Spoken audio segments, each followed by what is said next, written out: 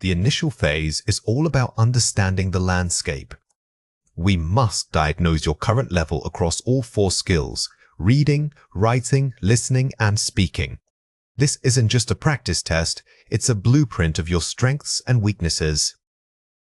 Focus on mastering timing strategies for every section to avoid running out of time under pressure. Finally, remember that scoring is holistic. It measures fluency, coherence, vocabulary range, and grammatical accuracy all at once. A lot of students treat the IELTS like 4 separate exams, but it's not. The examiner sees you as a single communicator. Therefore, while we are diagnosing specific skills, our overall goal is to make sure your performance in one section supports and reinforces the positive qualities seen in another. Here are 5 examples. Active skimming for reading passages. Instead of reading every word, skim the headings and topic sentences first. This gives you a roadmap before diving into detail. Use this to predict where specific answers might be located. Skimming is your superpower here because it allows you to build context quickly without wasting energy on vocabulary you won't need right away. It turns what feels like reading into an investigative process. Note, taking framework for listening, do not try to write down every word spoken. Instead, use acronyms or keywords that represent the main idea of a speaker's segment. Focus on numbers, names, and contrasting concepts. The key here is efficiency. You need a system that works quickly when information is flying past you. Think of your notes as mental bullet points rather than complete sentences. Structuring the writing task too. Always dedicate clear paragraphs to one central idea. Use the PEEE, structure, point, example, explanation, link. This ensures logical flow and depth in your argument. Many candidates fail because their ideas are jumbled together. By forcing yourself into a specific structural pattern like Peel, you guarantee that your arguments are not only complex but also crystal clear to the reader. Pre-planning. Speaking responses for common topics e.g. environment, technology. Prepare 3 strong vocabulary clusters and 2 contrasting viewpoints. This boosts fluency and lexical resource scores instantly. Preparation doesn't mean memorizing speeches. It means having high-quality linguistic tools ready to deploy. When you are thinking about the topic, your brain can pull from these preloaded phrases with ease. The 2-pass review, whether writing or speaking, always build in time for a final review of grammar and coherence. This is non-negotiable. Use the last minutes to check articles, prepositions, and subject-verb agreement. In high-stakes testing, careless errors are often penalized more heavily than conceptual gaps. Dedicating those final moments to proofreading shows meticulousness and significantly boosts your score reliability. Let's compare 4 pairs. Reads for keywords only, rote learning. Identifies the underlying meaning and implication of the text. The key mindset shift. A weak candidate hunts for direct answers, but a high scorer understands the IELTS test's inference.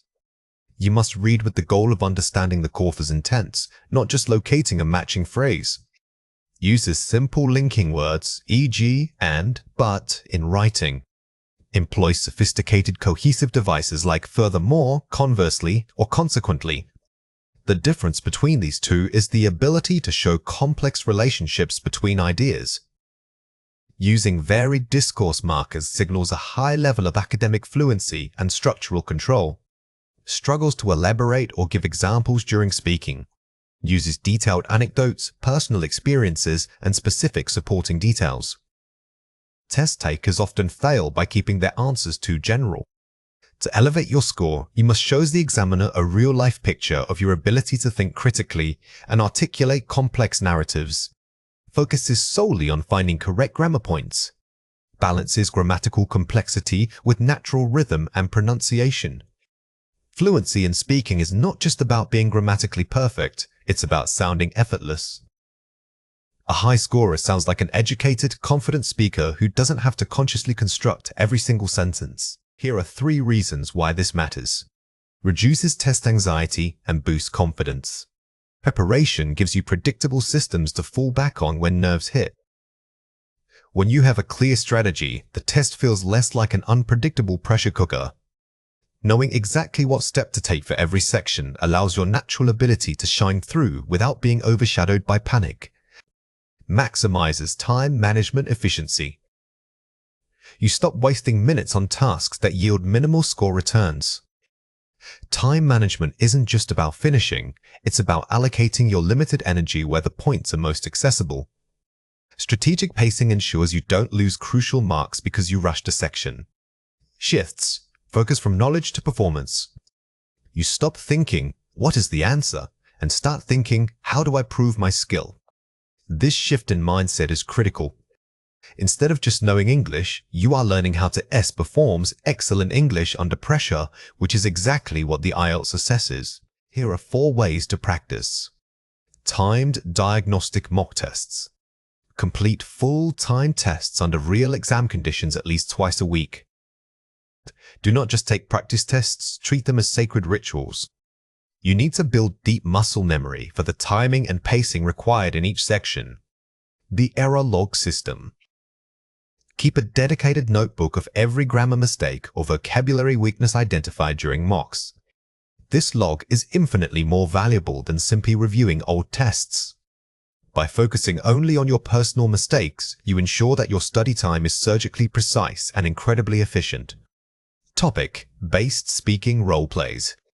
Record yourself answering complex topics, e.g. ethical AI, urban farming, without notes. Recording forces you to be an objective critic of your own speech patterns. Listen back specifically for filler words and opportunities where a more advanced phrase could have been used. Idea mapping practice. For essay writing, practice brainstorming 5 main points and supporting examples before writing any sentences.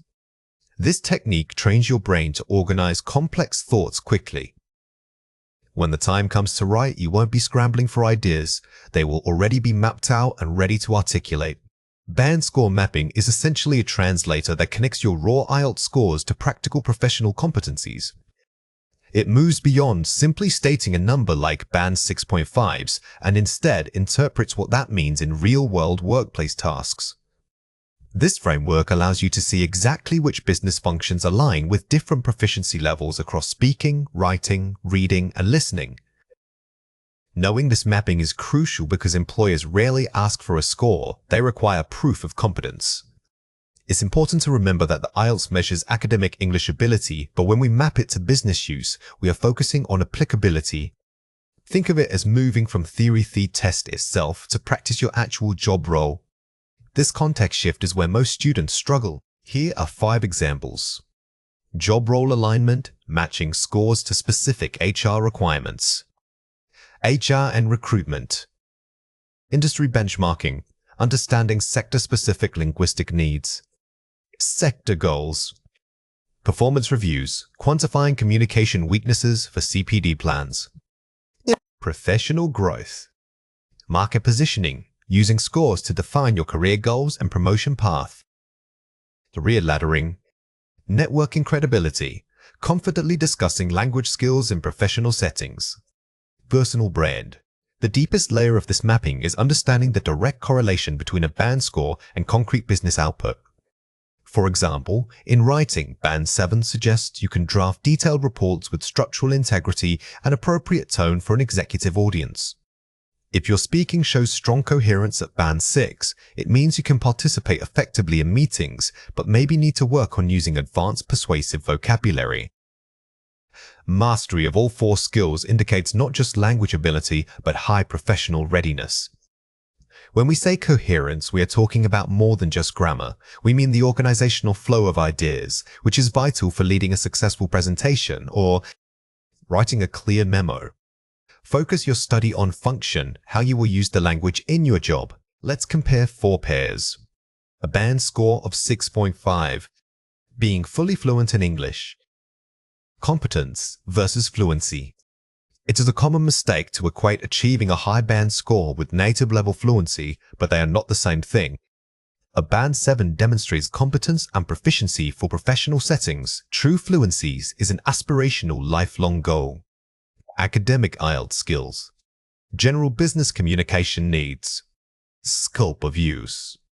While the academic test teaches rigorous structures, general business life demands flexibility. You must be able to apply those formal writing techniques to informal emails or quick client pitches. Focusing only on writing. Addressing all 4 skills. L. Holistic improvement. A professional must be able to consume information reading and listening as easily as they can produce it. Neglecting receptive skills, like reading complex industry reports, will limit your overall effectiveness. Passing the test score. Guaranteed job placement. Prerequisite versus guarantee. The score is a necessary prerequisite for many roles, but it does not guarantee job placement. Your soft skills, industry knowledge, and cultural fit remain equally important to the hiring manager. Here are 4 ways to practice. Analyze job descriptions, JDs. Identify required language skills and minimum bands. Start actively collecting job descriptions that match your professional goals. Highlighting the language requirements will give you a tangible, immediate target score to aim for. Simulate workplace scenarios. Practice presenting reports and handling negotiations. Instead of just doing practice essays, try writing an email that summarizes a complex meeting you attended. This grounds your linguistic effort in genuine professional utility. Vocabulary specialization. Focus on industry-specific jargon and formal register. Generic vocabulary is fine, but mastering the precise terminology of finance, marketing, or logistics will elevate your language from simply good to expert. Self-assessment through feedback. Seek feedback on clarity and impact, not just grammar. When reviewing work from others, ask them, was this message clear? Rather than, did I use correct tenses? Focus your critique on communicative effectiveness. When we talk about identifying skill gaps in workplace English, we are going beyond simple vocabulary errors. A true gap means there is a disconnect between the English you know and the English you need to perform a specific professional task. For example, knowing grammar rules isn't enough if you can structure a convincing argument under pressure. We need to look at functional fluency ability to achieve an objective using the language. Recognizing these gaps is the first step toward targeted improvement. Remember that language proficiency is multidimensional. It involves not just grammar, but also register, tone, and cultural understanding. Think of it less like a test score and more like mapping out the skills required for your next job promotion or project leadership role. Here are 4 examples. Scenario: leading a difficult team meeting. Gap area: conflict management language. Do you hesitate when someone challenges your idea? This suggests a gap in professional disagreement language. You might need phrases to acknowledge concern while firmly redirecting the discussion towards solutions. Scenario: giving an impromptu presentation update. Gap area: signposting and structuring. If your talk feels rambling or disorganized, you lack strong signposting language. You need phrases like firstly, or to summarize the preceding points, to guide your audience logically. Scenario: writing a formal complaint email. Gap area: appropriate tone and register. A serious issue requires highly formal, objective language. If you sound too emotional or casual, the message loses credibility, regardless of how grammatically perfect it is. Scenario: negotiating deadlines with a client. Gap area: persuasion and hedging language. Negotiation requires language that suggests possibility without guaranteeing commitment. You must master softening phrases or hedges to sound confident yet flexible. Here are 3 reasons why this matters. Increased professional credibility. Fluency builds trust with colleagues and clients. When your English is reliable, it makes you look competent. This isn't about sounding perfect. It's about communicating clearly and authoritatively when stakes are high. Career advancement opportunities. Skills gaps can block promotions. Future roles require higher-level communication skills. By identifying these weaknesses now, you proactively close the gap before it becomes a career roadblock. Reduced stress and anxiety. Knowing what to expect reduces performance anxiety. A major source of workplace stress is feeling unprepared for conversations. Targeted practice in specific scenarios significantly boosts your confidence when speaking. Watch out for these 3 common mistakes. Superficial diagnosis, focusing only on grammar rules. Root cause analysis, analyzing context and function. Many learners mistakenly think they need to fix every single grammatical error. However, the real problem might be that you simply haven't practiced speaking in a high-stakes context like pitching an idea. Passive learning, simply repeating vocabulary lists. Active application, creating situational scripts and role plays. Memorizing isolated words is useful, but it doesn't build skill. You must practice integrating new language into chunks of speech that mimic real-life work conversations. Some learners say blaming the language difficulty. A better way to say this is identifying specific lack of practice or exposure. Sometimes we feel stuck because the topic is complex, but often the issue is simply a gap in our exposure. Are you enough with internal emails? Do you need to speak at international conferences? Here are 4 ways to practice. Record yourself speaking. Film yourself delivering a presentation or role-playing a conversation. Listening back is arguably the hardest but most effective diagnostic tool. You will catch hesitations, filler words, and unnatural phrasing that you miss in the moment. The shadowing technique. Imitate professional speakers, podcasters, TED Talks immediately after hearing them speak.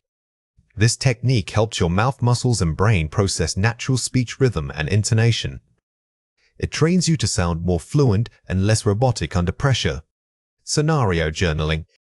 Keep a journal of challenging work interactions, noting what language was used. Don't just write down mistakes, write down successful phrases you want to use. This builds your personal library of high-impact professional lexicon. Targeted feedback. Ask a peer or tutor to focus on only one specific skill area, e.g., can you grade my hedging?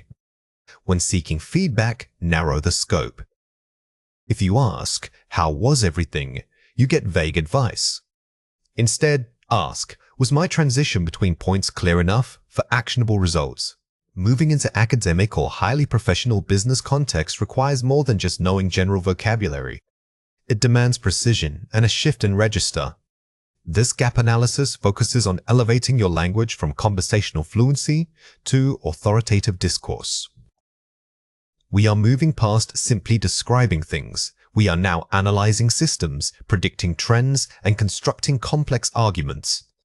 Mastering this sophisticated lexicon will significantly boost the perceived professionalism of your writing and speaking. Think of register as the formality level of your language. In a casual chat, you might say something is bad, but in an academic report, you need words like detrimental or suboptimal. The goal here isn't just to sound smart. It's to communicate complex ideas with appropriate authority and nuance. Let's go through 6 words. For each word, I will say it clearly, then explain how to produce it correctly. The word is mitigate. Say it again, mitigate. When you use mitigate, you are focusing on reducing potential harm, not eliminating it entirely. This verb is far more sophisticated than saying lessen and immediately raises your professional tone. Remember that mitigation is often paired with nouns like risks or impact. The word is disseminate. Say it again, disseminate. Disseminate is the perfect academic replacement for spread. It implies a systematic, organized effort to distribute knowledge or data across a large group. If you are talking about corporate communications or research sharing, this word is essential. The word is pragmatic. Say it again, pragmatic. If something is pragmatic, it means it works in the real world, even if it doesn't sound perfect on paper. It contrasts sharply with being overly idealistic or purely conceptual. When evaluating business strategies, always ask yourself if the approach is truly pragmatic. The word is paradigm. Say it again, paradigm. This is a high-level word often used when discussing major shifts in thinking or methodology. It refers to an entire established set of assumptions. Instead of saying a big change, you can say the industry has undergone a paradigm shift. The word is crucial. Say it again, crucial. Crucial is a powerhouse adjective, stronger than simply important. It suggests that without this element, the entire structure fails. Be careful not to overuse it. If everything is crucial, nothing really is. The word is optimize. Say it again, optimize. In a business context, optimize means finding the absolute peak efficiency for any process, be it time, money, or resources. It moves beyond merely improving and suggests reaching the ideal state. This word is common in operations management. Here are 5 examples. To truly succeed, the committee must prioritize methods that can mitigate operational risks. Mitigate, verb. Notice how operational specifies what kind of risk we are talking about. Using this structure, adjective plus noun adds technical weight to your statement, which is a hallmark of academic writing. The researcher has an ethical duty to disseminate findings through multiple international channels. You disseminate, verb. Here, ethical duty gives the sentence moral stakes.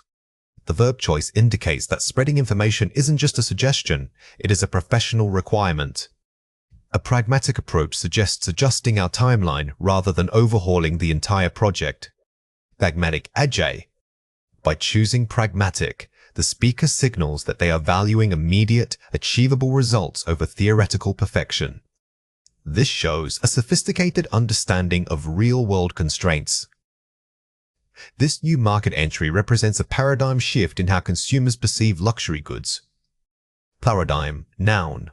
When you use paradigm, you are saying the entire model of consumption has changed.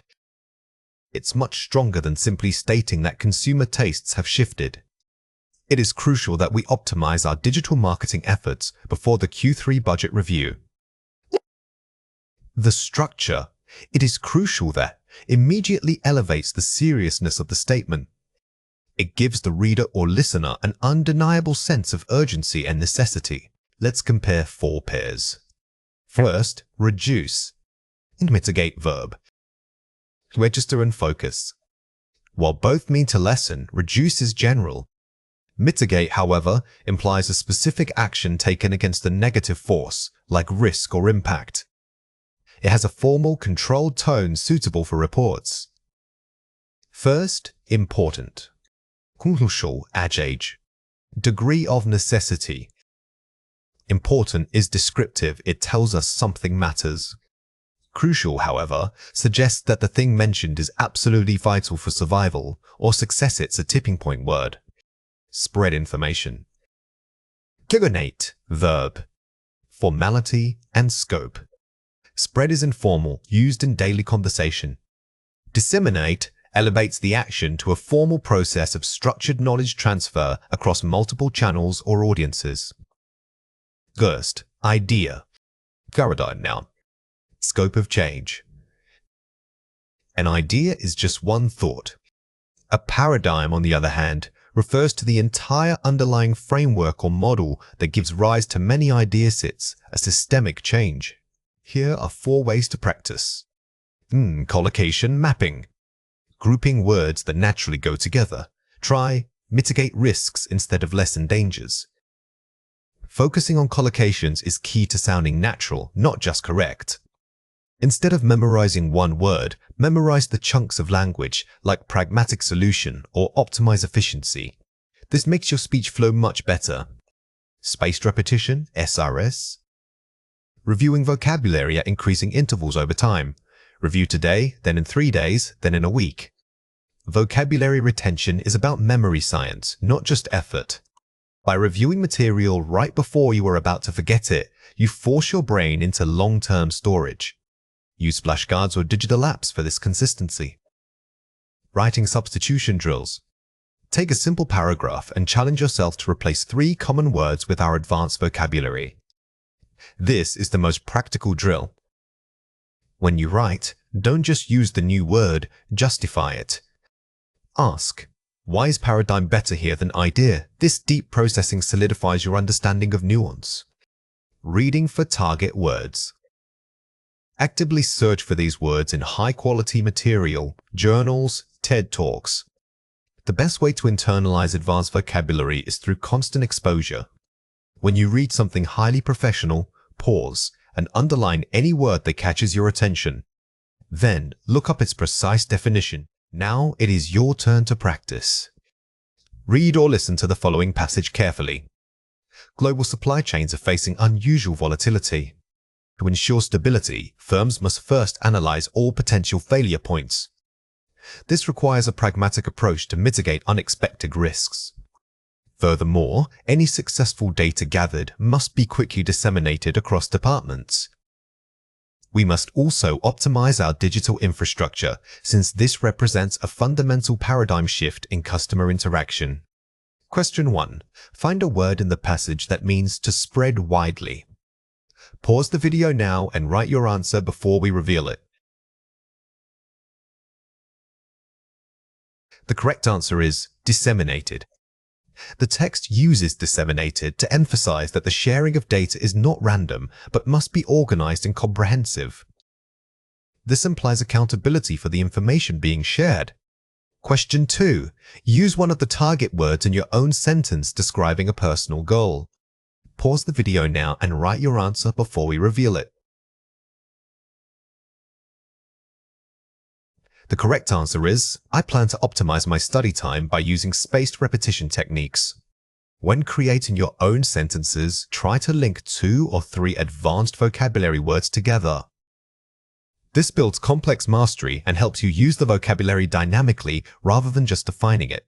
Simply aiming for a high band score is not enough when using English for career advancement. You must treat your test preparation as a strategic project with clear objectives. This process involves moving beyond general study habits to creating a highly customized plan. We need to bridge the gap between academic language proficiency and the specific demands of your target industry. A well-structured, goal-oriented approach ensures every minute you spend studying is directly contributing to a measurable professional outcome. Remember that setting goals isn't just about passing the test. It's fundamentally about proving competence in a workplace context. We are refining the strategy we developed during our initial diagnostic phase by making those high-level ambitions into concrete, actionable steps. Here are 5 examples. Specific. Define the exact outcome, e.g., must argue a business case in speakings. Focus on action. Instead of saying you want to improve speaking, specify what kind of speaking is it: presentations, negotiations, or quick problem solving. Specificity gives your practice focus. Measurable, set quantifiable metrics, e.g., achieve band 7 in speaking. Quantify success. If you can't measure it, you can't improve it. Using band scores or the number of complex vocabulary items used helps keep your progress objectives and trackable. Achievable. Ensure goals are realistic given your time and current skill level. Stay grounded. Setting the bar too high leads to burnout. Use the skills mapping we reviewed earlier. If you currently struggle with writing structure, don't set a goal of perfect academic essay flow in 2 weeks.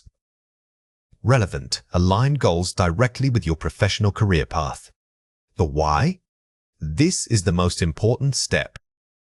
Your goal must answer the question, why does this score matter for my job?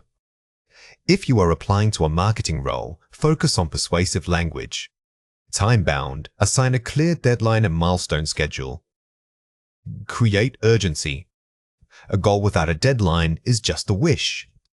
By setting firm milestones like practicing one specific skill every week for the next month, you build consistent momentum. The most effective preparation doesn't just study English, it simulates your actual professional environment. To achieve this, take a job description for your desired role and analyze the required language skills. Does the JD mention client presentation? Then your speaking practice must focus on formal persuasive structures. If it requires detailed report writing, your essay goals should model organizational reporting styles, not just academic essays. This deep connection transforms IELTS preparation from an arbitrary test score into a verifiable career competency. Think of the band score as evidence and the job description as the employer's checklist. Merely knowing grammar rules is insufficient. You must demonstrate that those rules support professional communication required in your field. Let's compare 4 pairs. General IELTS Prep Focus. Focus, test format. Career-focused goals. Focus, workplace use. Shift the perspective. The difference is moving from, do I know this grammar structure, to how would I use this structure when speaking to a manager? Always ask yourself who the audience is and what they need to hear. Band score target e.g. 7.0. Skill mastery e.g. argumentation in writing. Focus on ability, not just numbers. While the band score is important for admission, your true goal should be mastering a specific skill gap. If you know why you need band 7, you can focus your efforts much more efficiently. Diagnostic results, identifying gaps. Smart goal setting, planning the fix. Diagnosis leads to action. The diagnostic phase tells you you are weak in coherence. The SMART goal turns that weakness into a plan. I will write 3 cohesive paragraphs weekly for 6 weeks. It's the transition from problem identification to solution building. Academic writing, formal. Professional report, writing, practical. Dawn in purpose. Academic writing focuses on developing a thesis, while professional reports focus on proposing solutions. When practicing, consciously shift your tone to be direct, authoritative, and highly action-oriented. Here are 4 ways to practice. Review job descriptions. Select 3 job ads in your target field. Analyze the required duties and skills listed for English use. Highlight every phrase that requires specific language words like present, negotiate, or summarize. These phrases are gold mines for setting highly relevant goals. Schedule micro goals. Break down your overall target into weekly, manageable sprints. Dedicate 75% of study time to the single weakest, most critical skill identified in your job ads. Instead of studying all 4 skills equally, focus intensely on one key area like formal presentation language until you feel genuine proficiency there. Simulate outcomes. Practice speaking or writing under conditions that mimic professional stress. Ask a partner to role-play a difficult meeting or an urgent client call with you. The goal is not just fluency, but performance. Practicing in simulated high-stakes situations builds confidence and helps manage the pressure of a real test day. Seek expert feedback. Get targeted feedback on your work from someone working in your industry. Ask them not just, is this correct, but does this sound professional enough for a CEO to read? General English teachers are excellent, but industry professionals can tell you if your language sounds authentic and authoritative within that specific business domain. This feedback is invaluable. Structuring a business response is much more than just using advanced vocabulary. It requires creating a clear roadmap for your listener or reader, ensuring they can follow your logic effortlessly. Think of coherence as the invisible thread that connects all your ideas from start to finish. We are focusing on logical sequencing and effective signposting, the words you use to guide the audience through your argument. A highly structured response immediately elevates your perceived competence and analytical depth in any professional setting. Remember, structure is what separates a good answer from an excellent one. When you can predict where your listener needs you to go next, you demonstrate mastery of the topic. Always plan for a clear opening, body points, and a definitive conclusion to frame your thoughts professionally. Here are 4 examples. To begin with, implementing a remote work policy could drastically cut operational costs. Secondly, employee satisfaction metrics suggest that flexibility boosts morale significantly. Therefore, combining these 2 benefits suggests a clear path to overall profitability. Effective use of signposting phrases, firstly, secondly, therefore, guides the listener through the argument's progression. Notice how this example uses transitional markers both at the beginning and end of points. These words act like verbal signposts, preventing the audience from getting lost in your impressive ideas. While initial investment is high, the long-term sustainability benefits far outweigh the costs. This shift requires a phased approach, beginning with pilot programs before scaling up across all departments. Using concession and contrastive language, while far outweigh, adds sophistication and nuance to your argument. Starting with while immediately shows that you understand counter-arguments.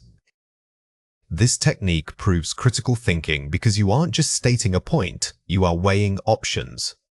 The data clearly points to reduced consumer engagement on traditional media platforms.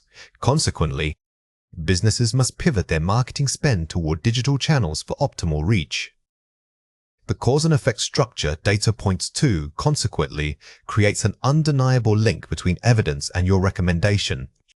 Focusing on the consequently relationship makes your argument sound highly authoritative. You are not merely stating facts, you are interpreting them for a business outcome. In conclusion, while digital transformation is challenging, it is also inevitable. We must prioritize cross-departmental training to ensure a smooth organizational transition. A strong concluding statement summarizes the core message and provides one final, actionable takeaway point. Never just stop talking when you reach your conclusion. A powerful closing sentence should synthesize all your points into a single, memorable recommendation. Let's compare 4 pairs. The company needs to save money. Sales are bad now. Given the recent dip in quarterly sales, immediate cost-saving measures should be prioritized across all departments. Incorporating formal linking verbs, dip, prioritized, and academic phrasing elevates the tone. The transformation here is from casual speech to professional report language. Using precise vocabulary immediately makes your contribution sound more credible and boardroom ready. We should use social media because everyone is there now. It's easy. Leveraging social media platforms is advisable, primarily due to their unparalleled reach and ease of deployment for modern marketing campaigns. Replacing vague words, everyone, easy with specific business concepts, unparalleled reach adds measurable value. In professional English, vagueness signals uncertainty. Always aim to replace general nouns or adjectives with concrete, industry-specific terminology. If we don't change the process, nothing will get done. It's too complicated. Failure to overhaul current operational procedures will inevitably stall productivity. The existing framework is proving overly complex and inefficient. Using stronger verb structures, overhaul, stall, and formal nouns, framework, inefficiency, strengthens the impact of your criticism. When criticizing a system, avoid sounding emotional. By using strong, objective verbs, you frame your critique as an analytical finding rather than a personal complaint. I think we should train staff more, and we need new software too. Good idea. To maximize efficiency gains, a 2-pronged strategy is necessary: comprehensive staff training paired with the adoption of updated analytical software. Grouping ideas into distinct parts, 2-pronged strategy gives your argument a clear, actionable structure. Structuring suggestions as a strategies or approach makes you sound like a strategic thinker. It shows that you have thought through the implementation process, not just the basic need. Watch out for these 3 common mistakes. Weak, the company is losing money. We must cut costs immediately. Strong, given the current financial deficit, a comprehensive and measured cost-cutting review should be immediately initiated across all departments. The first mistake is using simplistic vocabulary like losing money. Refining this to financial deficits elevates the tone instantly. Always aim for the most precise term that fits the context. Weak. Also, we should think about our suppliers because they are slow. Strong, furthermore, we must address supply chain bottlenecks. Specifically, vendor reliability requires immediate review and renegotiation. The error here is the weak transition. Also, replace those general adverbs with academic linking phrases like furthermores or moreover to signal a related but distinct point. Weak. This idea will work because it costs little money. Strong. The primary appeal of this proposal lies in its cost-effectiveness and minimal initial capital outlay, making it highly viable. Never underestimate the power of replacing simple adjectives. Costs little money is weak. Using formal economic terms like capital outlays gives your statement mathematical rigor. Here are 4 ways to practice. The 3-part outline method. Structure your response into 3 distinct sections: introduction, thesis, body, arguments 1, 2, 3, and conclusion, summary action. Before you speak or write a single word, spend 30 seconds mapping the structure. This mandatory outline ensures that even if you lose your train of thought momentarily, you can smoothly transition to your next planned point. Using signposting language. Commit to using at least 3 different cohesive devices, e.g., to elaborate, conversely, or in summary. These signposts are your structural safety net. They tell the listener, "I am moving to a new idea now," which maintains engagement and demonstrates advanced linguistic control. The 80-2 rule for detail. Dedicate 80% of your time to developing only 2 or 3 main points rather than listing 10 minor ones. Depth always beats breadth in professional speaking. By selecting 2 powerful points and developing them thoroughly with evidence, you appear far more thoughtful than if you rapidly list many shallow ideas. Preemptive rehearsal. Practice the transitions between your main points out loud until they feel natural. Don't just practice the content, practice the flow. The most polished speakers don't sound like they are reading a script. They sound conversational yet structured. Focus your rehearsal on making your transition phrases automatic and effortless. Now it is your turn to practice. Read or listen to the following passage carefully. The recent shift to hybrid work models has raised concerns about team cohesion. Discuss 3 potential solutions a company could implement to maintain strong corporate culture while allowing flexible working arrangements. Write 200-250 words. Question 1. What is the key requirement of this task? Pause the video now and write your answer before we reveal it. The correct answer is, the response must not only list solutions, but structure them logically, showing how each solution addresses the cohesion concern while acknowledging the reality of hybrid work. When approaching a prompt like this, do not just write bullet points. You must connect the dots showing why your proposed solution will solve the specific problem mentioned in the prompt. Question 2. What would a Band 7 response focus on first? Pause the video now and write your answer before we reveal it. The correct answer is, a strong response should start by acknowledging the complexity of hybrid works and immediately structuring its argument using clear signposting, e.g., firstly, secondly, finally, to maintain excellent coherence throughout. Remember that high-scoring responses are characterized by seamless flow. Start with a nuanced acknowledgement of the prompt before diving into your structured list of solutions. Writing task descriptors evaluate far more than just grammar accuracy. They assess your ability to structure arguments logically and maintain coherence throughout your response. High scores require a sophisticated command of organizational flow, meaning every paragraph must build upon the last one seamlessly. You need to move beyond simple linking words and use complex cohesive devices.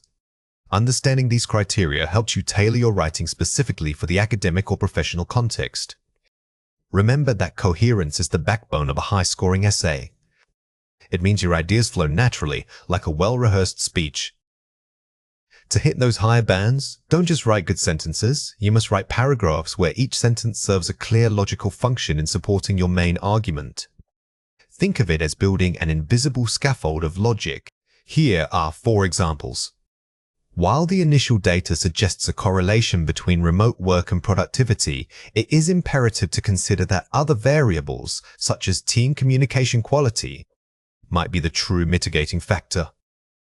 Uses sophisticated hedging language, suggests, might, and complex subordination, while it is imperative. Notice how this sentence doesn't state a fact, it analyzes one. Using phrases like mitigating factors or it is imperative to consider shows academic distance, which gives your writing authority. Never write with absolute certainty unless the evidence absolutely demands it. Therefore, rather than enacting sweeping policy changes, a focused investment in hybrid training modules would yield more immediate and measurable operational improvements. Strong use of cohesive devices, therefore, rather than to introduce a clear, actionable recommendation. When you are recommending something, be precise.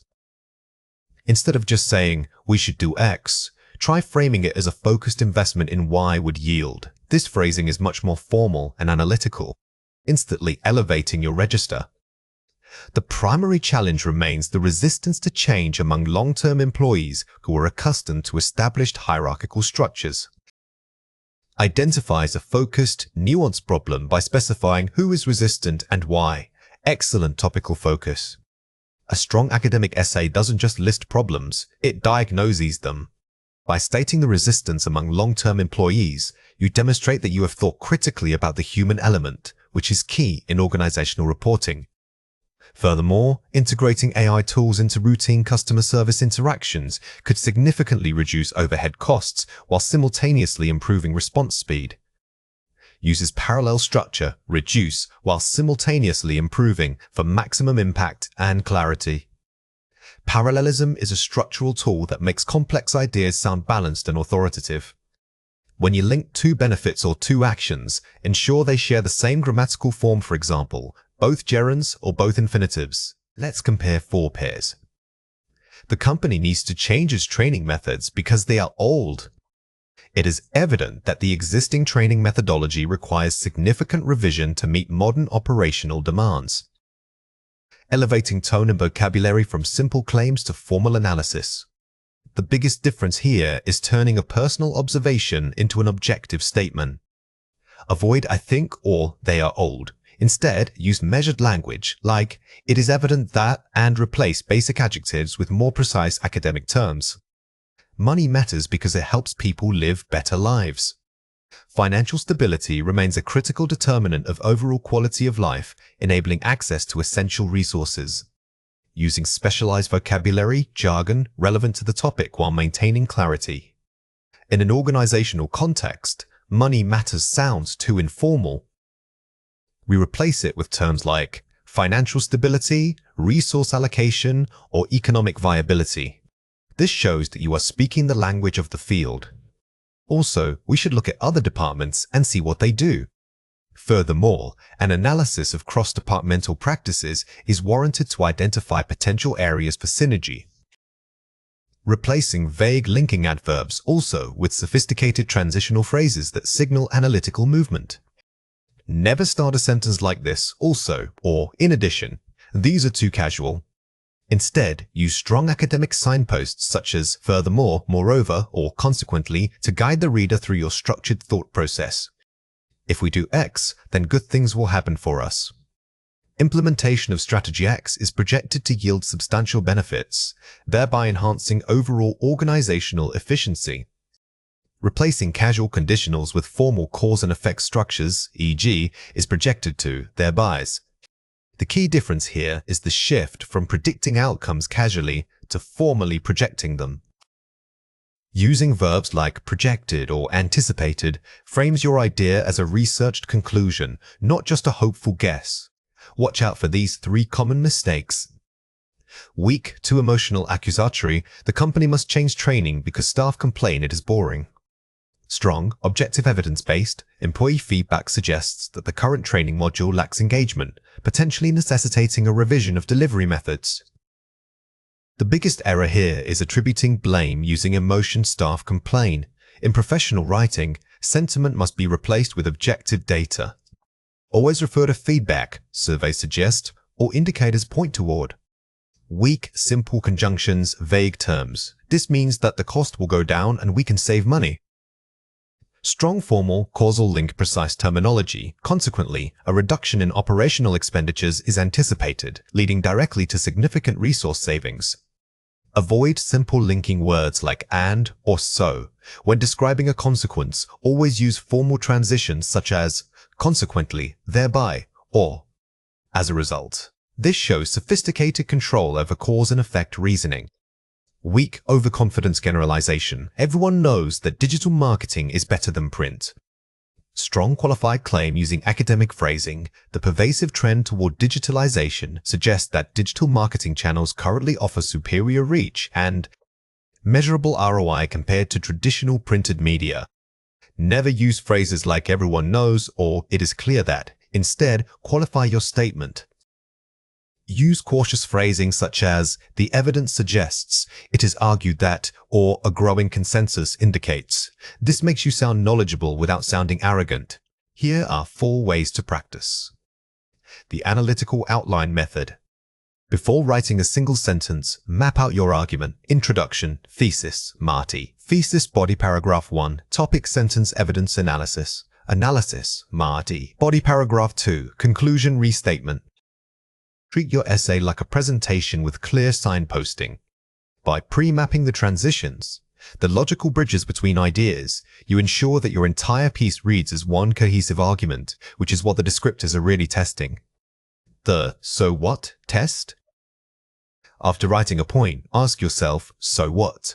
If you cannot explain its significance to the core topic, cut it or revise it to strengthen the link. This is an essential self-editing tool. Every piece of evidence must directly support your thesis statement. If a paragraph wanders off topic, even if it's interesting, it weakens your overall focus and limits your band score potential. Targeted register switching. Identify specific sections that require different tones, formal, recommendations, semi-formal, discussion of challenges, or objective data summary. A skilled writer doesn't use one uniform tone. Are you advising a CEO? Use highly formal, decisive language. Are you summarizing research for peers? You can afford to be slightly more academic and descriptive. Match your register precisely to the prompt's audience. Your signposting audit. Reviewing your draft solely for cohesive devices. Do you use furthermore, however, consequently, and topic sentences effectively? Check that transitions are varied. Don't just check grammar, audit your logic flow. If you overuse simple connectors, the writing sounds repetitive. By consciously varying your signposting using temporal, causal, or contrastive links, you demonstrate mastery of structure, which is crucial for a high band score. Test anxiety is a very common challenge that affects even highly proficient students. It's not usually a measure of your English ability. Rather, it's a physical and mental reaction to high stakes. When you feel anxious, your cognitive resources get diverted away from the language tasks themselves. This means that instead of focusing on grammar or vocabulary, you might be struggling just to manage the feeling of stress. Recognizing this separation between knowing the material and performing under pressure is the crucial first step toward mastering it. Remember that anxiety is a physiological response, not an academic one. Your body treats the test like a threat, initiating a fight or flight reaction which slows down complex thinking. By understanding this mechanism, you can start retraining your brain to recognize the exam environment as merely challenging rather than threatening. Here are 5 examples. Initial thought. Taking too long to structure the introduction for an essay. Poor pacing. When we struggle with pacing, we tend to overplan early sections. The natural tendency is to perfect the first paragraph, but this uses up valuable time that should be allocated to developing your core arguments in the body paragraphs. Action, spending only 2 minutes outlining a clear thesis statement and topic sentences. Effective pacing. This approach prioritizes structure over perfection. By allocating minimal time to the planning stage, you force yourself into an efficient writing mindset that moves forward consistently. Initial thought, pausing for long periods when asked a speaking part 2 cue card topic. Anticipatory freeze. Silence can amplify your anxiety. Instead of waiting for the perfect idea to surface, practice using natural filler phrases while buying time. This keeps you sounding fluent and confident. Action, using transitional phrases like, to begin with, or let me think about that for a moment, while gathering thoughts.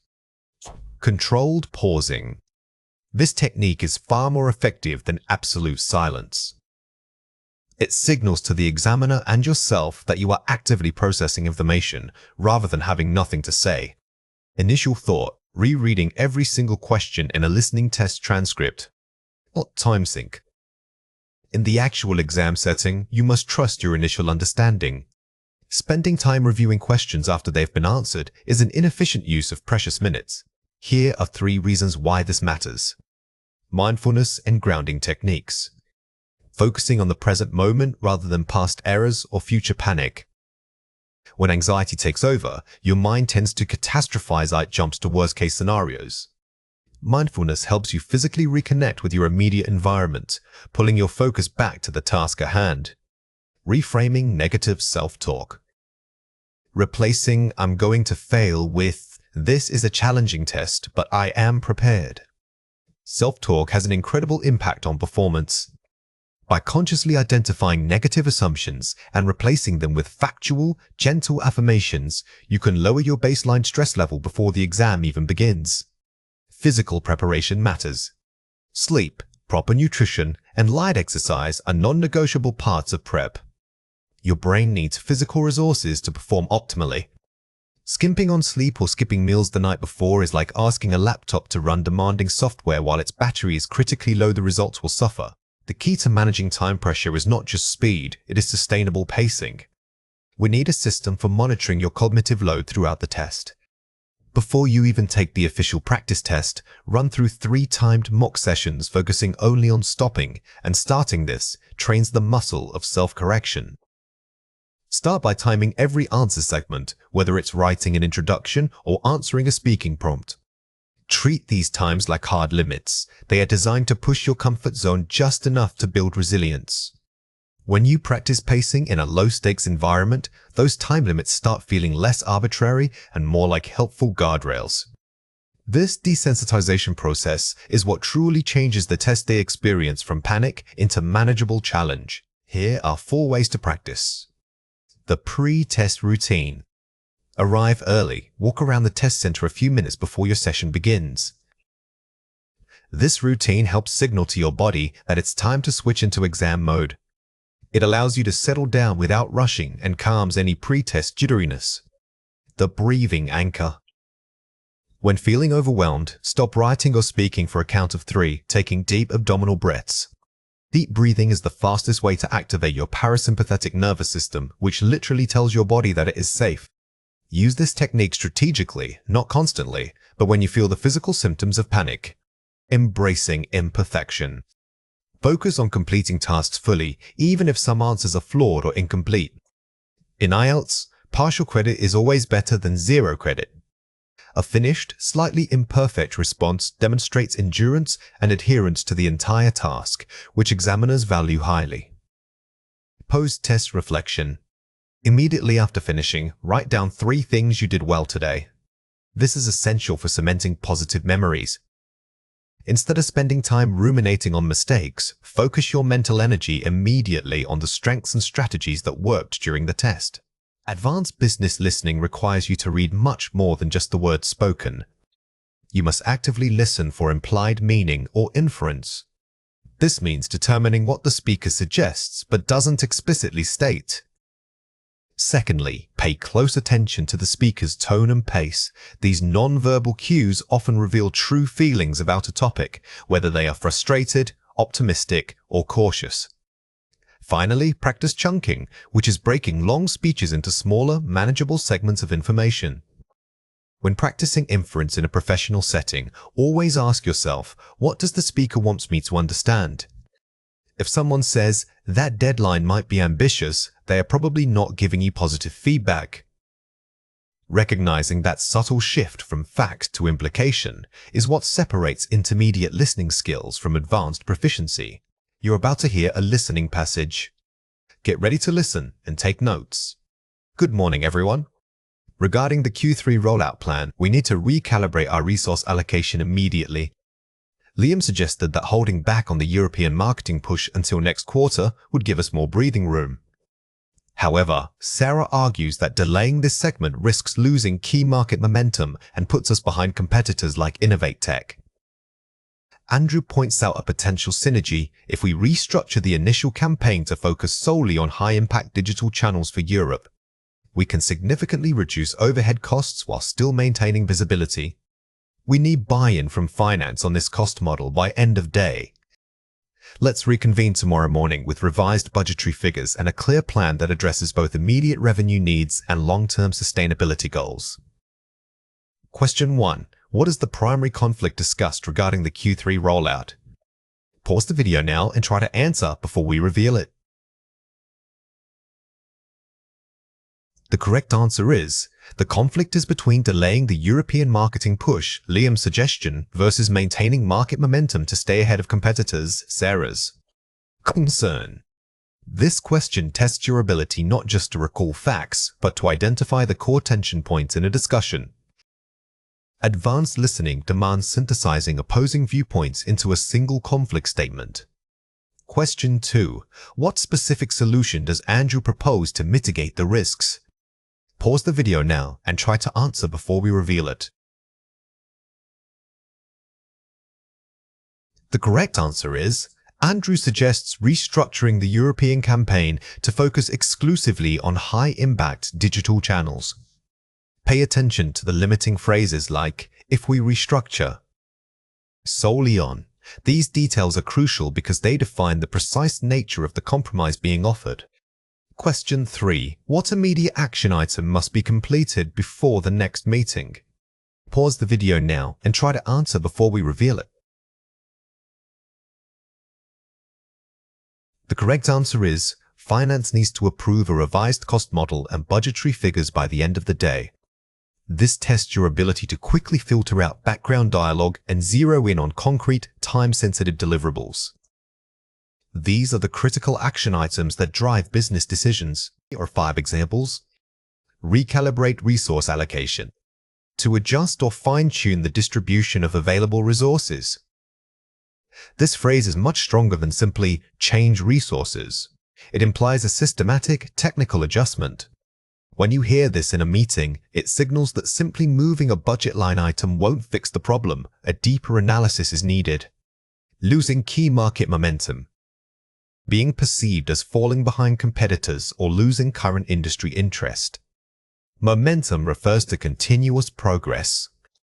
If a company is losing momentum, it means its progress has stalled or slowed significantly.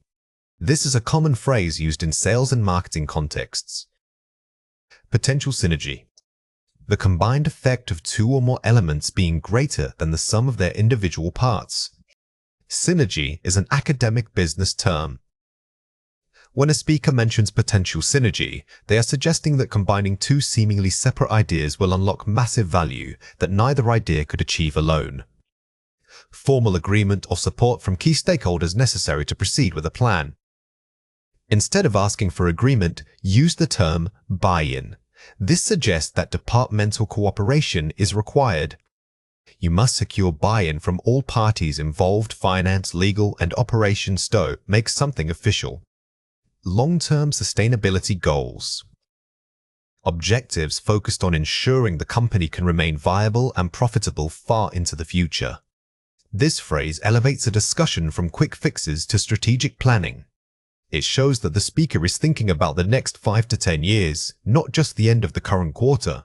Listen again and fill in the missing words. We need to quickly adjust our focus and blank the initial strategy for better results. Pause the video now and fill in the blank before we reveal the answer. The correct answer is recalibrate. Remember RA prefixes, which often suggest repetition or adjustment. Recalibrate means not just restarting, but carefully fine-tuning something that was previously set incorrectly. If we wait too long, we risk blank key market momentum to our competitors. Pause the video now and fill in the blank before we reveal the answer. The correct answer is losing. In conditional business speech, risk losing is a very common structure. It means the danger of falling behind or becoming irrelevant. We need finance's official blank before we can commit to these changes. Pause the video now and fill in the blank before we reveal the answer. The correct answer is buy-in. The noun form buy-in is essential here because it refers to the collective support. It is not enough to simply get permission, you must gain genuine commitment. Let's reconvene tomorrow with revised figures and a clear plan for sustainability. Pause the video now and fill in the blank before we reveal the answer. The correct answer is reconvene. This verb means to meet again, especially after an interval. In formal business settings, reconvening is much more professional than simply saying meet again. Here are 4 ways to practice. Intensive shadowing. Listen and immediately repeat what you hear, mimicking the speaker's rhythm, intonation, and speed. Do not worry about meaning at first, focus on sound. Shadowing is excellent for improving your processing speed and natural fluency. By focusing purely on mimicry, you train your mouth muscles to match the pace of native speakers, which helps tremendously when listening in real time. Jargon dictation drills. Find advanced business podcasts or speeches and transcribe specific technical terms like leveraging assets or due diligence. Many times, advanced language is built from specialized jargon. By actively dictating these precise phrases, you build both your vocabulary database and your ability to hear those unfamiliar sounds accurately. Paraphrasing practice. After listening to a paragraph, immediately summarize the main idea in your own words. This forces active processing. Don't just listen for facts, listen for the central thesis. The moment you can paraphrase, you prove that you didn't just hear words, you understood the meaning. This is the ultimate goal of advanced listening. Focused listening grids. When preparing for a talk, anticipate specific details, names, dates, numbers. Create a grid to track these items systematically. This technique helps prevent information overload. Instead of trying to absorb everything the speaker says, you are giving your brain specific buckets to file incoming data into, making retrieval much easier. Now it is your turn to practice. Read or listen to the following passage carefully. The global supply chain is undergoing massive disruption due to geopolitical shifts and climate volatility. Companies must pivot their sourcing strategies rapidly if they want to remain competitive. Our analysis shows that relying on single-source suppliers creates unacceptable risk exposure. We recommend moving toward a multi-regional partnership model, which diversifies the operational footprint. While this initial setup requires significant capital investment, it drastically reduces dependency on any single unstable region. Furthermore, integrating localized inventory management systems will not only improve resilience but also cut down shipping lead times by an estimated 15%. This proactive approach is essential for long-term stability. Question 1. What major external factors are forcing companies to change their supply chain strategies? Pause the video now and write your answer before we reveal it.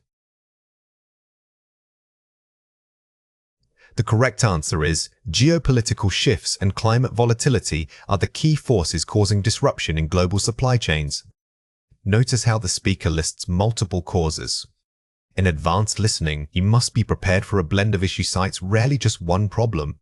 Identifying these root causes is vital for understanding recommendations.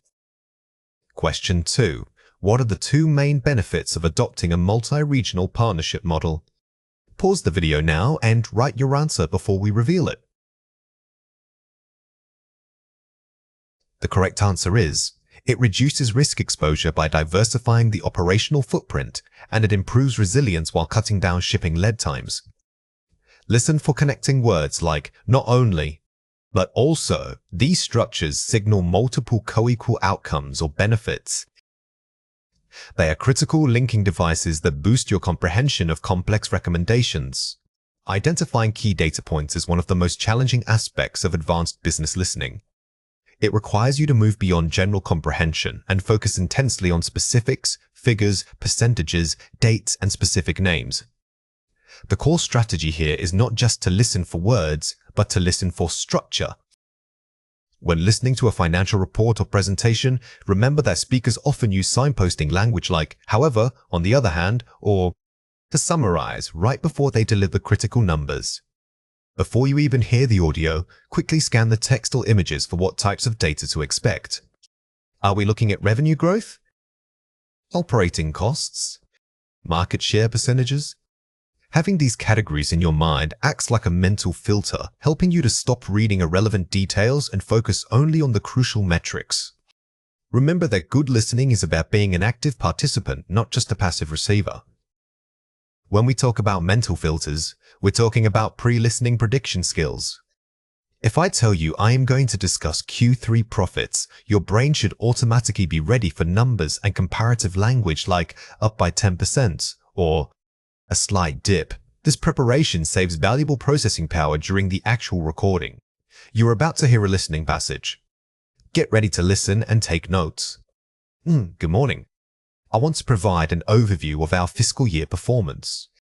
Overall, the Q4 revenue reached 14.5 million, marking a significant increase of 18% compared to the previous quarter. This growth was primarily driven by the Asian market segment, which contributed nearly 25% of our total sales.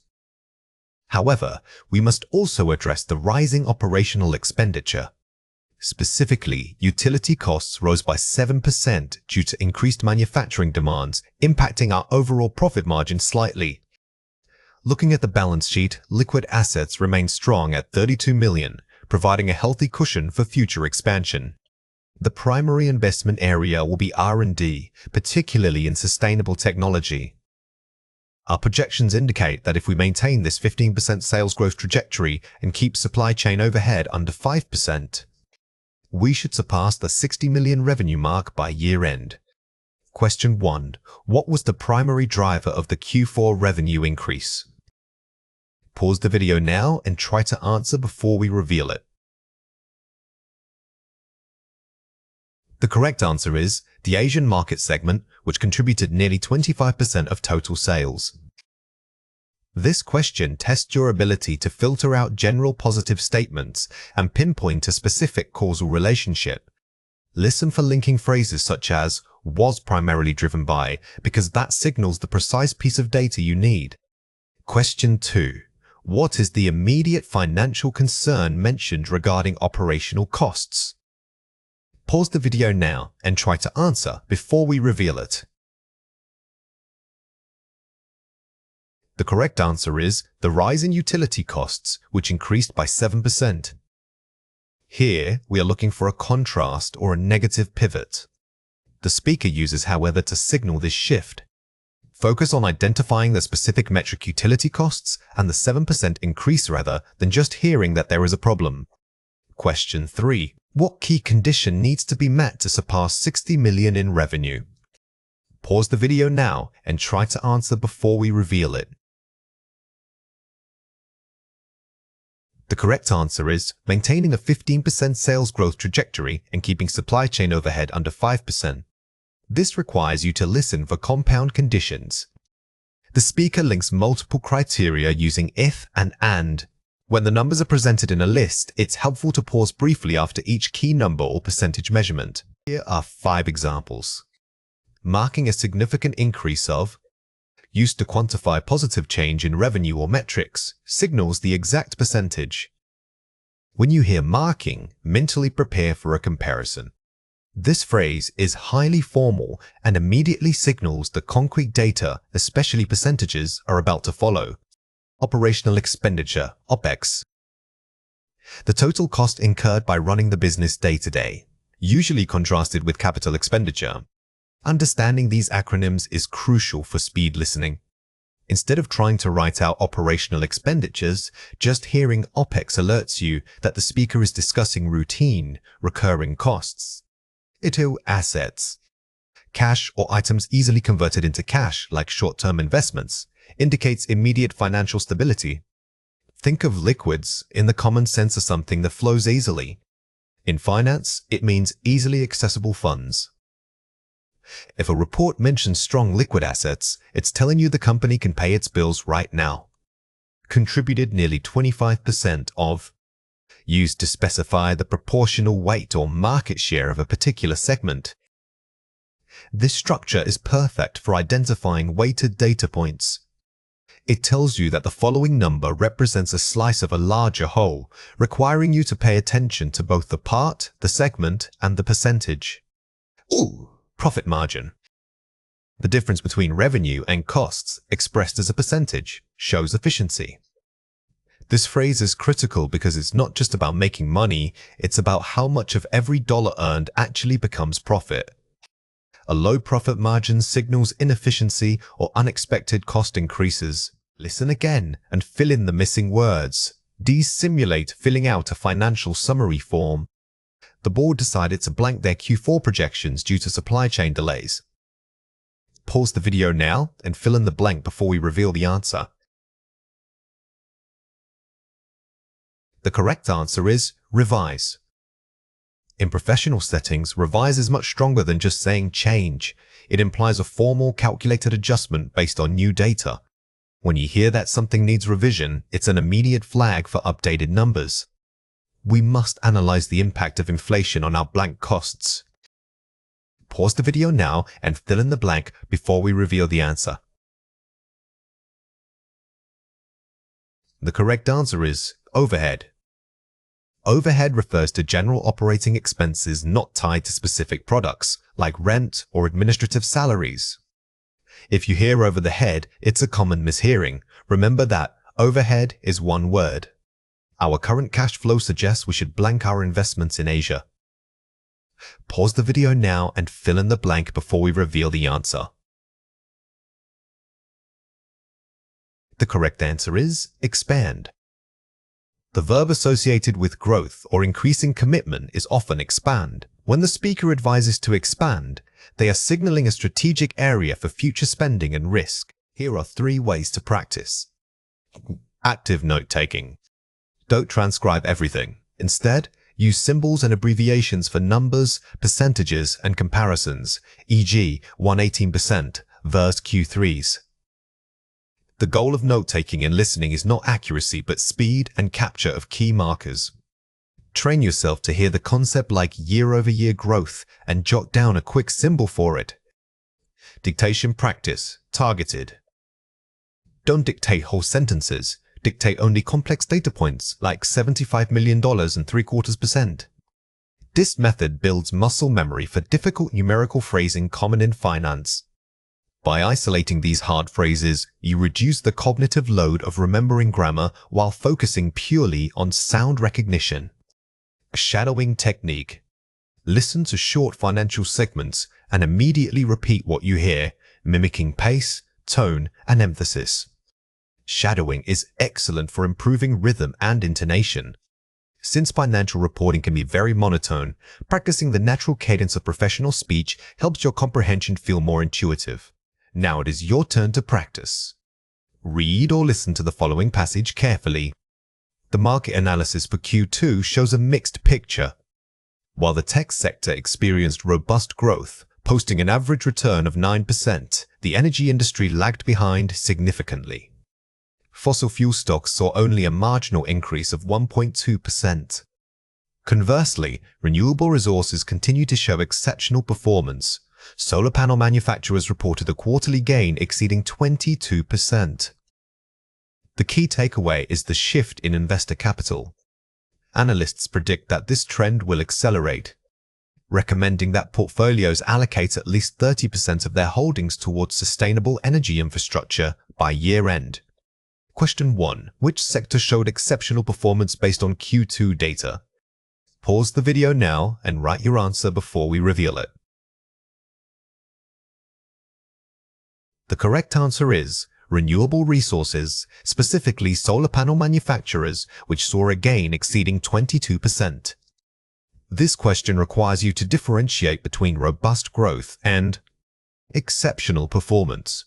The specific detail solar panels gaining over 22% is the key data point that answers the query. Question 2. What percentage of portfolio allocation do analysts recommend for sustainable energy? Pause the video now and write your answer before we reveal it. The correct answer is at least 30% of their holdings.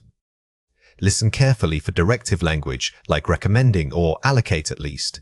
This tells you that the following number is a critical, actionable recommendation, not just background data.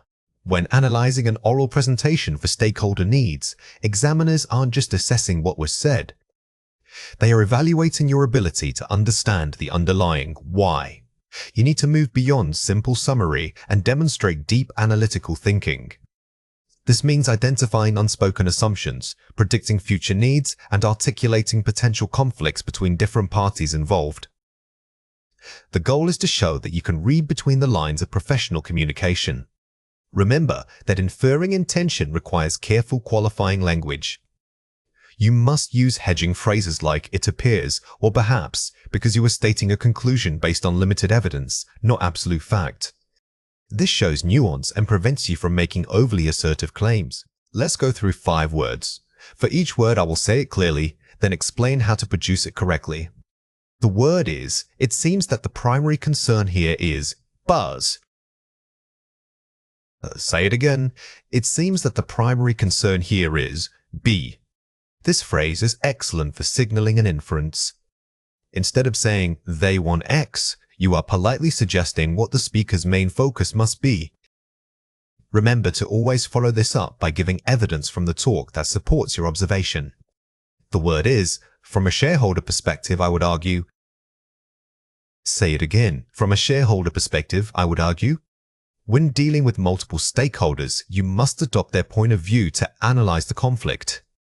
Starting with, from X's perspective, immediately structures your answer and demonstrates sophisticated critical thinking skills. The word is, to clarify the immediate need, are they suggesting? Say it again. To clarify the immediate need, are they suggesting? If you hear ambiguity in a presentation, don't just guess. Use this phrase to sound consultative and highly engaged. It allows you to guide the conversation toward a clearer conclusion while sounding professional. The word is, the gap between stated goals and current resources is. Say it again. The gap between stated goals and current resources is. This phrase elevates your analysis from simple description to critical evaluation. You are pointing out a flaw or a misalignment in the plan, which is exactly what senior managers do during meetings. The word is, if we hypothesize that stakeholder A needs X, then B might require. Say it again. If we hypothesize that stakeholder A needs X, then B might require. This is a high-level analytical structure. You are building a logical chain. If one variable changes, how does it impact another group? This shows you can model organizational complexity. Let's compare 4 pairs. They just want the money. It appears their primary concern revolves around financial sustainability, professional distance, and objectivity. The shift from just want to primary concern revolves around increases your formality significantly. In a professional setting, you never use emotionally loaded words. You stick to objective business terminology. I think they might be worried about. There is evidence suggesting potential apprehension regarding replacing personal opinion with external data. Notice how we move from I think to there is evidence suggesting. This anchors your inference in the presentation content, making your analysis sound authoritative and focused. It seems like a big problem for everyone. This discrepancy presents a significant challenge across all operational departments. Using specific academic vocabulary, we swapped vague words like bigs and problem for precise nouns like discrepancy, challenge, and operational. Advanced language requires using the most accurate, technical word possible. They haven't talked about that yet. The presentation has not yet addressed the matter of formal topic introduction, omission acknowledgement. When something is missing, don't point it out casually. Use formal phrasing to acknowledge the omission respectfully, suggesting it as a necessary next step for the discussion.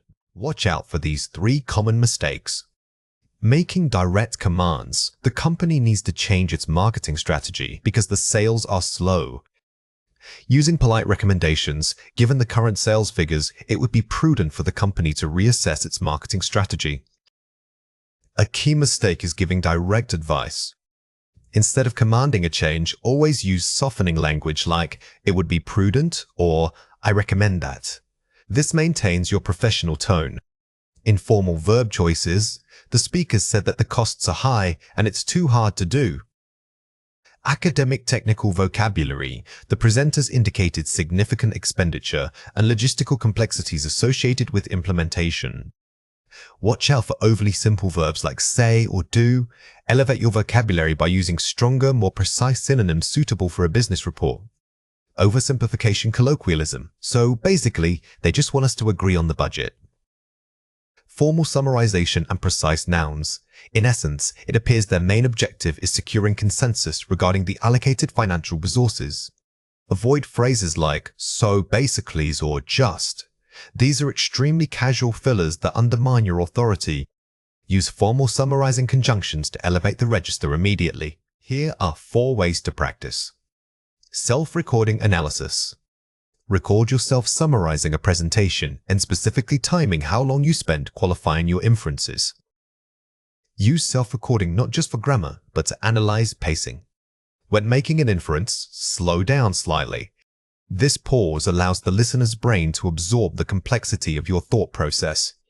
Mock presentation scenarios.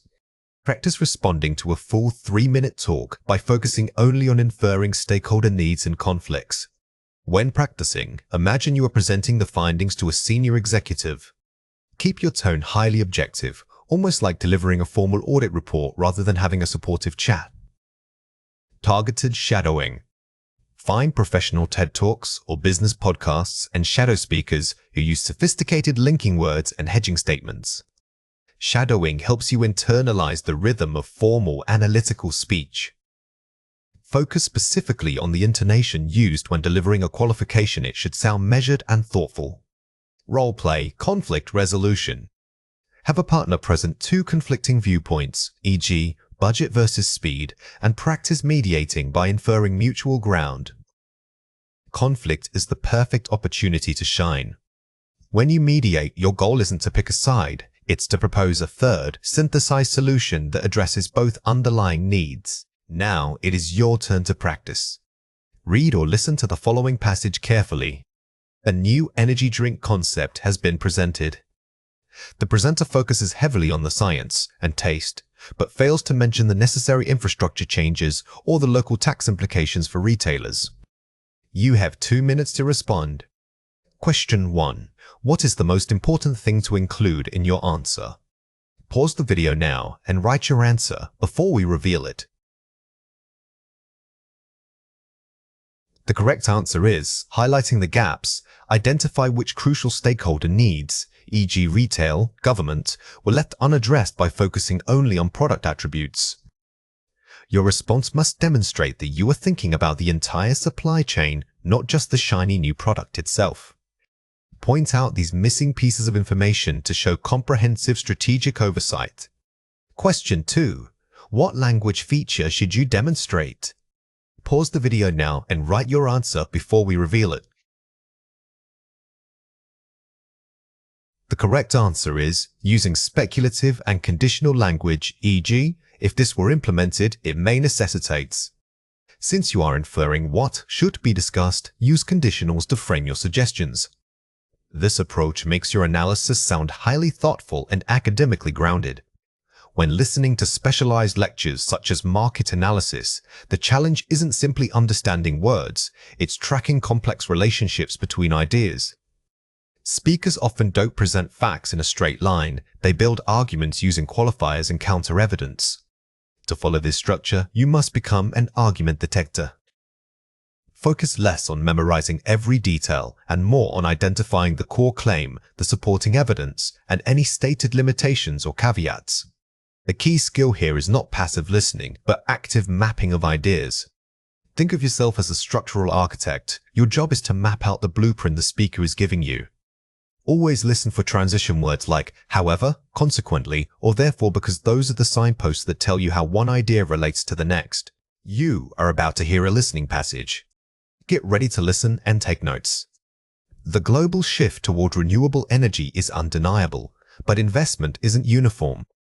While solar capacity has seen exponential growth in Asia, the integration of these sources still faces significant grid stability challenges. We must recognize that intermittent site reliance on variable weather patterns remains a primary hurdle. Furthermore, current storage technology often lags behind the rate of deployment. Consequently, predicting future returns requires dampening down enthusiasm based only on headline growth figures. Investors need to factor in infrastructure bottlenecks and regulatory shifts in key markets like Europe. A diversified portfolio that includes clean energy adjacent sectors, such as smart grid management or advanced battery manufacturing, will better mitigate exposure to this inherent volatility. Question 1. What is the primary technical hurdle preventing uniform investment in renewables? Pause the video now and try to answer before we reveal it. The correct answer is intermittency and current storage technology limitations. This question requires you to identify a specific, complex problem mentioned by the speaker. Listening for remains a primary hurdles helps you pinpoint the core constraint, which is more important than just listing examples. Question 2. According to the lecture, what approach should investors take when predicting returns? Pause the video now and try to answer before we reveal it. The correct answer is, they must factor in infrastructure bottlenecks and regulatory shifts. This tests your ability to synthesize advice. The speaker moves past simple predictions to give caution, so you need to listen for qualifying language like requires dampening down enthusiasm, followed by the necessary action. Question 3. What type of investment is suggested as being most resilient in this scenario? Pause the video now and try to answer before we reveal it. The correct answer is a diversified portfolio including clean energy adjacent sectors. Paying attention to the concluding recommendations helps you grasp the speaker's overall conclusion. Notice how they use the phrase will better mitigate, signaling a strong practical recommendation. Here are 5 examples. Exponential growth, used to describe rapid, accelerating expansion. Rather than just fast, this implies an increasing rate of change. When you hear this phrase, don't think of linear increase. Visualize a curve that gets steeper and steeper. It suggests a foundational shift in the market rather than a temporary boom. Intermittency, the quality of being variable or inconsistent, especially regarding supply, like power generation. This is crucial technical jargon. If you are discussing energy, remember that this word specifically means the source isn't always available. It drops in and out, like a faulty connection. Mitigate exposure, to reduce or lessen the potential negative impact or risk. This is stronger than reduce risk. In professional settings, mitigating exposure sounds much more precise and knowledgeable than simply saying it will lower our risk. It implies managing a complex variable. Adjacent sectors, industries or areas closely related to the main topic but not directly part of it, e.g., battery manufacturing next to solar power. This phrase helps you quickly categorize related but separate markets. If a speaker suggests adjacent, they are signaling an opportunity that isn't obvious, requiring lateral thinking. Warnings or cautions, limitations placed on a statement or argument. Whenever you hear caveat, immediately adjust your listening strategy. It means the speaker is about to temper their enthusiasm and introduce necessary complexity or risk factors. Listen again and fill in the missing words. The firm must first analyze whether its current suppliers can adequately blank the demand increase. Pause the video now and fill in the blank before we reveal the answer. The correct answer is suppress. In this context, suppresses means to hold back or manage a sharp rise in demand. It's often used when discussing market capacity constraints versus actual consumer desire. Failure to adapt will cause the company to blank its competitive edge. Pause the video now and fill in the blank before we reveal the answer. The correct answer is lose. The verb loses here connects directly to the concept of sustained advantage. Remember that a strong argument often culminates in a warning about what happens if action is not taken. Therefore, we recommend immediately blank new logistical partnerships. Pause the video now and fill in the blank before we reveal the answer. The correct answer is forging. Forging suggests building something strong and deliberate. It's a more elevated word than making or creating, which is common in formal business reports. This insight provides critical data points for blank the next fiscal quarter. Pause the video now and fill in the blank before we reveal the answer. The correct answer is forecasting. Forecasting is a technical term that means predicting future trends based on current data. It signals that the speaker is moving from historical analysis to forward-looking strategy. Here are 4 ways to practice. Active note-taking. Don't write every word. Capture keywords and the structural relationship between ideas, e.g., cause-effect, effect. When you take notes, use symbols or arrows to represent logic. For instance, drawing a big question mark next to an unknown term reminds your brain that it's a concept you need to research later. Shadowing. Repeat what the speaker says immediately after they say it, mimicking pace and intonation. This technique doesn't just improve pronunciation, it forces your brain to process speech at native speed. It builds muscular memory for complex English rhythms. Dictation, segmented. Write down short, specific phrases you hear rather than trying to transcribe the entire passage. By focusing on small chunks, you reduce cognitive overload. It helps pinpoint where your listening focus breaks and allows you to correct that specific weakness. Predicting content. Before listening, read the topic title or introduction paragraph to activate relevant vocabulary. This pre-listening preparation primes your mind. If you know a lecture is about supply chains, your brain automatically becomes more alert for words like logistics, bottleneck, and diversification. Now it is your turn to practice. Read or listen to the following passage carefully. Global supply chains are incredibly complex systems, often struggling with single points of failure. When a key port shuts down due to geopolitical tensions or extreme weather, the ripple effect can cascade across continents. To build resilience, businesses must move away from just-in-time inventory models towards just-in-case strategies. This means maintaining strategic stockpiles in multiple geographic locations, which requires careful risk assessment and significant capital outlay. Furthermore, adopting blockchain technology offers a pathway to vastly improving transparency, allowing every stakeholder, from the factory floor worker to the end consumer, to track provenance instantly. This shift is critical for minimizing delays and validating ethical sourcing claims. Question 1. What fundamental change do businesses need to make regarding their inventory strategy? Pause the video now and write your answer before we reveal it. The correct answer is moving from just-in-time toward just-in-case, meaning maintaining strategic stockpiles. Notice the contrast between just-in-time and just-in-case. The structure of this argument is a problem-solution format, which is very common in business lectures. Always listen for that comparative language. Question 2. How does blockchain technology specifically help supply chains? Pause the video now and write your answer before we reveal it.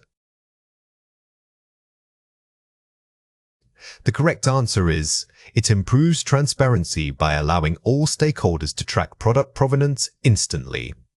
The speaker uses allowing every stakeholder to track, which is a strong indicator of the mechanism. The key concept here isn't just tracking, but verifying provenance and ethical claims. Listening in multi-speaker dialogues is much harder than listening to one person speak. The challenge isn't just understanding the words, it's tracking multiple viewpoints and identifying who holds the most influence. In a professional setting, these talks often involve interruptions, rapid topic shifts, and varying levels of formality. Our goal today is to move beyond simple comprehension and start decoding negotiation strategies. When you hear several voices speaking quickly, your brain naturally tends to latch onto one dominant voice. To overcome this, I want you to actively track the speaker's intents, rather than just their specific words. Ask yourself, is this person conceding, making a demand, or simply trying to redirect the conversation? That shift in focus is key. You are about to hear a listening passage. Get ready to listen and take notes. Sarah from marketing began by saying, "We need a significant increase in the launch budget to hit Q4 targets. The current proposal is simply insufficient." David, representing product development, immediately countered, "While we understand your goals, Sarah, scaling up resources isn't feasible without first adjusting the scope. We can't build a Ferrari when we only have enough parts for a reliable sedan." Sarah sighed and paused. "Okay, let's try this. If you could guarantee the core features are ready by month end, perhaps we can negotiate a smaller initial budget increase." Contingent on performance metrics. David considered this, nodding slowly. A phased approach. That might actually work. Let's revisit the timeline parameters next week, focusing solely on those guaranteed deliverables. The tension visibly eased between them. Question 1. What was Sarah's primary concern at the start of the dialogue? Pause the video now and try to answer before we reveal it.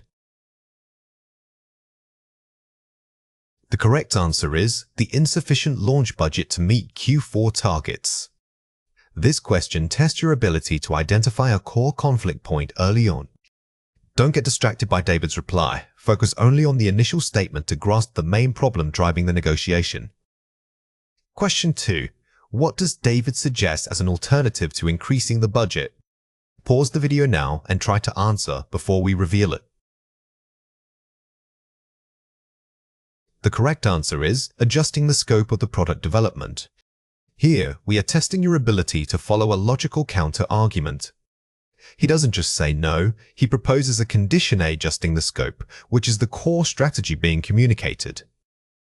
Question 3. What does the final agreement suggest about their negotiation approach? Pause the video now and try to answer before we reveal it.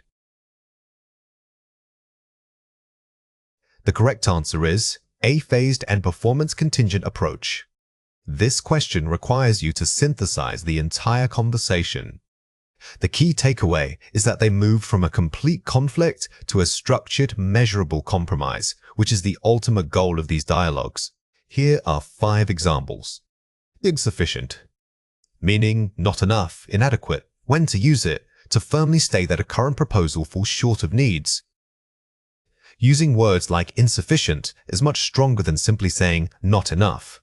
It carries a professional weight, signaling that the problem isn't just mine nor it's foundational to success. Meaning to oppose or argue against. The word counter is crucial in dialogue analysis because it marks a clear shift from agreement to disagreement. When you hear this, know that the next few seconds are going to involve resistance or reframing. Contingent on, meaning depending on, conditional upon, when to use it to create a measurable dependency for any agreement. This phrase is perhaps the most powerful tool in negotiation language. It means that nothing is final until specific, observable conditions are met. Always listen for what variables these agreements depend on. Phased approach, meaning implementing changes or goals in stages rather than all at once. When a speaker suggests a phased approach, they are trying to reduce perceived risk for both sides. It's an excellent technique used when the overall goal is agreed upon, but the execution seems too massive. Revisit the parameters, meaning to review or re-examine the specific boundaries or rules. Notice how revisit and parameters sound academic, but are used to achieve something very practical, buying time. If you hear this phrase, it means that while they are achieving temporary peace, the discussion isn't actually over. Listen again and fill in the missing words.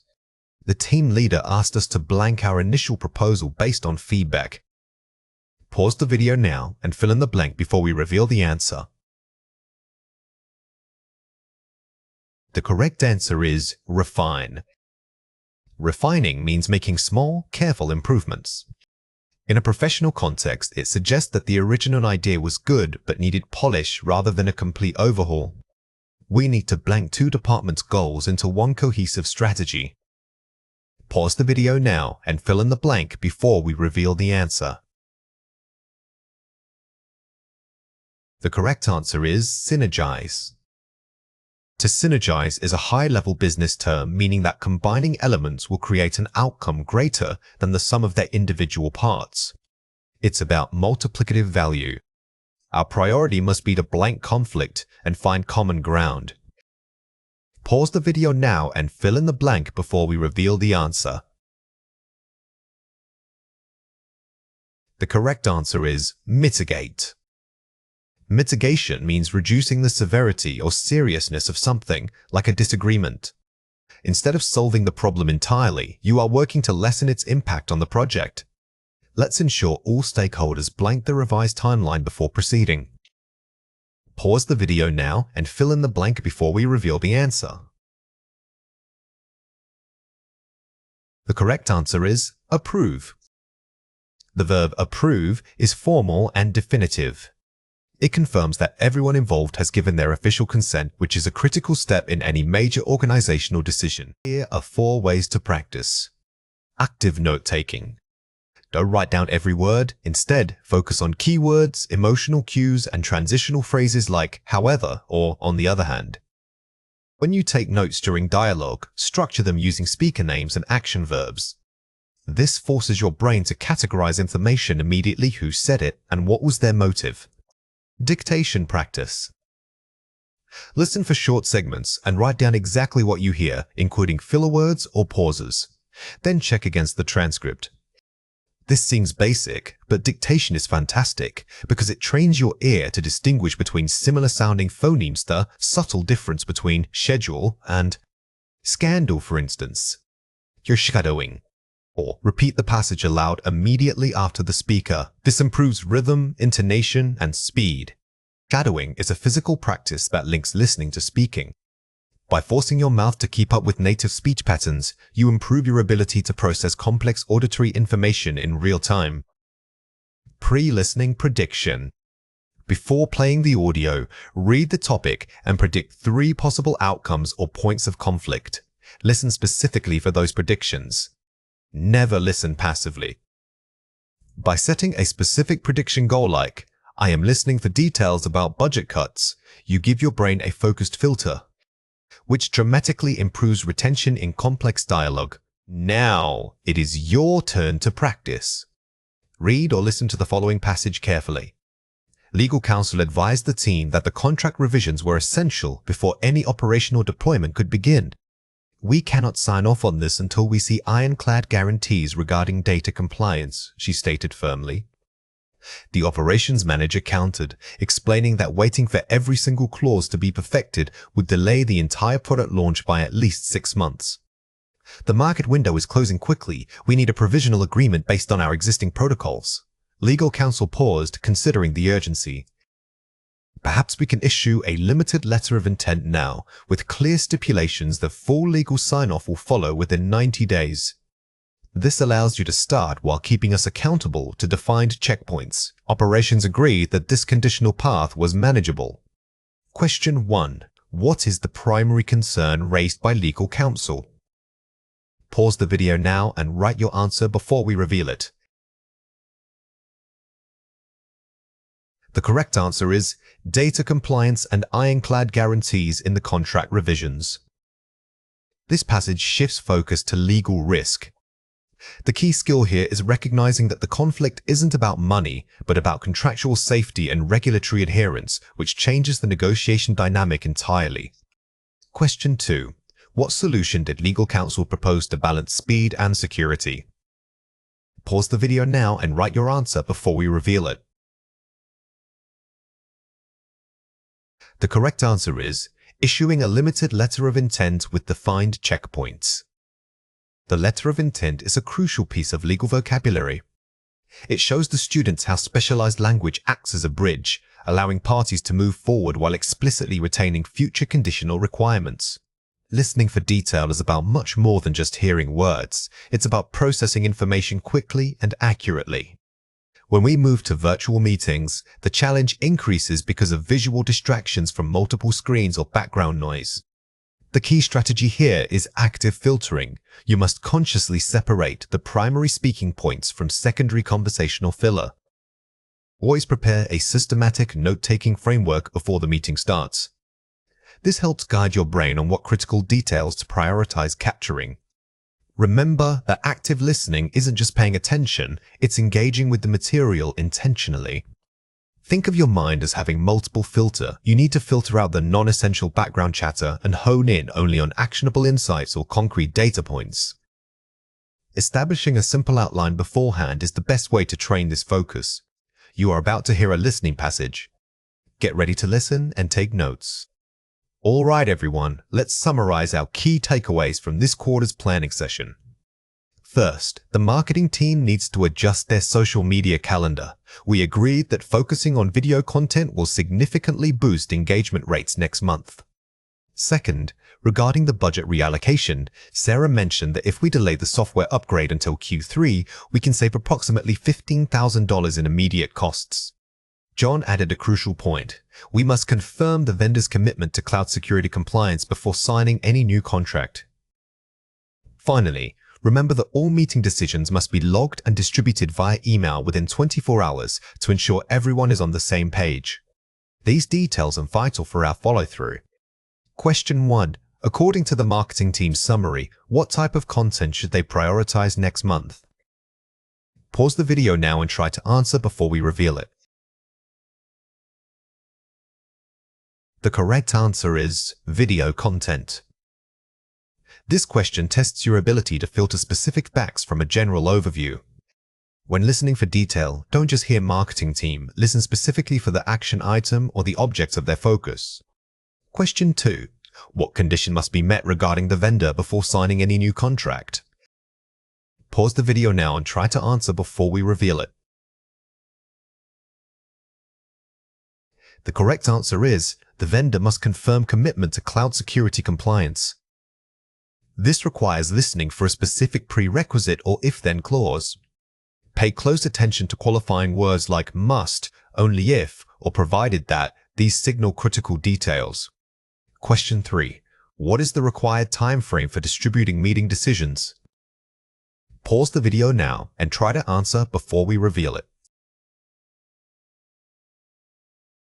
The correct answer is within 24 hours. This tests your ability to capture numerical and time-based data. Always try to jot down specific numbers, dates, or deadlines immediately, as these are often the most actionable takeaways. Here are 5 examples. We agreed that used to introduce a consensus or formal decision signals the main takeaway. When you hear this phrase, pause mentally and know that what follows is likely a definitive action item. Treat it as the highest priority detail. Crucial point. Used to emphasize an absolutely vital piece of information or caution. This phrase acts like a verbal highlighter. If someone uses it, stop scrolling through your mental notes and focus intensely because the speaker is flagging something critical. Approximately $15,000. Using estimates or ranges of figures to quantify data. In professional settings, precise numbers are gold. When you hear specific amounts or percentages, even if they include approximate language like around, write down the core digits and the unit. Before signing any new contract, a conditional clause that specifies a necessary precondition. Pay special attention to prepositions like before or conjunctions like only if. These structures often house the non-negotiable details, the things that must happen first. To ensure everyone is on the same page. Means to achieve shared understanding, signals a need for confirmation or documentation. This phrase indicates that confusion or misunderstanding could happen. It's your cue to listen carefully for the follow-up action, which will usually be a mandate to document or confirm something. Listen again and fill in the missing words. The team needs to adjust their social media calendar to focus on video content. Pause the video now and fill in the blank before we reveal the answer. The correct answer is adjust. Notice how adjust was used here, implying a change from an existing plan. This confirms that action items are often verbs. They tell you what needs to happen. Delaying the software upgrade until Q3 could save approximately $15,000. Pause the video now and fill in the blank before we reveal the answer. The correct answer is save. The word save is a powerful detail because it links an action, delaying, directly to a measurable outcome, money. Always look for cause and effect relationships. We must confirm the vendor's commitment to cloud security compliance. Pause the video now and fill in the blank before we reveal the answer. The correct answer is confirm. The verb confirm is critical because it suggests that merely hearing something isn't enough. Follow-up verification is required. Write down who needs to do the confirming. All meeting decisions must be logged and distributed via email within 24 hours.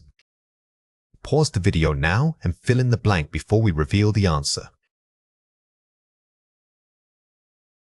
The correct answer is logged. The verb log suggests a systematic, written processor formal record.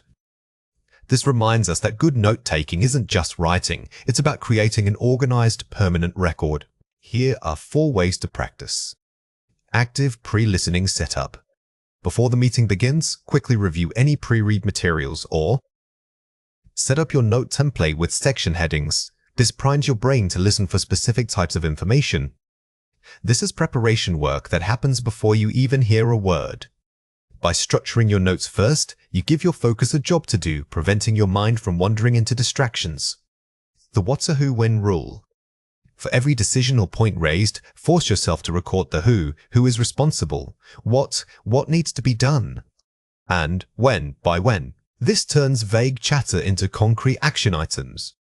This simple framework transforms passive listening into active data extraction. If you can't answer who, it might not be an actionable detail, helping you discard noise. Dictation practice. Periodically practice transcribing short passages of speech exactly as they are spoken. This builds muscle memory for catching specific phonetics and vocabulary. We often skip over small connecting words like the, are, or of when we are focused on the main idea. Dictation forces you to slow down and listen for every single syllable. Mind mapping visual notes. Instead of linear bullet points, use diagrams, arrows, and clustered ideas. This helps you map relationships between concepts rather than just listing them. Since virtual meetings can feel overwhelming with too much information, visualizing connections is incredibly helpful. Don't worry about making it look perfect. Focus on capturing the relationship between idea A and idea B. Now it is your turn to practice. Read or listen to the following passage carefully. Okay, team, let's wrap up. To summarize our next steps for the rollout, we need 3 main things completed by Friday. First, Emily will finalize the user testing report, ensuring all departmental feedback is incorporated. Second, Mark needs to schedule a follow-up session with legal counsel regarding the updated compliance documentation. This meeting must happen before Thursday afternoon. Finally, remembering that collaboration is key, please ensure you circulate your individual department's resource list by end of day tomorrow. If we tackle these smaller tasks efficiently, the full launch will be much smoother and on schedule. Question 1. What are the 3 main deliverables required by Friday? Pause the video now and write your answer before we reveal it. The correct answer is the user testing report from Emily, a follow-up session with legal counsel scheduled by Mark, and the circulation of individual department resource lists. Notice how the speaker uses 3 main things. This is a structural cue. When you hear quantification like this, immediately put up 3 placeholders in your notes to guide your attention. Question 2. What specific deadline was set for scheduling the meeting with legal counsel? Pause the video now and write your answer before we reveal it. The correct answer is, the meeting must happen before Thursday afternoon. This tests understanding of relative timing. The key detail wasn't just legal counsel, but the constraint before Thursday afternoon. Specific temporal boundaries are always high-value details. When faced with rapid-fire updates like multiple emails or a quickly delivered status report, you cannot use traditional deep reading. Instead, you must employ triage reading. This means treating the text like an emergency room triage nurse, prioritizing information based on immediate need and impact. Our goal is not to understand every word, but to extract only the critical, actionable items. We focus solely on keywords, numerical data, deadlines, and names of responsible parties. Developing this skill helps you filter out noise while maintaining high accuracy. The key difference between general skimming and triage reading is intent. Skimming gives you a vague idea. Triage gives you immediate action points. Before beginning any rapid read, take 3 seconds to ask yourself, what do I need to know right now? This mental pre-framing dramatically improves your ability to filter information under pressure. Here are 4 examples.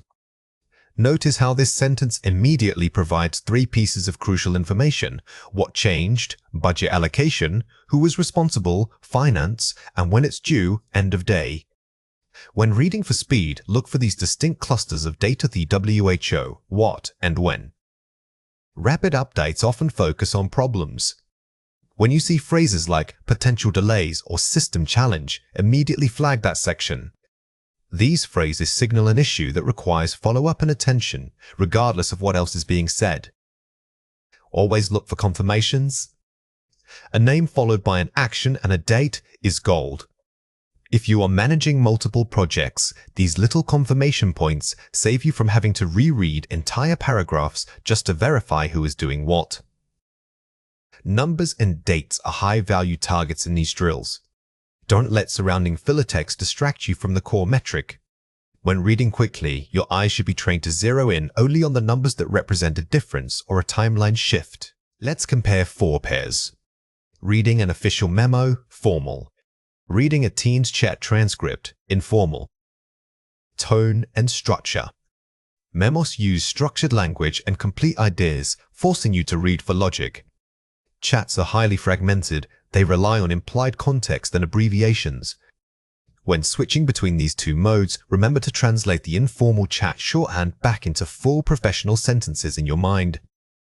Skimming for gist, overall idea. Scanning for detail, specific data point. Objective. If you are skimming, your goal is the why, the overarching purpose. If you are scanning, your goal is the what, a single piece of evidence or a specific name. You must consciously shift your focus between these two objectives before starting to read. Reviewing minutes, past actions. Reading an action plan, future tasks. Plan focus. Minutes summarize what was decided using passive voice and past tense. An action plan details what will be done using strong verbs and future markers. Pay close attention to the tense used. It tells you whether the information is history or a command. Reading sequential updates. A. Jumping between topics, interrupted flow. Control. Sequential updates follow a clear path. Interrupted updates force you to switch contexts rapidly, like jumping from marketing budget to IT compliance in one breath. The trick here is to pause mentally and create small mental headings every time the topic changes. Complete the summary using words from the passage. The initial Q1 forecast suggested massive growth. However, current market headwinds suggest a necessary ask in spending. Pause the video now and fill in the blank before we reveal the answer. The correct answer is reduction. This blank requires you to synthesize 2 contrasting ideas. By reading quickly, you must identify the contrast, growth versus constraint, and select the word that logically mediates that tension in this case. Reduction. It shows understanding of cause and effect. All department heads are required to submit their updated departmental KPIs by Friday afternoon. Failure to will impact resource allocation. Pause the video now and fill in the blank before we reveal the answer. The correct answer is adhere. The blank asks you to identify the consequence of non-compliance. You aren't just looking for a synonym, but understanding the rules being stated. This tests your ability to grasp procedural mandates quickly. Given the recent regulatory changes, all client data must now be stored on the new encrypted access system. Pause the video now and fill in the blank before we reveal the answer. The correct answer is platform. Here, you are identifying technical infrastructure. When reading rapidly, look for nouns paired with adjectives like new, encrypted, or mandated. These often point directly to a necessary tool or platform. To mitigate risk and improve efficiency, the team leaders must establish clearer lines of Apollo among staff members. Pause the video now and fill in the blank before we reveal the answer. The correct answer is communication. This final blank requires understanding abstract concepts. If you read improve efficiency and see phrases like clearer lines, your brain should intuitively connect those ideas to communication. This is high-level synthesis under pressure. Here are 4 ways to practice. Time yourself on abstracts. Use summaries and executive overviews from diverse industries. Set a timer and aim to grasp the main action items in under 90 seconds. Do not simply read for speed's sake. The goal is comprehensive understanding. Under time pressure, practicing with abstracts forces you into triage mode because there is no time to linger on decorative phrasing. The 5W drill. After reading a short passage, immediately ask yourself who, what, when, where, why. This forces quick retrieval of core facts. This is the most effective post-reading check. Instead of summarizing in full sentences, practice generating single keywords for each W. This activity trains your brain to isolate data points instantly. Simulated interruption practice. Have a partner read technical text to you while occasionally pausing and giving random context shifts, e.g., wait, before we finish the server talk. This mimics real-world meetings. It trains your attention span and ability to reorient yourself quickly after unexpected topic changes, boosting your focus under duress. Predictive reading, pauses. When a paragraph starts with therefore or consequently, pause slightly before reading. This signals a conclusion and requires you to prepare for the synthesis. Recognizing transitional phrases is essential for speed readers. These words act like signposts, telling your brain that the most important takeaway or conclusion is coming right up. Now it is your turn to practice. Read or listen to the following passage carefully. The rollout of the new CRM system will significantly streamline client data management. Initial testing revealed that while user adoption remains high, integration with legacy accounting software presents challenges. Specifically, Module C requires a dedicated API patch by next Thursday to ensure seamless financial reporting. Furthermore, due to volatile market indicators, all international sales pitches must now include localized risk assessments and be reviewed by the legal department beforehand. The regional leads need to coordinate these changes immediately.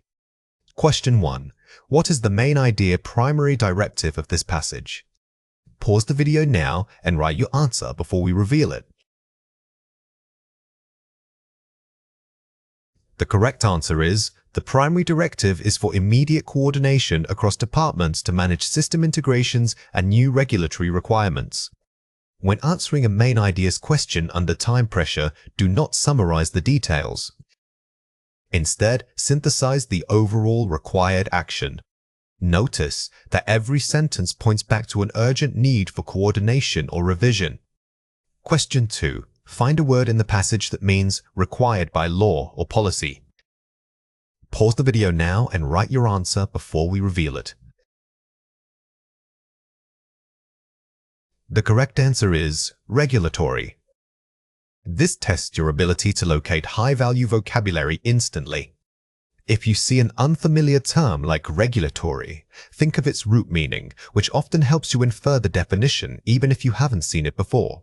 When we listen critically, it's vital to distinguish between a speaker's stance and their tone. Stance refers to the underlying position or attitude they take toward a topic. Are they supportive, critical, neutral, or dismissive? Tone, however, is the emotional coloring of their voice. It's how they deliver the message. It involves elements like pitch, pace, volume, and inflection. For example, someone can state an objective fact with a genuinely sarcastic tone. Understanding both allows you to see the full picture of persuasion. Think of stance as the thesis statement, while tone is the delivery method. A speaker's stated facts might be neutral, but if their tone drips with excitement or suspicion, that emotional leakage gives clues about what they really want us to feel. Recognizing this separation helps you move beyond just absorbing information and into analyzing intent. Here are 5 examples. This revolutionary product will change everything you thought you knew about efficiency. Enthusiastic advocacy. The hyperbole in the language, coupled with an elevated pitch, suggests extreme excitement. This tone is highly persuasive because it creates immediate urgency and belief in a massive benefit, regardless of actual evidence. If you look at these historical records, you might notice certain omissions. Skeptical subtlety. The phrasing you might notice is very soft and indirect. This subtlety conveys skepticism without making an outright accusation. The speaker guides your attention toward perceived gaps, making you feel like a careful detective. Obviously, the best solution is to simply adopt our model. Arrogant certainty. The use of the word obviously immediately establishes a superior stance. The speaker doesn't allow for debate or alternative ideas. This highly authoritative tone aims to shut down critical thinking before it even begins. It appears that this policy, while intended well, might face some logistical hurdles. Measured caution. This is a diplomatic tone. The speaker avoids harsh criticism by using weakeners like appears and might. This allows them to criticize the policy gently while maintaining an air of objective mediation. You simply must hear this podcast. It is genuinely groundbreaking stuff. Informal recommendation. The conversational, you simply must, and groundbreaking stuff signal a casual setting. This tone builds trust through familiarity, making the listener more receptive because the speaker sounds like a trusted friend. Here are 3 reasons why this matters. Identifying bias and misinformation. Tone immediately warns you if the speaker is emotionally invested rather than objective.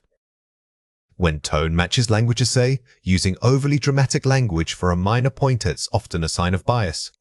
By listening critically to how something is said, you can gauge whether the information comes from an academic source or a highly partisan advocate. Decoding hidden agendas. The true stance might be hidden beneath polite, casual language. Sometimes speakers will understate their position to appear humble.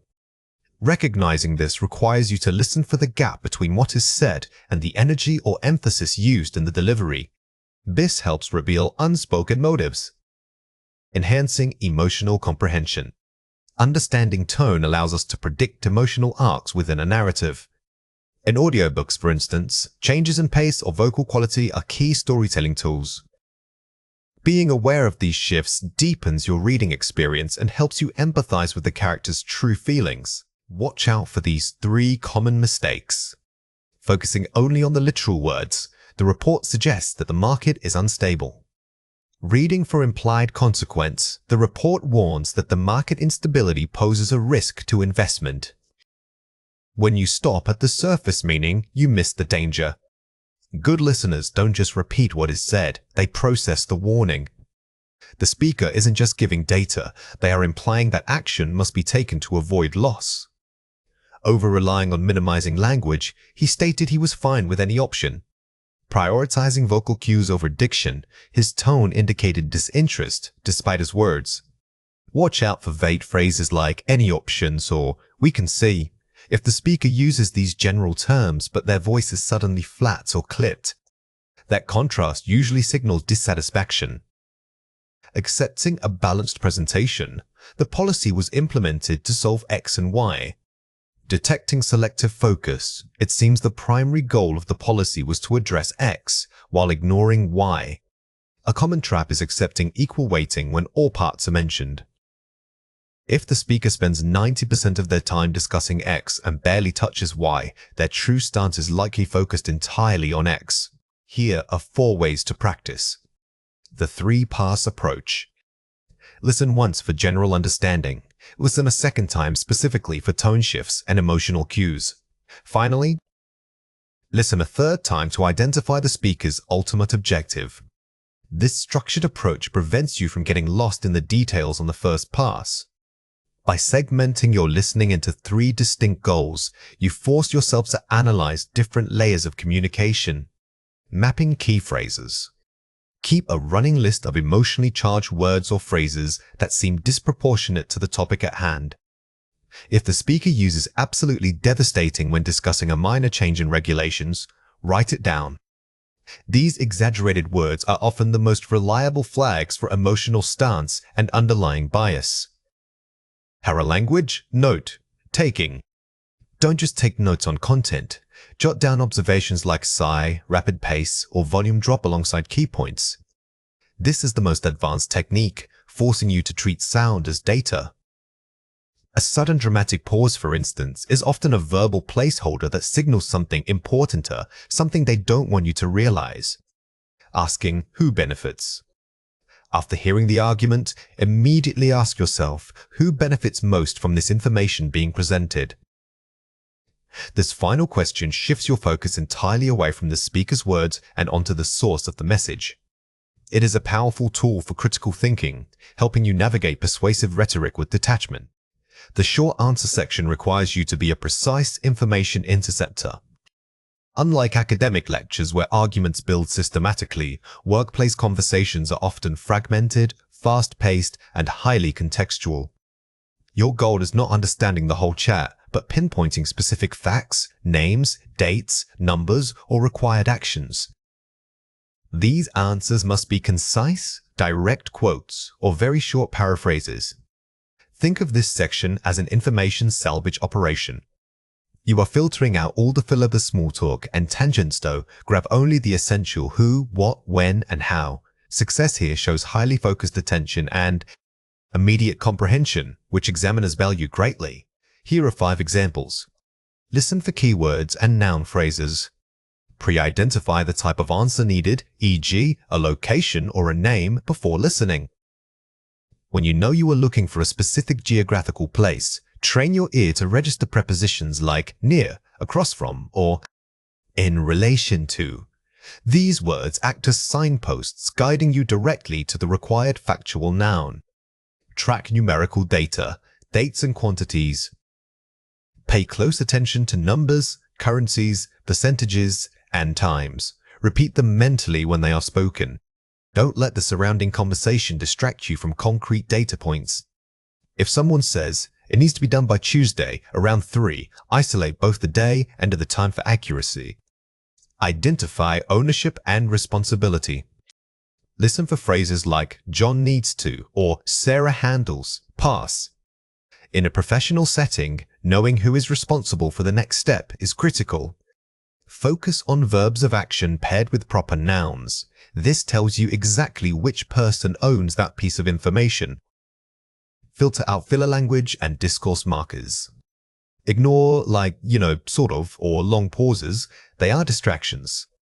This is a huge energy saver. Understand that conversational glue words often pad the speech but carry no factual weight for your answer. Treat them like background noise you can safely tune out. Use paraphrase cues to confirm understanding. If they say the quarterly target and the question asks for money, listen for the actual currency figure drop. The speaker might use professional jargon or a slightly different phrasing than the question. Always anticipate that the exact words won't match, but the meaning must be crystal clear. Let's compare 4 pairs. Focusing on full comprehension of the chat's meaning. Focusing only on extracting the specific keyword or data point required. The key mindset shift from understanding to locating. Don't try to follow the narrative arc of the conversation. Instead, treat it like a scavenger hunt where you are only looking for 1 or 2 physical items and nothing else. Getting overwhelmed by informal slang or idioms. Recognizing common colloquialisms that function as factual signposts, e.g., by end of days. Insight, developing situational vocabulary. Knowing a few common informal phrases, like EODs for end of day or touch base, allows you to quickly decode the meaning and find the associated factual deadline. Writing long answers that attempt to summarize the context. Providing extremely concise, direct, single-phrase answers. Insight, adhering strictly to word count limits. When a short answer is required, brevity is your friend. Overwriting shows you are focused on understanding the conversation rather than answering the precise prompt. Missing key details because they are spoken quickly or mumbled. Anticipating the structure of the answer and mentally preparing a slot for it. Insight, active prediction, and readiness. When you hear the first few words, try to predict what kind of information is coming next to date.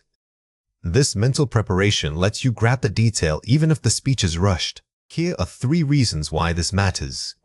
Enhances focused listening endurance. It trains your brain to maintain high concentration over extended periods of non-academic speech. Test takers often get fatigued by the shift from structured academic language to unpredictable, casual dialogue. Practicing this builds mental stamina and focus retention. Mirrors real-world communication needs. In professional life, you rarely listen to a perfectly scripted lecture. You listen to messy conversations.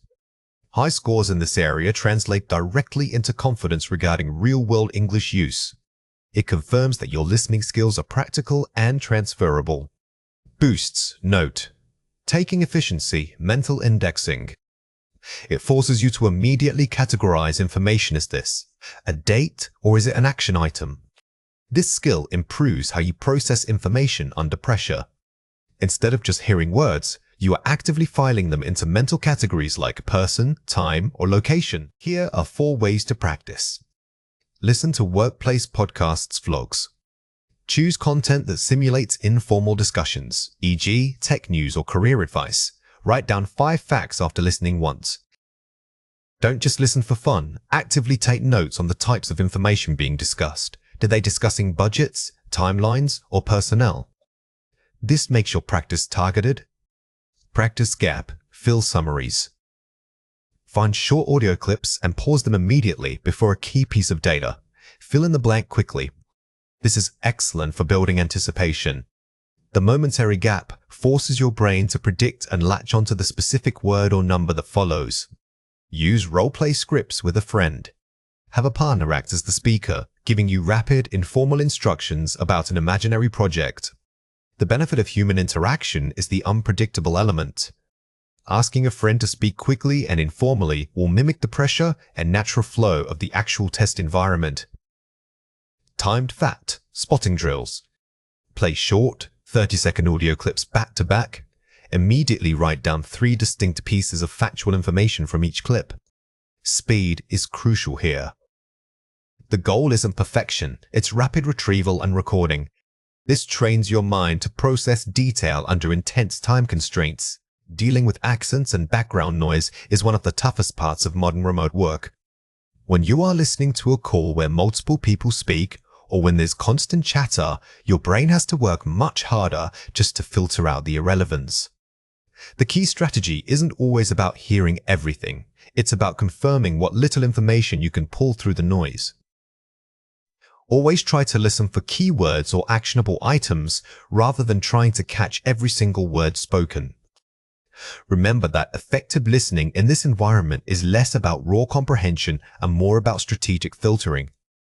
Instead of getting frustrated when you miss a word, focus on identifying the main point, the core subject, or the necessary next step. This mental shift turns overwhelming noise into manageable data points. You're about to hear a listening passage. Get ready to listen and take notes. Right, so I think the delay is because of the bandwidth I mean. My connection keeps dropping out. Excuse me? Could you repeat that last point about the quarterly projections? The background noise here is really distracting. No, wait, let's try to summarize. We need to adjust Q3 spending and also reorganize the vendor contact list by region. It's complicated because John from accounting has a very heavy accent and I can barely follow his numbers. We should probably schedule a follow-up call next week just for the finance department so that everyone can speak without interruption. Does that sound right? Let's aim for Tuesday at 10. Question 1. What is the speaker primarily concerned with concerning the meeting flow? Pause the video now and try to answer before we reveal it. The correct answer is, the technical connection and excessive background noise are making clear communication difficult. This question tests your ability to identify the overarching theme. Don't focus on specific details about Q3. Instead, listen for what the speakers repeatedly complain about or struggle with. Question 2. What 2 main actions must be taken regarding the business plan? Pause the video now and try to answer before we reveal it. The correct answer is adjusting Q3 spending and reorganizing the vendor contact list by region. When noise is high, speakers often use summarizing language like to summarize or we need to. Listen closely right after these transition phrases because they will contain the key takeaway data. Question 3. What solution did the speakers decide upon to ensure better understanding? Pause the video now and try to answer before we reveal it. The correct answer is scheduling a separate follow-up call next week, specifically for the finance department. This requires you to track the resolution. Pay attention when they transition from discussing the problem's noise to proposing the solution. The specific details about who attends are critical here. Here are 5 examples.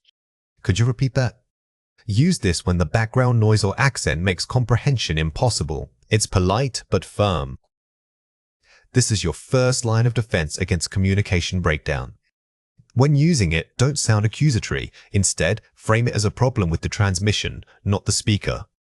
Let me just clarify. Use this when you understand the general meaning, but need the speaker to elaborate on one specific point. This phrase is excellent because it signals that you are actively engaged. It tells the speaker, "I'm following your argument, but I need more precision here." This maintains a collaborative tone. To summarize what we've discussed, use this to regain control of the conversation and confirm mutual understanding before moving on. It is always professional to wrap up a complex discussion by summarizing. This action not only verifies your own notes, but also forces everyone in the call to agree on the agreed-upon next steps. Would it be possible to reschedule? A polite way to postpone a meeting or discussion when timing is difficult. Instead of simply saying no, using conditional language like "would it be possible" softens the rejection. This keeps the professional relationship intact even if the immediate request fails. Could you speak up, slow down? Directly address volume or pace when necessary. Use sparingly.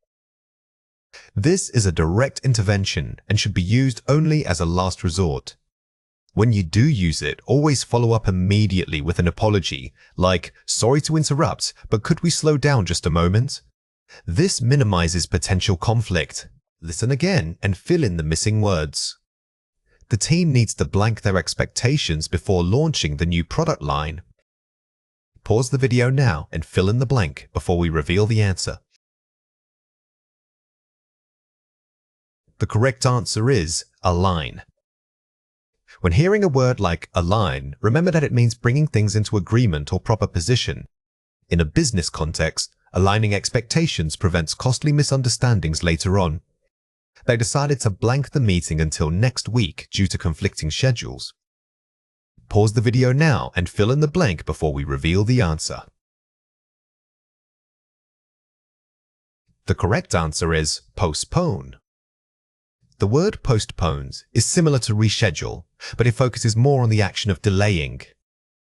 If you hear a long phrase like put off, try to capture the single verb form for precision. He struggled because the speaker had such a strong blank accent. Pause the video now and fill in the blank before we reveal the answer. The correct answer is regional. Understanding vocabulary related to accents helps you anticipate difficulty. Regional suggests that the pronunciation patterns are tied to a specific geographic area, which can be very challenging for non-native listeners. We need to ensure all key team members blank properly on these new protocols. Pause the video now and fill in the blank before we reveal the answer. The correct answer is are briefed. This structure uses passive voice. Remember that sometimes the person doing the action is less important than the fact that the action needs to happen to someone. Focus on the core verb phrase, are briefed. Here are 4 ways to practice. Active filtering, the focus game. Don't try to process every phoneme. Train your brain to ignore background noise and focus only on nouns, verbs, and numbers. This is the most powerful skill for noisy listening environments. Imagine a mental filter. Everything that isn't critical information passes through it and disappears. You are training yourself to listen actively, not passively. Dictation practice, the detailed drill. Write down exactly what you hear from short audio clips. This forces maximum concentration on pronunciation and specific vocabulary. When you are transcribing speech, your brain cannot afford to miss any detail.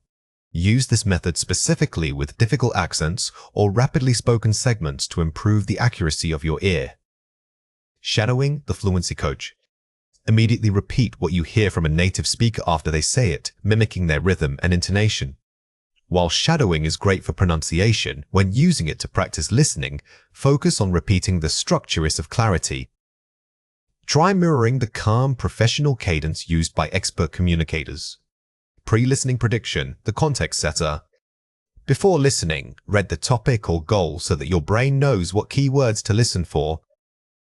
Never enter a conversation blind. If you know the call is about Q3 budgets, train yourself beforehand to flag any mention of numbers, percentages, or department names. This gives your comprehension a starting anchor. Now, it is your turn to practice. Read or listen to the following passage carefully.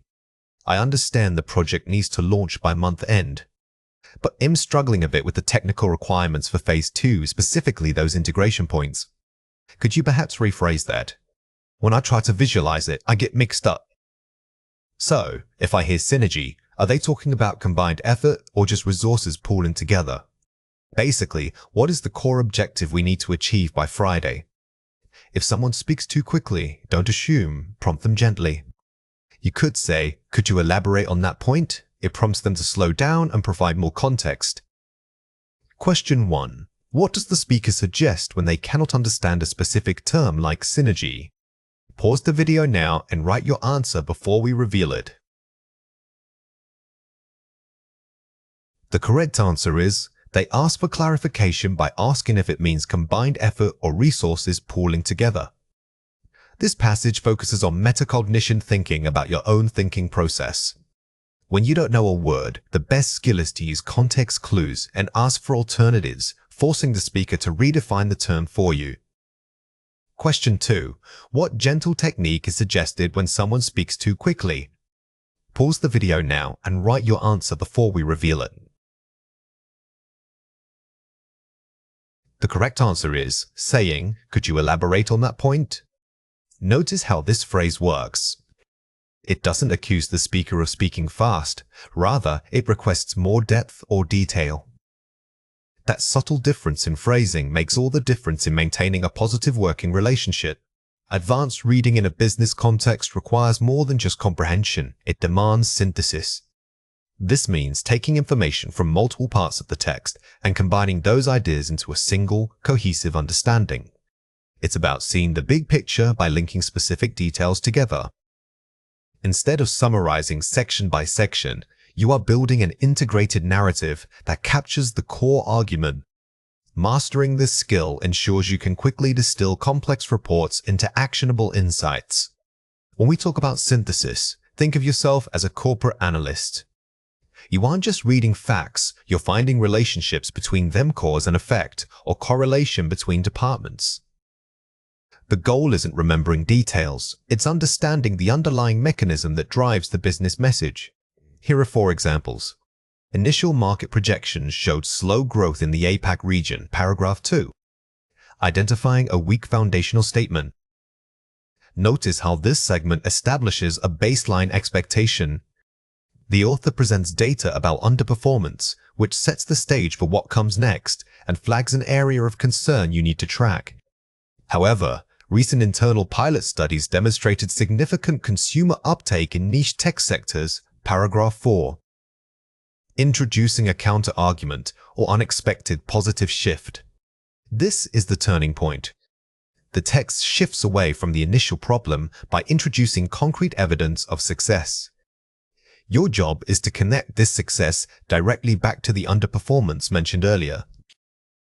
The proposed restructuring allocates higher capital expenditure to these specific niche sectors, paragraph 5. Pinpointing the recommended action plan informed by the evidence.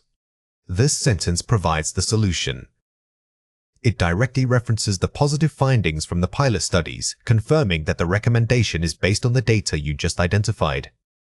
Therefore, a strategic pivot focusing resources away from general APAC expansion toward targeted niche markets is advised.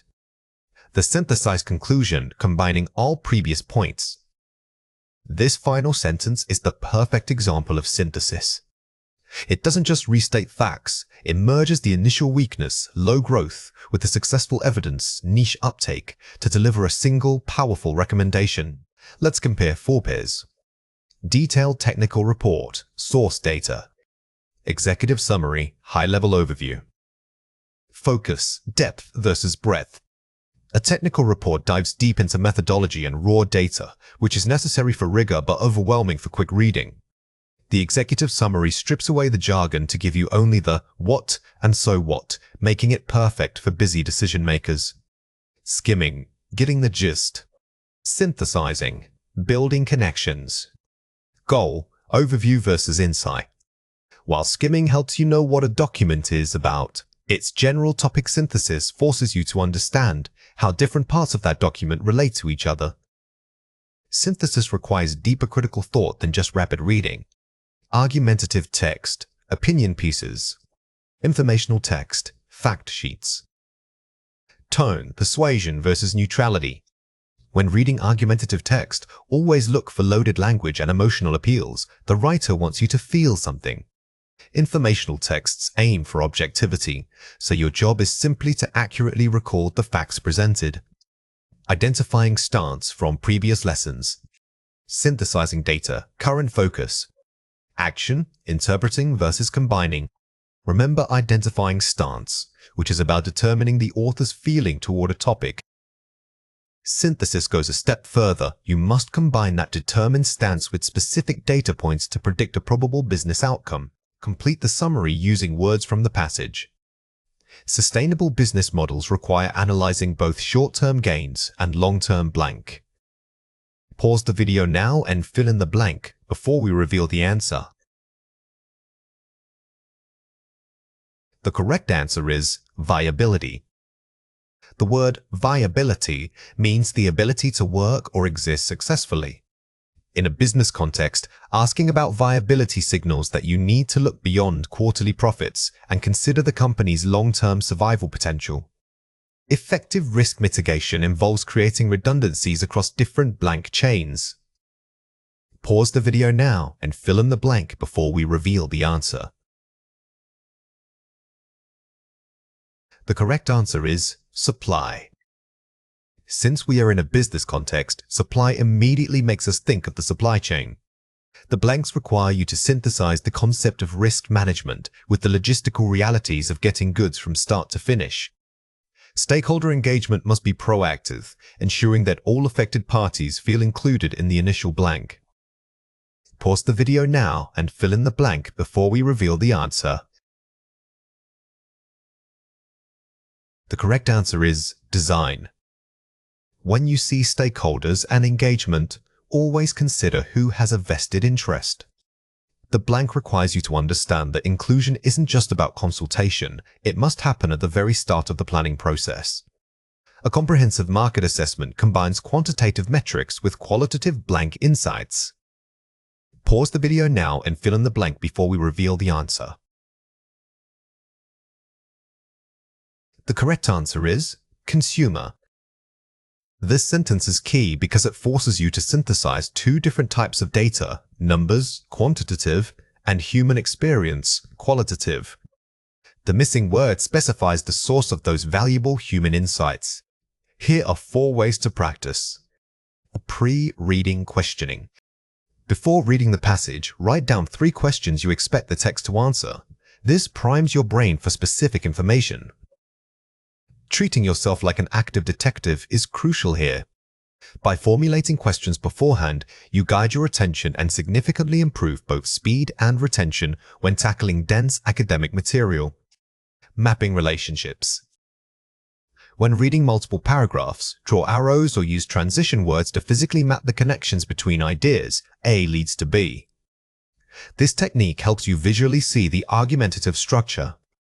You are literally drawing out the why and how, which is the physical representation of synthesis in action. The 30-second summary rule. After finishing a section, force yourself to summarize its main point aloud or in 1 sentence within 30 seconds. Resist detailing anything minor. This is an excellent self-correction drill. If you can't distill the core message into one powerful sentence, it means you haven't fully grasped the author's central argument yet. Identifying assumptions. For every major claim made in the text, ask yourself, what must be true for this statement to be accurate? This uncovers hidden biases or necessary conditions. Advanced reading requires skepticism.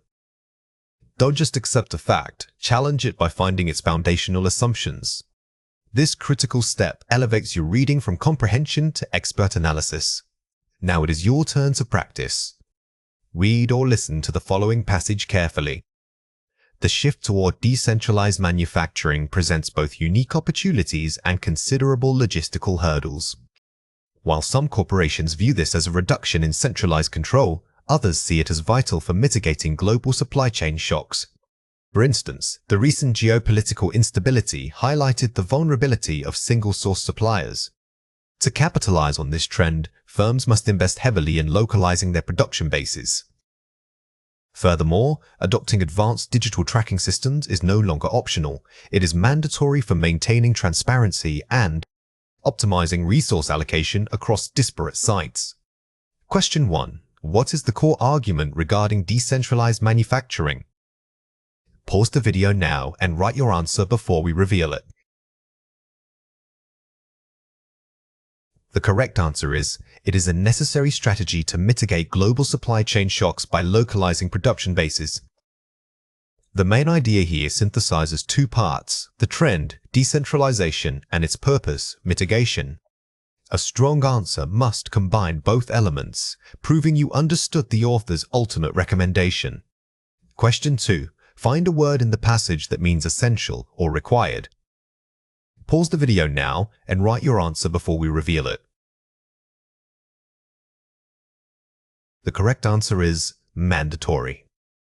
When searching for synonyms, look at the context surrounding the word. The phrase "no longer optional, it is mandatories" confirms that the text views this system as absolutely necessary for success. When faced with lengthy business reports, the goal is rarely to absorb every single word. Instead, we need the big picture, the executive summary that tells us what matters most. This rapid reading technique is called skimming.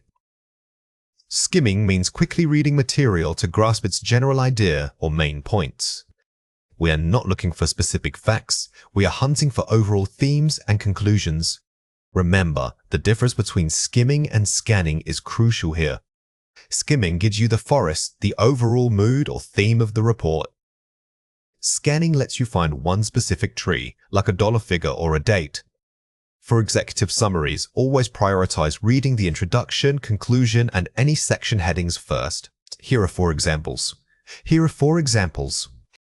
The Q3 market analysis indicates a significant shift in consumer preference towards sustainable products. This is the topic sentence. It states the main argument immediately. Notice how this first sentence sets up the entire paragraph. In professional reports, authors often place their most critical findings right at the beginning or end of a section. Training yourself to locate these topic sentences dramatically increases your speed and accuracy. Revenue growth slowed slightly year over year due to supply chain bottlenecks. Look for cause and effect statements. They highlight problems or opportunities.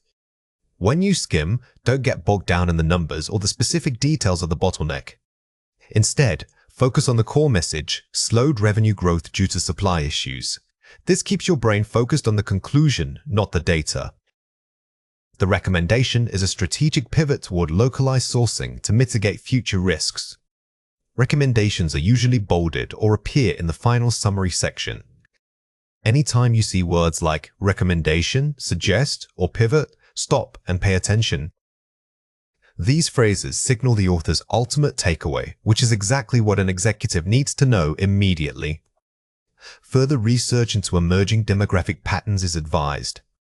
Look for calls to action or explicit statements about next steps. Reading reports often means knowing what needs to happen next. These kinds of concluding phrases act like signposts, telling you where the author wants your attention to go after reading their findings. Let's compare 4 pairs. Skimming a report. Scanning for data.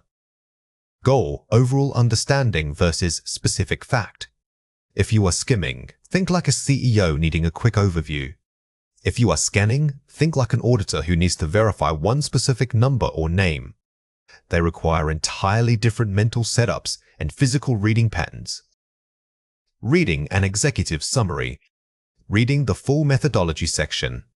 Focus: conclusions versus process. Details. The summary tells you what was found. The methodology explains how it was found. When skimming, always assume that the most valuable information is in the conclusion, not the detailed process description. Technical memo, highly detailed. Executive report, high level. Density of information versus digestibility. A technical memo assumes you are an expert and provides every detail. An executive report, however, is written for busy decision makers who need simple, actionable language right away. Reading headings. Reading first and last sentences of paragraphs. Strategy, macro view versus micro focus. These are two complementary techniques for speed reading. Use headings to map the structure of the report, and then use the first and last sentences to capture the core idea within each section. Complete the summary using words from the passage. To efficiently consume complex reports, one must first learn to quickly identify the main blank and overall scope. Pause the video now and fill in the blank before we reveal the answer. The correct answer is theme. Many students try to remember facts, but effective skimming is about remembering themes. By focusing on the overarching theme, you can construct a summary even if you miss some supporting details. This strategic approach requires readers to prioritize reading sections like the introduction and the final blank. Pause the video now and fill in the blank before we reveal the answer. The correct answer is conclusion. The conclusion is often where all the key findings are reiterated in a neat package. Always treat the conclusion as if it were the most important part of the document. Skimming allows you to grasp major points while actively skipping unnecessary supporting blank. Pause the video now and fill in the blank before we reveal the answer. The correct answer is data. We aren't trying to be perfect note takers here. We are training our brains to filter out the noise, the excessive data, examples, and background information that slow down comprehension. Mastering this technique will transform your ability to digest large volumes of professional blank in record time. Pause the video now and fill in the blank before we reveal the answer. The correct answer is literature. Think about the sheer volume of reports you encounter in a career. By using skimming, you are not just saving time, you are improving your cognitive efficiency for high-stakes information processing. Here are 4 ways to practice. Pre-reading mapping. Before reading, survey the document. Look at all headings, subheadings, and figure captions to build a mental outline of the material. This is your roadmap. It gives you context before you even start driving through the content. By mapping out the structure first, you know exactly what kind of information to expect in each section. The W question rule. As you skim, constantly ask yourself who, what, when, why. This forces your brain to extract only the most critical pieces of information. Asking these fundamental questions changes your reading from passive reception to active investigation. You are no longer just absorbing words, you are hunting for answers. The 80-SETI principle. Understand that 80% of the required information is contained in 20% of the text. Focus your effort there. This concept, often called Pareto's principle, suggests efficiency. In reports, the vital few sentences carry most of the weight, and they are usually located near section breaks or bolded. Practice with diverse topics. Don't limit your practice to one industry. Skimming skills must be adaptable across finance, science, and policy reports. The goal is not just speed, it is adaptability. By practicing skimming over different registers from highly technical science reports to casual market analyses, you make the skill universally useful. Now it is your turn to practice. Read or listen to the following passage carefully. The global shift towards renewable energy sources represents a paradigm change for the industrial sector. Initial projections indicated that solar photovoltaic adoption would plateau by 2025, however. Recent advancements in battery storage technology have dramatically altered this timeline. Industry leaders are now recognizing that grid stability depends less on individual power generation and more on localized, integrated smart grids.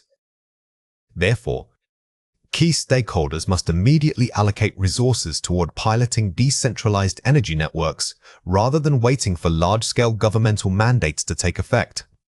This proactive approach is crucial. Question 1. What is the main idea of this passage? Pause the video now and write your answer before we reveal it. The correct answer is, the market for renewable energy requires an immediate shift from relying on centralized power generation to developing localized, smart grids due to new battery technologies. If you skim this, your brain should jump straight to the core conflict and resolution. The central message is, old methods are insufficient, local, decentralized solutions are necessary now. Question 2. Find a word in the passage that means a fundamental change. Pause the video now and write your answer before we reveal it. The correct answer is paradigm. Don't panic if you don't know every single word.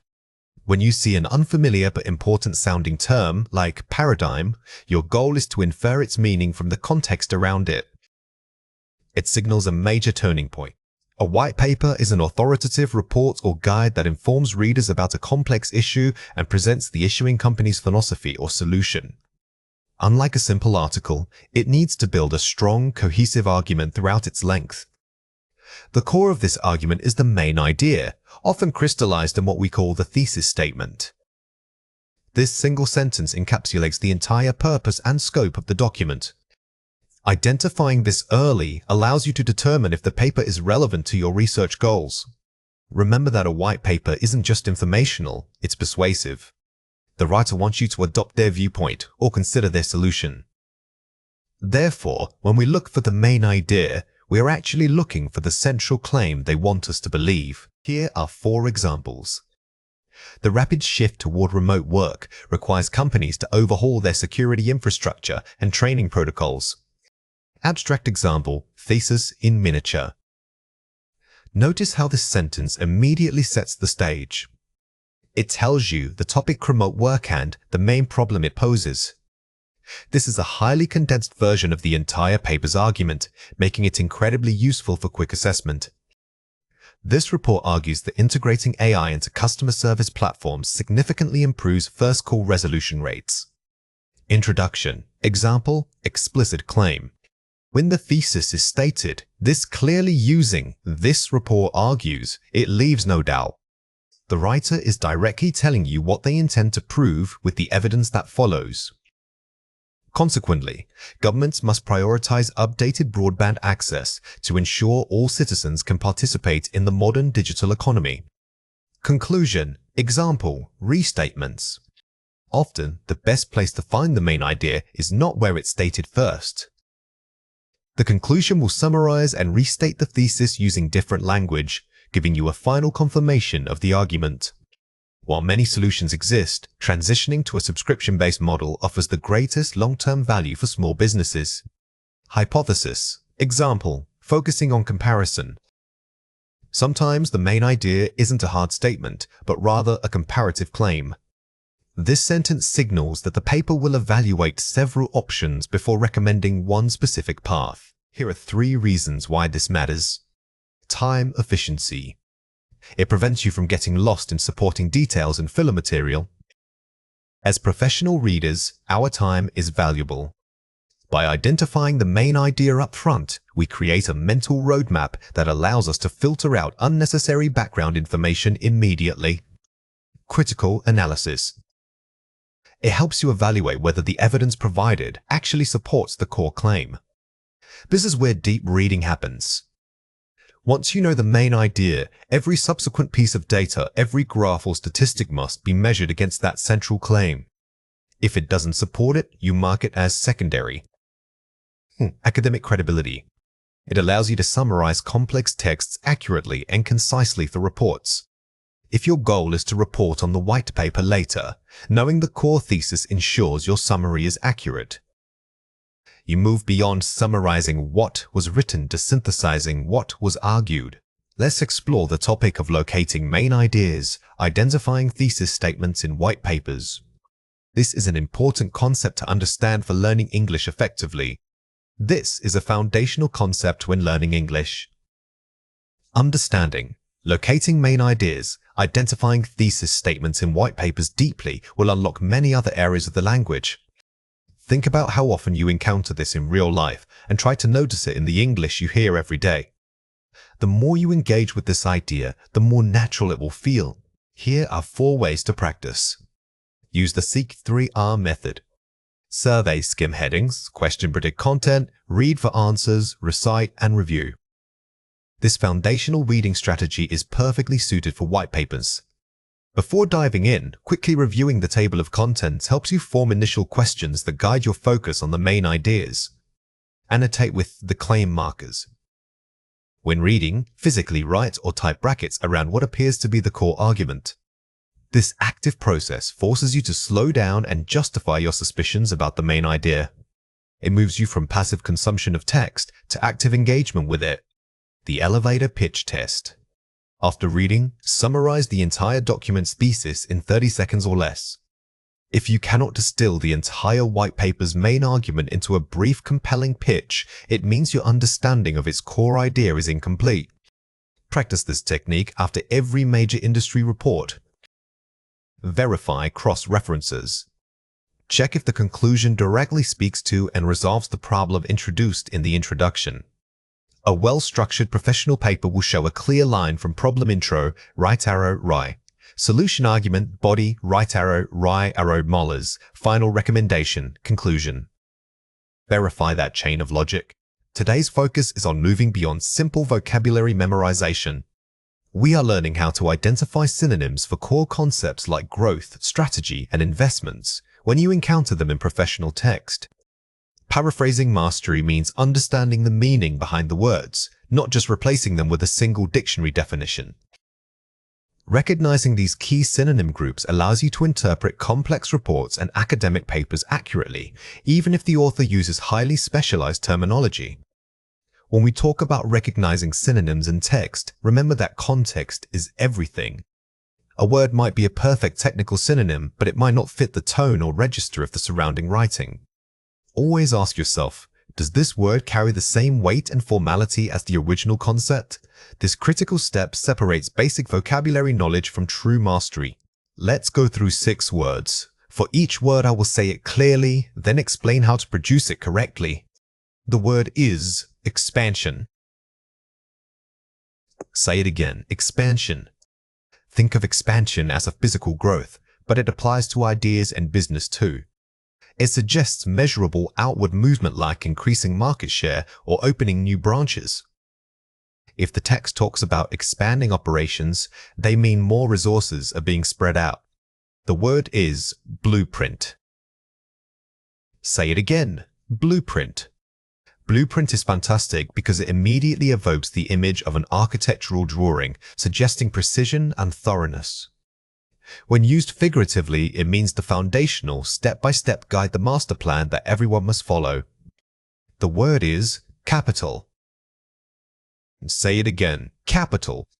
While capital often refers to money, it also means the accumulated knowledge and skills of an industry or person. This is called human capital. If a report mentions needing more intellectual capital, they mean better training or expertise. The word is ascend.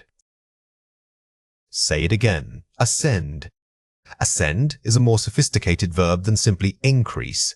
It implies movement up toward a higher level, often associated with status or quality. Use it when you want your writing to sound more elevated and formal. The word is tactics. Say it again, tactics. If blueprint is the overall plan, tactics are the smaller, actionable steps you take every day to follow that plan. Think of them as the tactical maneuvers, the specific tools or methods used in a campaign. The word is outlay. Say it again, outlay. Outlay is an excellent professional synonym for cost or spending. It strongly suggests a deliberate and planned expenditure of resources. Whenever you are talking about funding something big, using initial outlays sounds much more formal than just saying the cost. Here are 5 examples. The corporate board approved the expansion of their digital footprint across 3 new continents. Expansion, N. Notice how expansion here isn't just about buildings. It refers to expanding their digital presence. This shows that these vocabulary words are highly portable and can apply metaphorically across different fields, making your paraphrasing more flexible. Before implementing any major change, the team drafted a detailed blueprint for resource allocation. The blueprint N. Here, blueprints carries the weight of comprehensive planning. It suggests that the plan isn't just an idea, it's a rigorous document detailing every required component and step.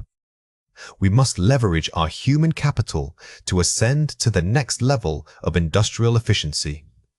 Ascend VDL. The verb ascend elevates the discussion from mere improvement to a journey upward. It implies overcoming obstacles and achieving a higher status, which gives your writing more dramatic impact. The initial outlay for the new machinery was substantial, requiring careful financial modeling. In. By using outlay, you immediately signal that this spending was a calculated investment, not just random expenditure. This is crucial in reports where credibility hinges on precise financial language. The campaign employed subtle tactics to gain market share without triggering regulatory backlash. Tactics N. This example shows the difference between a general plan and specific actions. The overall goal is large, but the tactics are the nuanced steps taken day to day to achieve that goal successfully. Let's compare 4 pairs. Growth, general. Expansion, specific. Scope and measurement. Growth is broad, expansion is measurable outward movement. While growth is a safe general word, pairing it with expansion makes your writing more precise. Think of growth as the overall state the company is growing, while expansion describes the specific action they are taking to achieve it. Plan, general. Blueprint, formal. Formality and detail. Plan is casual. Blueprint suggests exhaustive, technical documentation. If you are writing for a highly professional or academic audience, avoid the word plan. Opting for blueprints immediately raises the perceived level of detail and seriousness of your proposal. Spending, general. Outlay, formal. Register. Use outlays when discussing initial, documented investments. Outlays is key for business writing because it implies a single, concentrated expenditure at the beginning of a project. Simply saying, "we spent money," lacks the professional weight that initial outlays carries. Progress, general. Ascend, action. Implies upward trajectory and elevated status, not just time passing. If you are writing about career or academic achievement, progress is too weak. Using ascend suggests a challenging climb toward recognized success.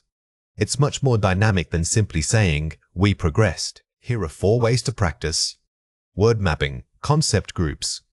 Group synonyms by theme, e.g., planning group, blueprint, tactics. When you see a word like strategy, don't just learn its definition. Map out all the words in your vocabulary list that relate to it. This helps build semantic networks in your brain, making recall much faster in real-time writing. Contextual substitution. Take a paragraph and replace 3 common verbs with our target vocabulary. This is the most direct way to practice. Don't just swap words randomly. Ensure the synonym you choose maintains the exact tone as it, formal, casual, aggressive. This forces deep understanding of nuance.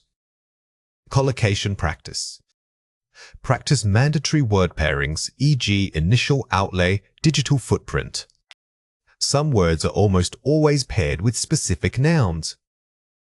By mastering these natural collocations, the vocabulary sounds less memorized and more authentic to a native speaker's ear. Spaced repetition flashcards. Test yourself on definitions, then use them in 3 different sentence types. Don't just test yourself on the definition. The true mastery comes when you are forced to generate multiple unique sentences using that word. This activates both recognition and production skills. Now it is your turn to practice. Read or listen to the following passage carefully. The CEO understood that sustained growth required more than just hoping for success. He knew the company needed a radical shift in its strategic blueprint and massive capital investment. To ascend to a global leader, they had to implement new marketing tactics, realizing that initial outlay was necessary for true expansion. Question 1. Find a word in the passage that means plan or master design. Pause the video now and write your answer before we reveal it. The correct answer is blueprint. In this passage, blueprint acts as the visible representation of their overall plan.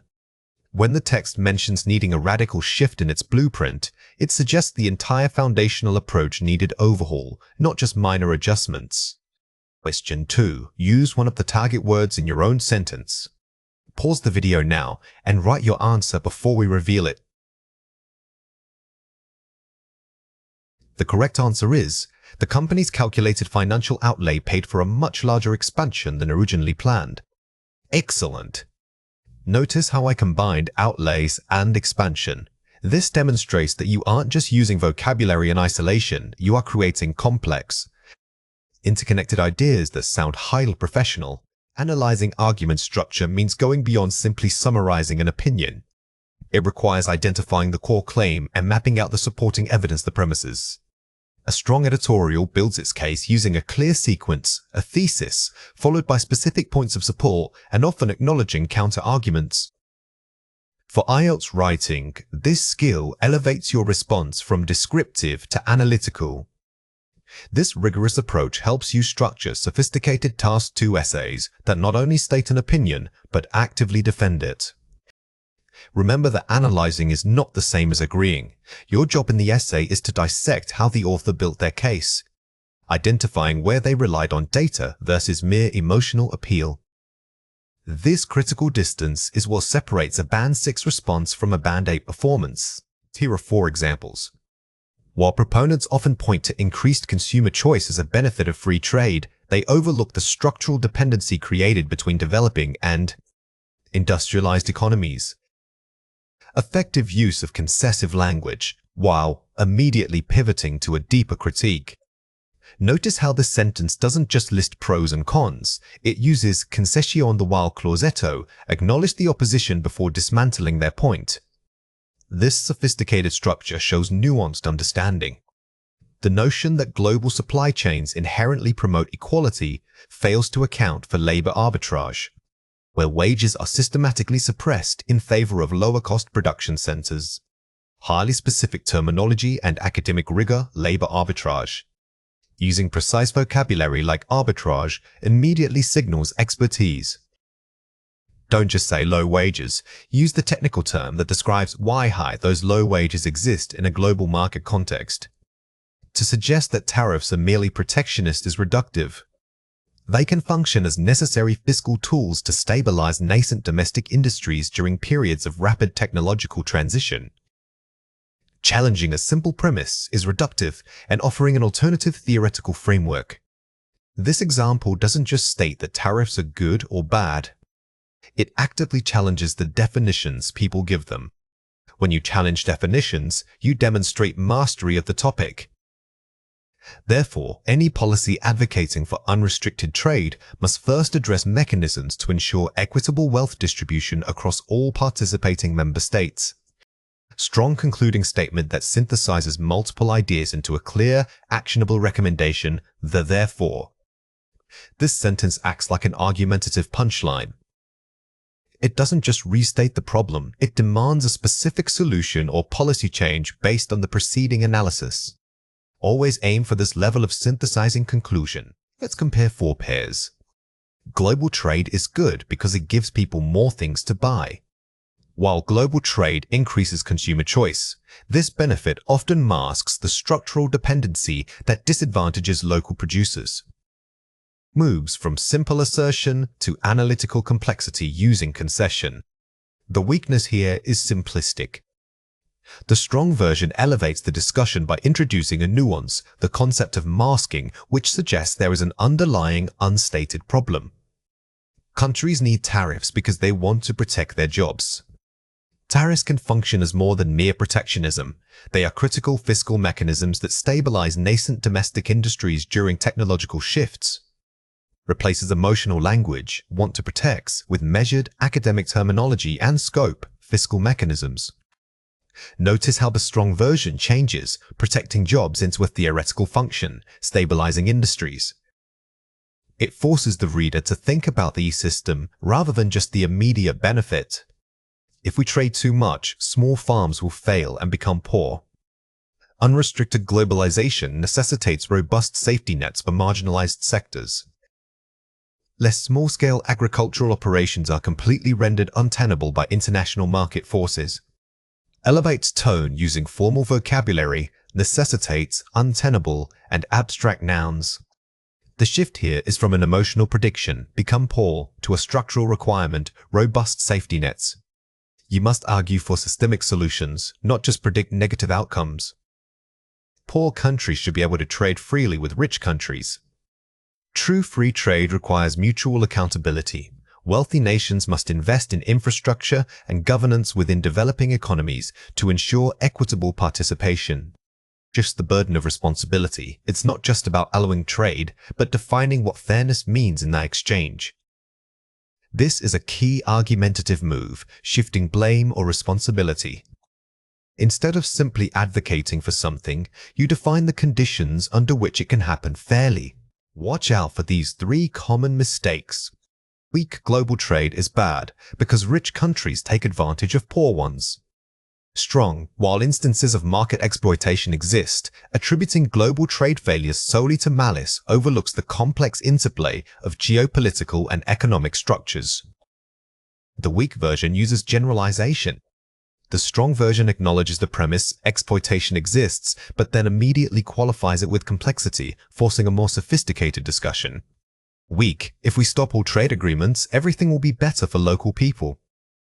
Strong, a complete cessation of international agreements would create immediate economic shockwaves, likely causing greater hardship than the current systemic inequities.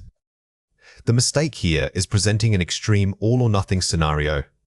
A strong argument always uses nuance and considers unintended consequences to build credibility. Weak, China's economic growth proves that global capitalism always works. Strong, while China's rapid ascent demonstrates market dynamism, its model simultaneously highlights the necessity for international governance standards regarding labor rights and environmental protection.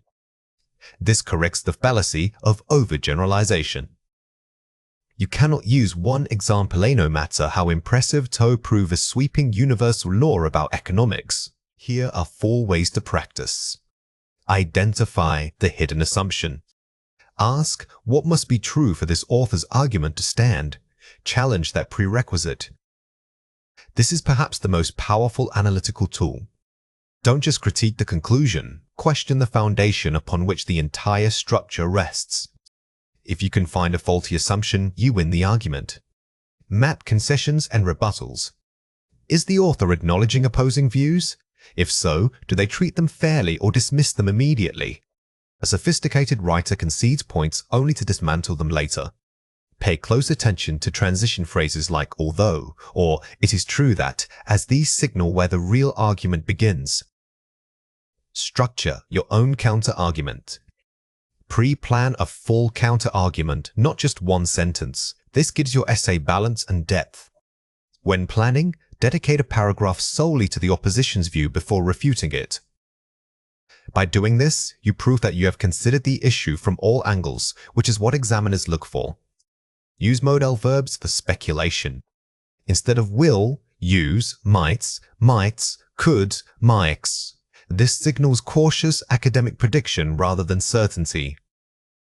Using modal verbs subtly manages your scope. They allow you to speculate academically about potential consequences without committing to an overly aggressive or unprovable prediction. Now it is your turn to practice. Read or listen to the following passage carefully. The Global Commerce Index, GCI, shows that tariffs have increased investment volatility in developing nations. The editorial argues these tariffs are necessary to protect local industries from foreign competition. Question 1. What is the key requirement of this task? Pause the video now and write your answer before we reveal it. The correct answer is analyze the structure, identify the core claim, the evidence provided, GCI data, and the unstated assumption about national sovereignty. This prompt requires you to integrate 3 elements: a statistical observation, an explicit claim, and a systemic flaw. Your analysis must weave these 3 components together seamlessly. Question 2. What would a Band 7 response focus on first? Pause the video now and write your answer before we reveal it. The correct answer is focusing on the unstated assumption, the idea that protectionism alone can guarantee long-term stability without requiring internal governance reforms. Don't just summarize the argument. A high-band answer must analyze the gap in logic. If the author assumes X, your job is to show why Y must also be true for X to hold up. When analyzing complex policy documents, we are not just looking for information, we are mapping relationships. Specifically, we need to identify cause and effect structures. A cause is the action or condition that initiates a change, and the effect is the resulting outcome. Policy writers use these links to justify new rules or recommend changes. Recognizing this architecture allows you to move beyond mere comprehension into true critical analysis. Think of policies as flowcharts. They are designed to show how one thing must lead to another. Understanding cause and effect is the foundational step to determining if a policy's stated cause truly justifies its proposed effect. This requires asking, is this connection logically sound? Here are 4 examples. Because of rising carbon emissions, the government mandated stricter industrial reporting. Cause indicator, because of. The phrase because of immediately establishes a direct link. The rise in emissions is the undeniable trigger for the mandate. Always look for these prepositions or conjunctions when you are scanning for cause. Stricter enforcement will consequently lead to decreased market inefficiencies. Effect indicator, consequently. The word consequently signals that what follows is the direct, expected result of the preceding action. This helps you mentally separate the cause from the predicted outcome. Should participation rates drop, funding for local services may be reduced. Hypothetical cause, should. Notice how this uses a conditional structure. This isn't stating a fact, it is predicting an effect based on a potential cause, which is crucial when analyzing risk assessment sections of policies. The policy aims to mitigate risks that arise from outdated infrastructure. Goal mitigation to mitigate. When a document uses verbs like mitigate or alleviate, it is inherently talking about preventing a negative effect. The root problem of the cause is always the thing they are trying to fix. Here are 3 reasons why this matters. Identifying true justification. Knowing the cause allows you to judge if the effect is proportionate and necessary. Sometimes, a policy proposes a massive solution for a very small problem. By isolating the claimed cause, you can critically evaluate if the proposed remedy is truly justified by the magnitude of the issue. Spotting circular reasoning.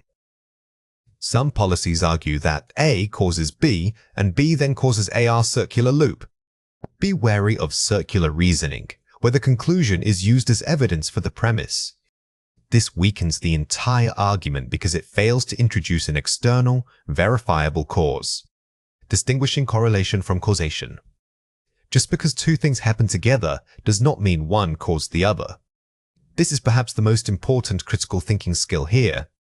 A policy might observe that unemployment and rising housing costs are correlated, but it must prove why they interact to justify intervention. Let's explore the topic of complex texts, analyzing cause and effect relationships in policy documents.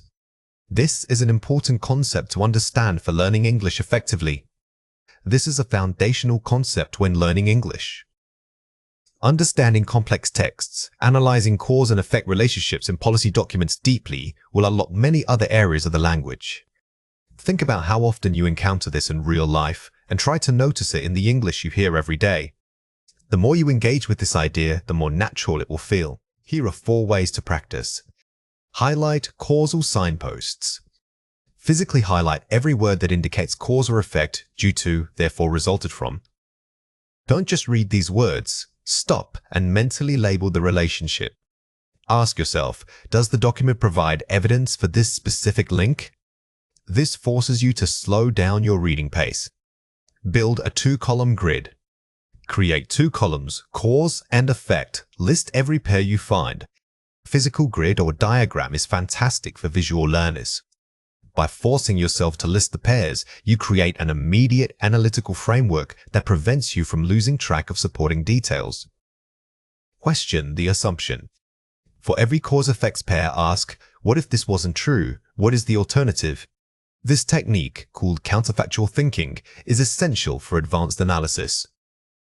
It forces you to consider unintended consequences or external variables that the policy authors may have overlooked. Synthesize in your own words. Summarize the key relationships without using any phrases from the original text. The ultimate test of understanding is whether you can explain the document's logic to a friend using completely different, simple language. If you can do that, your analysis of causality is solid. Inferential reading is the skill of making logical predictions or deductions based on evidence that is presented, but not explicitly stated. When you read a quarterly review, the numbers are only half the story. The real insight comes from connecting disparate data points to determine the why behind the reported figures. This goes beyond simple comprehension. It requires synthesizing multiple pieces of information: sales trends, operational costs, and market commentary to build a coherent picture of overall health. Remember that we have already covered locating main ideas in white papers. Here, however, you are not just finding the thesis statement, you are constructing an unwritten conclusion. Think of yourself as an economic detective. The text gives you clues, and your job is to link those clues together into a full story about performance. Here are 4 examples. Revenue increased by 5%, but the cost of goods sold rose by 12%. A direct contradiction or disproportionate change. When data points seem to contradict each other like this, it is a major signal. The inference here isn't just that costs went up, it suggests potential supply chain issues or rising commodity prices that are squeezing profit margins. Management notes potential headwinds in the Asian market. Use of vague, cautionary language. Phrases like headwinds or volatile environments are red flags. They don't give you a specific problem, but they tell you that the company sees risk where the numbers haven't fully confessed it yet. Cash reserves increased significantly, even with slower reported revenue. A key metric moving in unexpected ways. If cash is climbing without corresponding sales growth, it strongly suggests the company might be hoarding funds or preparing for a major capital outlay. Always check if there's an explanation for that excess liquidity. The CEO spent 2 pages detailing minor product line adjustments. Unusual emphasis on non-core details. Sometimes the most important information is signaled by what a company spends time talking about. If they are overemphasizing small changes, it might be to distract your attention from a larger problem elsewhere in the report. Let's compare 4 pairs. Historical financial statements, the facts. Management discussion and analysis, MD&A, the spin. Focus on what is stated versus what is interpreted. Financial statements give you unadulterated, verifiable numbers that passed auditing. The MD&A section, however, allows management to interpret those numbers for you, and sometimes their interpretation is overly optimistic or biased. Hard metrics, e.g. EBITDA. Soft indicators, e.g. brand sentiment scores. Comparing quantitative versus qualitative data. Never rely on one type of evidence alone. If the hard metrics are declining but the brand sentiment scores are rising, it might mean that while sales are slow, the company is successfully building long-term customer loyalty. Forward-looking statements, predictions. Operational milestones, actual past events. Testing optimism against reality. When you read a prediction, immediately cross-reference it with past performance. Has the company historically been accurate in its projections?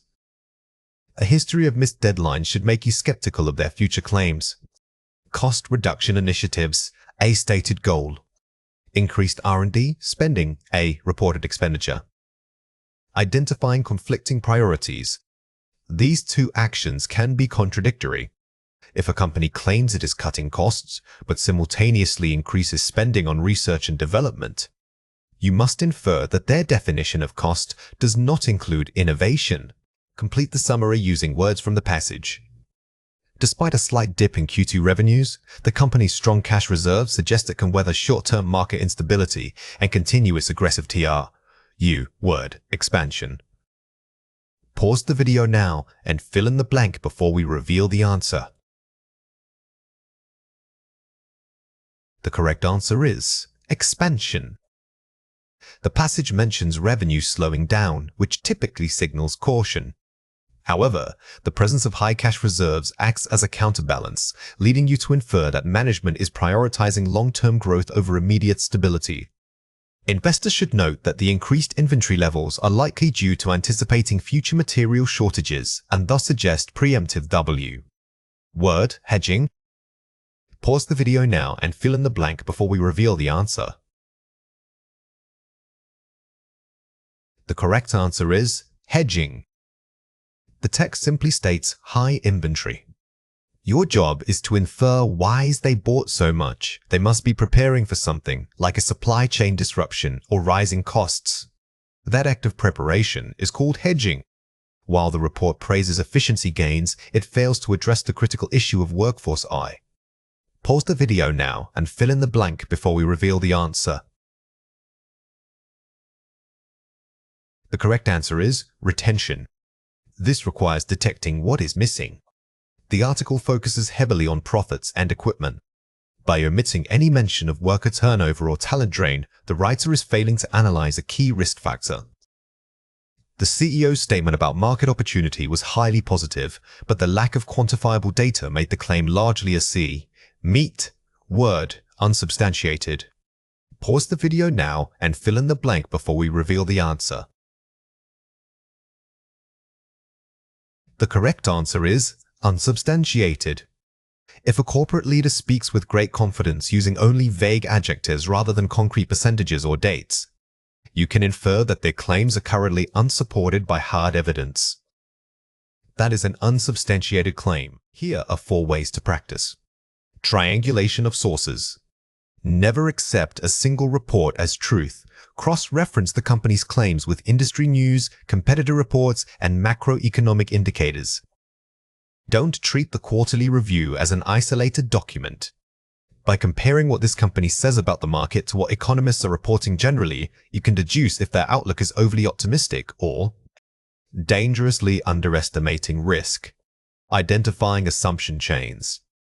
Look for phrases that start with assuming that or if X continues. These highlight the necessary conditions for success.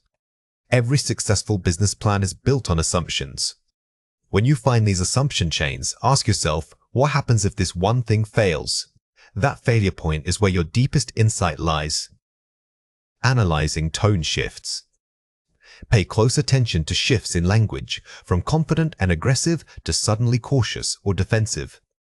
A rapid shift in tone often signals an underlying crisis or a major pivot strategy. The initial confidence might be meant to distract you from the genuine concerns that appear later in the text. The devil's advocate's reading.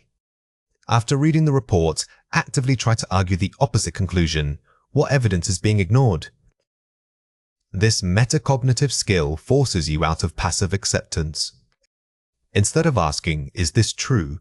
Ask, what would it take for this entire narrative to be false? This critical skepticism sharpens your inferential edge. Now it is your turn to practice. Read or listen to the following passage carefully. Global Tech reported a Q3 revenue increase of 8%, driven primarily by its cloud services division. However, the associated rise in operational expenditure, specifically data center maintenance and specialized labor, was nearly double the growth rate.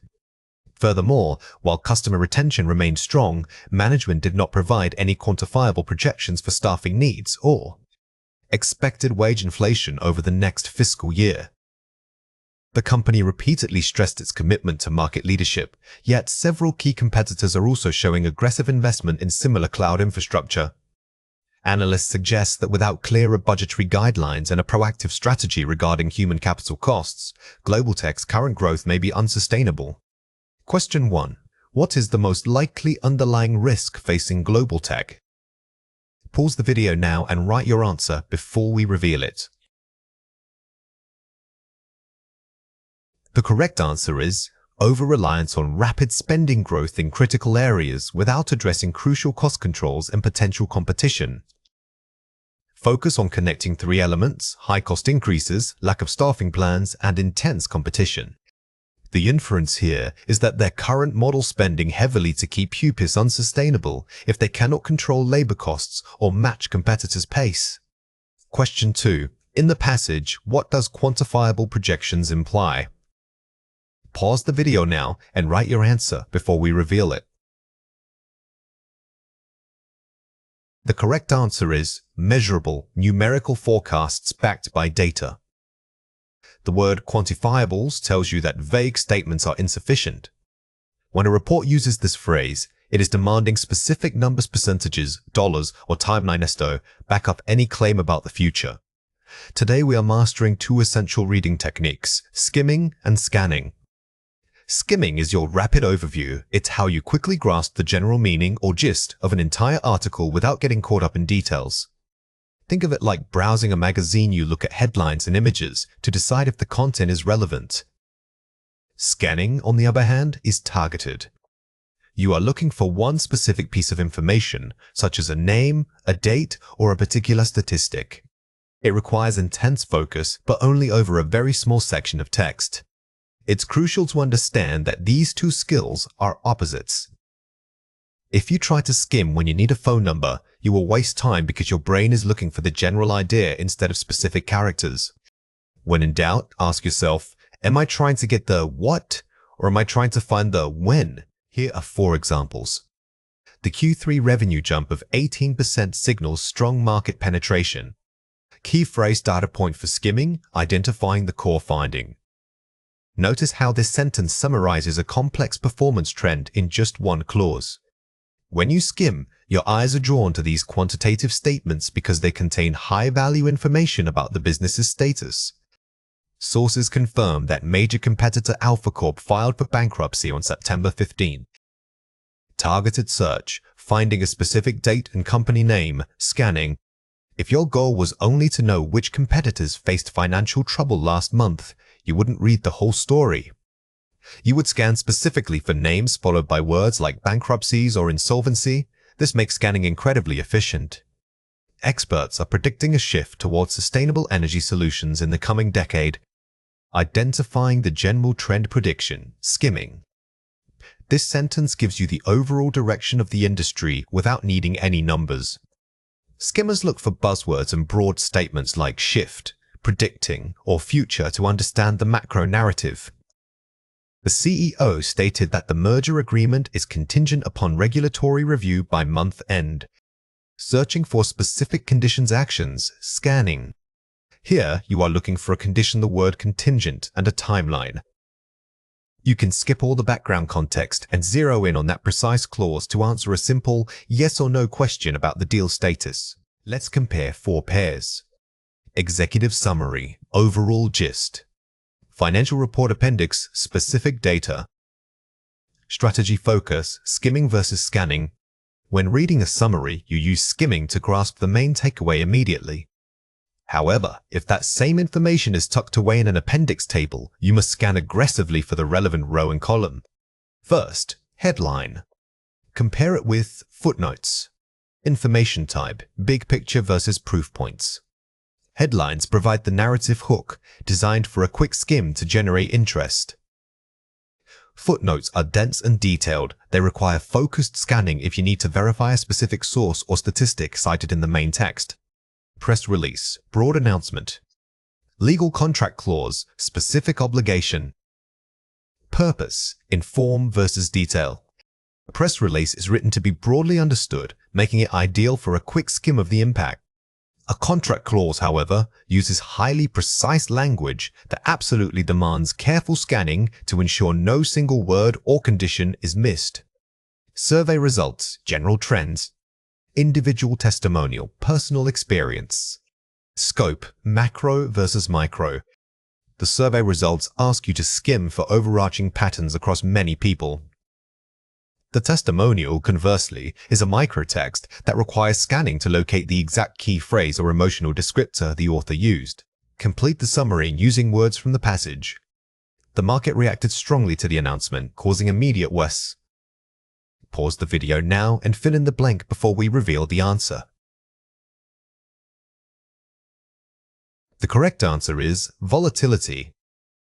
This blank required you to locate a noun describing a sudden change. When scanning for consequence, pay attention to strong verbs and nouns that indicate instability or rapid movement in the economy. Analysts noted that consumer spending remains resilient despite rising it. Pause the video now and fill in the blank before we reveal the answer. The correct answer is inflation. Here, we needed a specific economic term. If you are scanning for challenges, keep an eye out for common financial buzzwords like recession, interest rates, or inflation. They usually appear near key data points.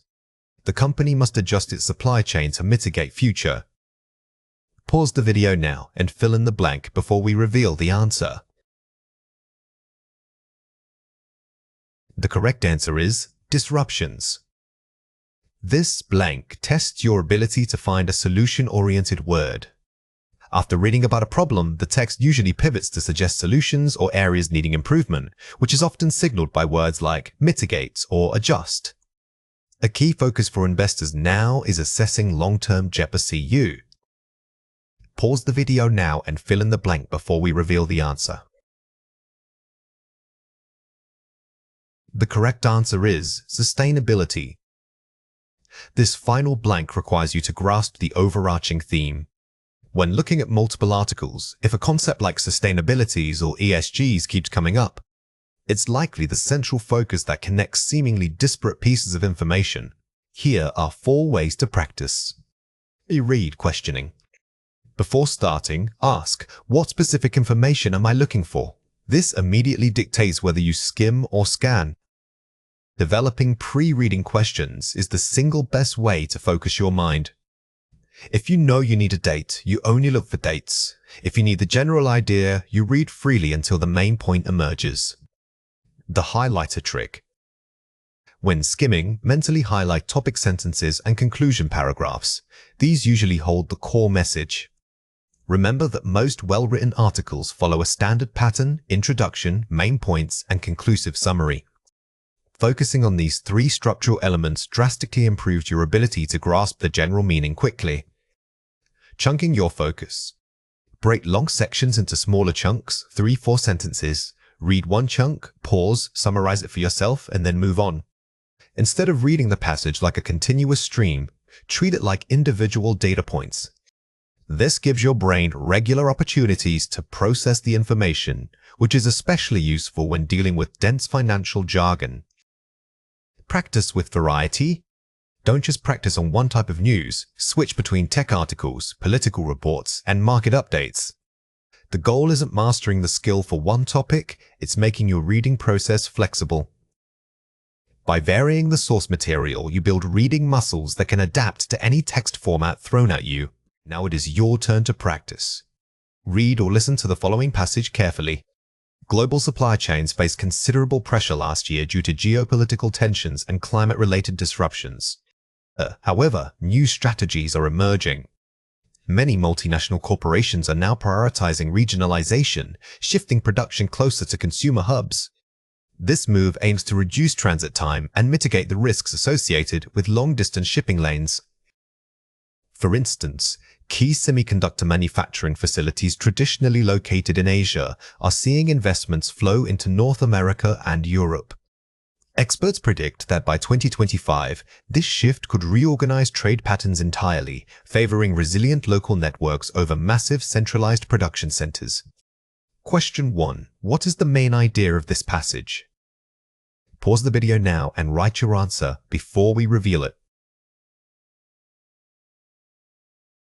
The correct answer is, companies are shifting production to regional hubs to reduce risk and dependency on long global chains. This was a perfect skimming exercise. You didn't need facts, you needed the overall trend. The core message revolves around shifting, reducing risks, and regionalization. Those concepts form the central thesis of the text. Question 2. Find a word in the passage that means to lessen or make less severe. Pause the video now and write your answer before we reveal it. The correct answer is mitigate. This was a targeted scanning exercise. You were looking for one specific vocabulary item, which forced your eyes to bypass descriptive phrases and jump directly to the functional words within the text. In professional reports, rhetoric is how an author crafts their message, while bias is the inherent tilt toward a specific viewpoint. Understanding this difference is key to becoming a critical reader. Often, authors don't lie. They simply frame reality in the most favorable light for their agenda. This framing involves selecting certain facts and downplaying others. We need to look beyond what is said and focus on how it is presented. Remember that rhetoric isn't inherently bad, but when used strategically within a report, its goal is often persuasion, not just information sharing. Your job as the reader is to separate persuasive language from objective facts. We are looking for the author's motive and understanding how it shapes the narrative. Here are 4 examples. The company's pioneering solution dramatically outperformed all industry standards. Loaded adjectives, hyperbole, positive bias. Notice the word dramatically. It's an emotional amplifier that lacks quantifiable data. Neutral language would simply state, the solution performed well against industry benchmarks.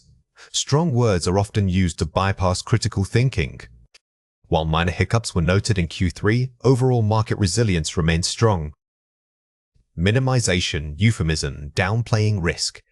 The phrase minor hiccups attempts to make a significant problem sound insignificant.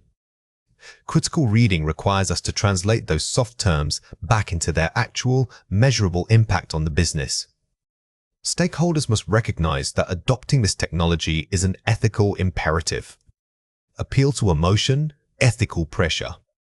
By calling something an ethical imperative, the author isn't just presenting data, they are creating moral pressure. This technique makes questioning the recommendation feel wrong or irresponsible. The robust market growth necessitates immediate capital expenditure. Jargon vague authority over confidence. Words like robust and necessitates sound authoritative but are often used vaguely. These terms require concrete definitions. What does robust actually look like on a balance sheet? Here are 3 reasons why this matters. Misallocating resources. Biased reports can direct significant capital toward unproven or overstated opportunities. If you accept the biased framing, you risk allocating millions based on inflated claims rather than solid metrics. Identifying bias acts as an essential financial safety check. Meaning counter-arguments. Authors often omit contrasting data or alternative viewpoints to maintain a single narrative. Professional analysis must be balanced. Always ask yourself, what evidence or perspective is missing from this report that would challenge the current conclusion? This trains you to see the full picture. Skewed risk assessment. Overly positive rhetoric can convince readers to underestimate potential market downturns or risks. Understanding bias helps you move past the hype. You must challenge overly optimistic projections and seek out conservative, worst-case scenarios that might be ignored. Let's explore the topic of understanding rhetoric and bias in industry reports, identifying author's perspective. This is an important concept to understand for learning English effectively. This is a foundational concept when learning English. Understanding rhetoric and bias in industry reports, identifying author's perspective deeply will unlock many other areas of the language. Think about how often you encounter this in real life and try to notice it in the English you hear every day. The more you engage with this idea, the more natural it will feel. Here are 4 ways to practice.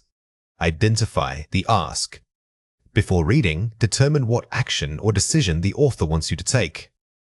Every report has a hidden agenda. Write down, what is this report trying to sell me? Knowing your required output helps you filter out irrelevant rhetorical fluff. Seek out contrasting sources. Always cross-reference the core claims with at least 2 independent, reputable sources. Do not rely on a single document for market truth. If 3 different organizations report wildly different figures, assume there is significant bias or missing information somewhere. Use question tags. As you read, mentally append, how do they know this after every major claim? Treat yourself like a detective. When an assertion is made, especially one with grand language, immediately challenge the evidence path back to its source. Analyze the structure, not just the content. Pay attention to how sections are weighted or which data gets placed on the first page. Structure is a form of rhetoric. Placing optimistic graphs at the beginning and cautious caveats in an appendix can be a deliberate attempt to steer your focus away from potential problems. Abstract business terms are phrases that describe concepts like efficiency or synergy rather than physical objects. Understanding these words requires more than just memorization, it demands contextual fluency. When you encounter jargon, never assume a single definition exists. Instead, ask yourself, what is the author trying to achieve with this word? Look at the verbs and nouns surrounding it for critical clues. The key takeaway here is shifting from dictionary definitions to functional understanding. Think of these terms as conceptual tools. They are meant to build an argument or propose a solution, not just label something. Paying attention to the syntax. The grammar structure is what helps you pinpoint if synergies is being used as a noun indicating cooperation, or perhaps as an adjective modifying another concept. Let's go through 6 words. For each word, I will say it clearly, then explain how to produce it correctly. The word is synergy. Say it again, synergy. Remember that synergies always implies a positive, multiplicative outcome. It must be more than just adding things together. A common mistake is confusing it with simple cooperation. True synergy requires elements to fundamentally change each other for the better. If you can't explain how 2 parts are exponentially better together, don't use this word. The word is paradigm. Say it again, paradigm.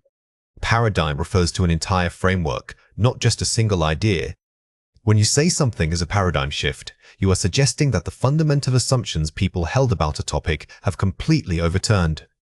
It's often used in academic or high-level consulting reports. The word is mitigation. Say it again, mitigation. We often confuse mitigation with prevention. Prevention means stopping it from happening at all, while mitigation means acknowledging that a threat or problem might happen and planning how to lessen its damage afterward. It is always about lessening the impact of an existing or predicted risk. The word is optimization. Say it again, optimization. This word is heavily used in operations research and business analysis. Optimization suggests finding the single most efficient path or configuration, often involving data modeling. It implies a systematic process aimed at reaching peak performance rather than just making small improvements. The word is discrepancy. Say it again, discrepancy. A discrepancy is simply when things don't match up. 2 pieces of information conflict with one another. It is typically used when comparing recorded data, survey answers, or stated goals against real-world outcomes. Use it to point out a factual inconsistency. The word is viability. Say it again, viability. When discussing viability, you are fundamentally asking if a project, model, or idea can survive and function successfully in the real world over time. It's a stronger term than mere feasibility. Feasibility often just means it can be done now, but viability suggests it can sustain itself later. Here are 5 examples. The integration of AI tools created powerful synergy between the marketing and development teams. Synergy, noun. Notice how synergy isn't just about 2 groups working together. It's specifically about their interaction creating a new layer of ability. The AI didn't just help them, it fundamentally changed the scope of what they could achieve. The transition to subscription models represents a paradigm shift in consumer electronics. Paradigm, noun. Here, paradigm is used to convey that the entire business model has changed. It suggests that ownership of products is no longer the primary focus. Access and service are now paramount. By investing in better cybersecurity training, they achieved risk mitigation for sensitive company data. Instigation, noun. The key detail is that the security breach was a known possibility. They didn't prevent it entirely, but by implementing this training, they successfully lessened this impact if a breach were to occur. We must focus on supply chain optimization to cut costs and improve delivery timelines. Optimization, noun. This sentence is highly technical. Optimization implies analyzing the entire flow from raw material sourcing to final customer delivery to eliminate every point of waste or delay. The discrepancy between budgeted funds and actual expenditures requires immediate management attention. Discrepancy, noun. This is a very common phrase in finance. When you see discrepancy, your mind should jump straight to auditing or reconciliation, meaning two sets of numbers that simply don't add up. Let's compare four pairs. First, mitigation. Compare it with reduction. Scope of action. While both mean lessening something, reduction is a general term for making something smaller or lower. Mitigation, however, specifically relates to managing and lessening the severity of risk or harm. Use mitigation when talking about unforeseen negative consequences. First, viability. Compare it with feasibility, time frame, and sustainability. Think of it this way. An idea might be feasible today because we have the resources. But is it viable? Viability speaks to its long-term ability to survive market changes, competitive pressure, and economic downturns. KPI, Key Performance Indicator. Compare it with metric. Importance and action focus. All KPIs are metrics, but not all metrics are KPIs. A metric is any measurement like total website visits. A KPI must be the most critical end number that directly informs a major business decision or goal. First, synergy. Compare it with integration, the outcome versus the process.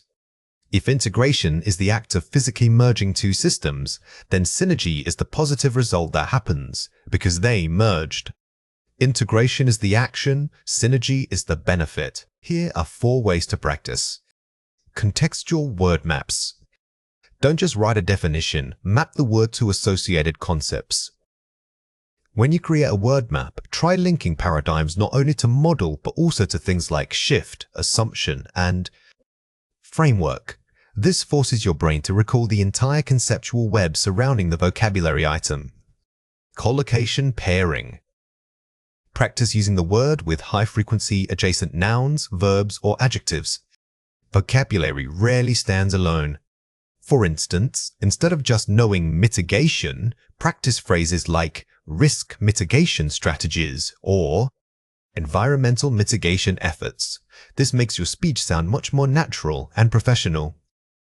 Sentence transformation. Take simple sentences using basic vocabulary and rewrite them using a target word. This is excellent for testing depth. If you have the sentence, the two teams worked well together. Transform it into something more academic. The collaboration generated impressive synergy. This elevates your register immediately. Spaced repetition review.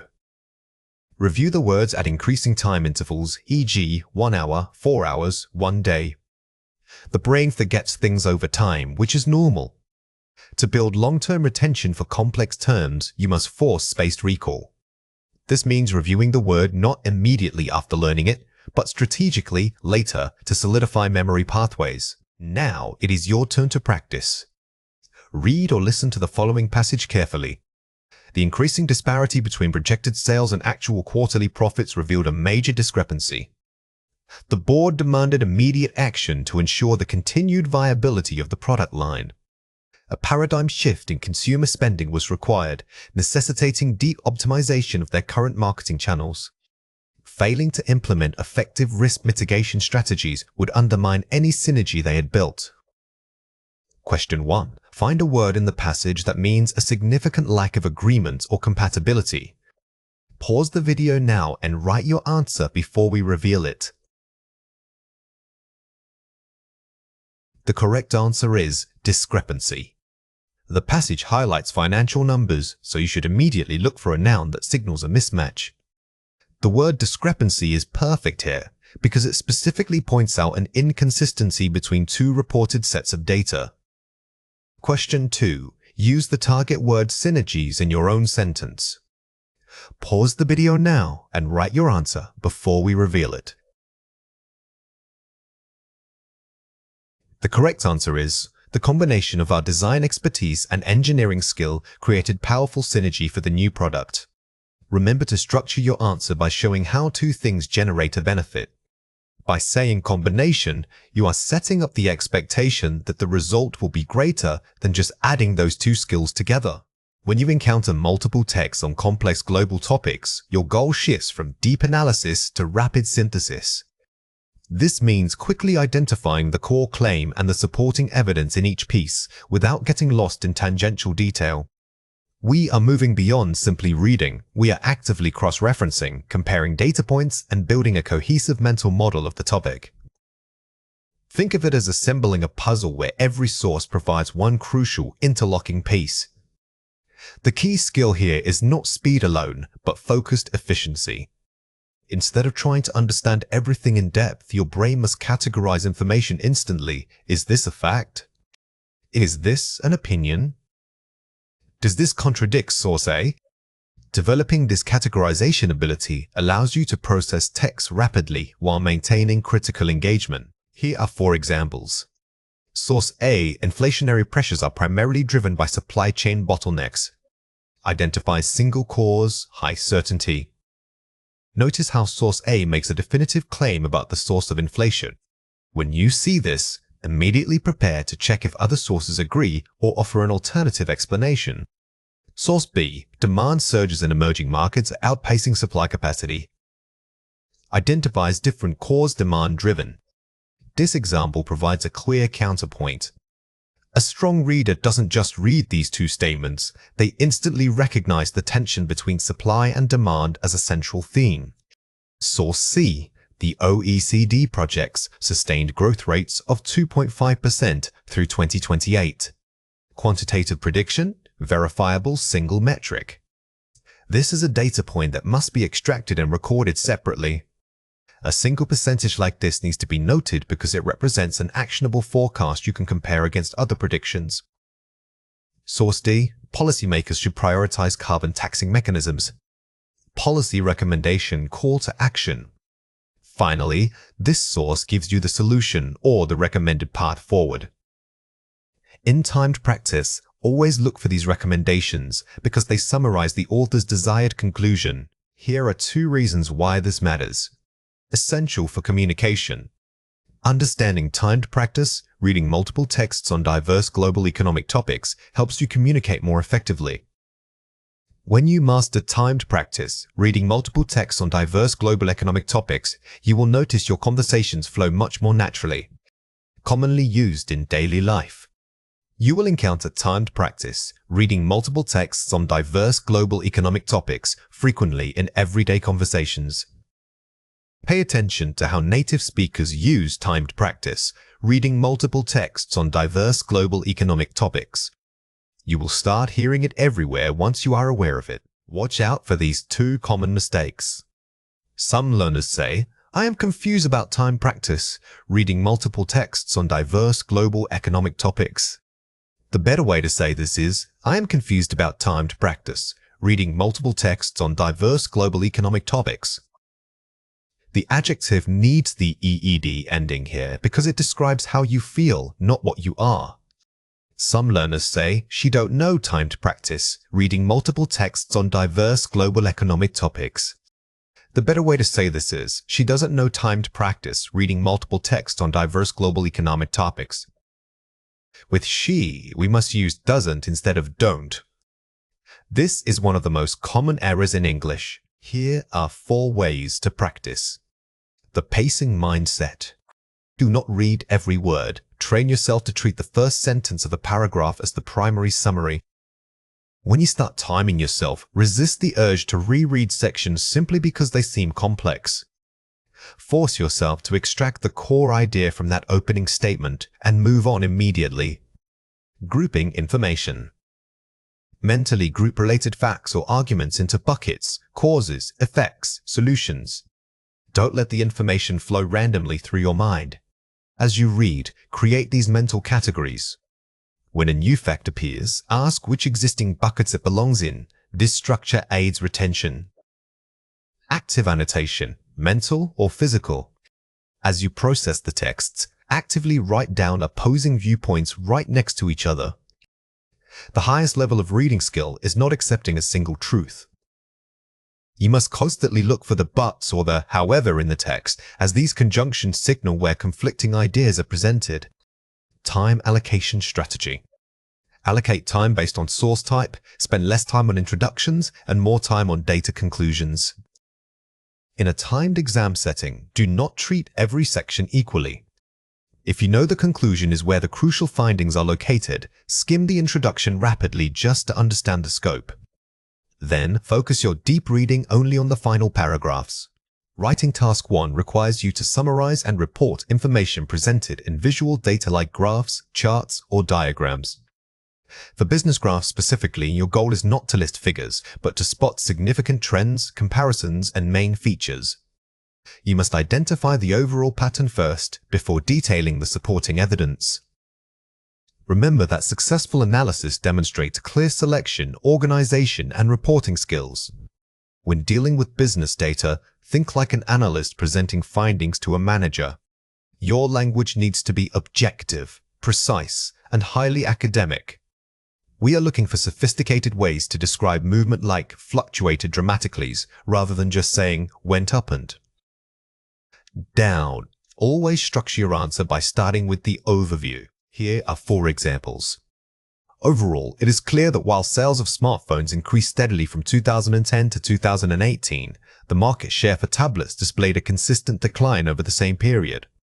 Excellent overview sentence. It immediately summarizes the main contrasting trends in one concise statement.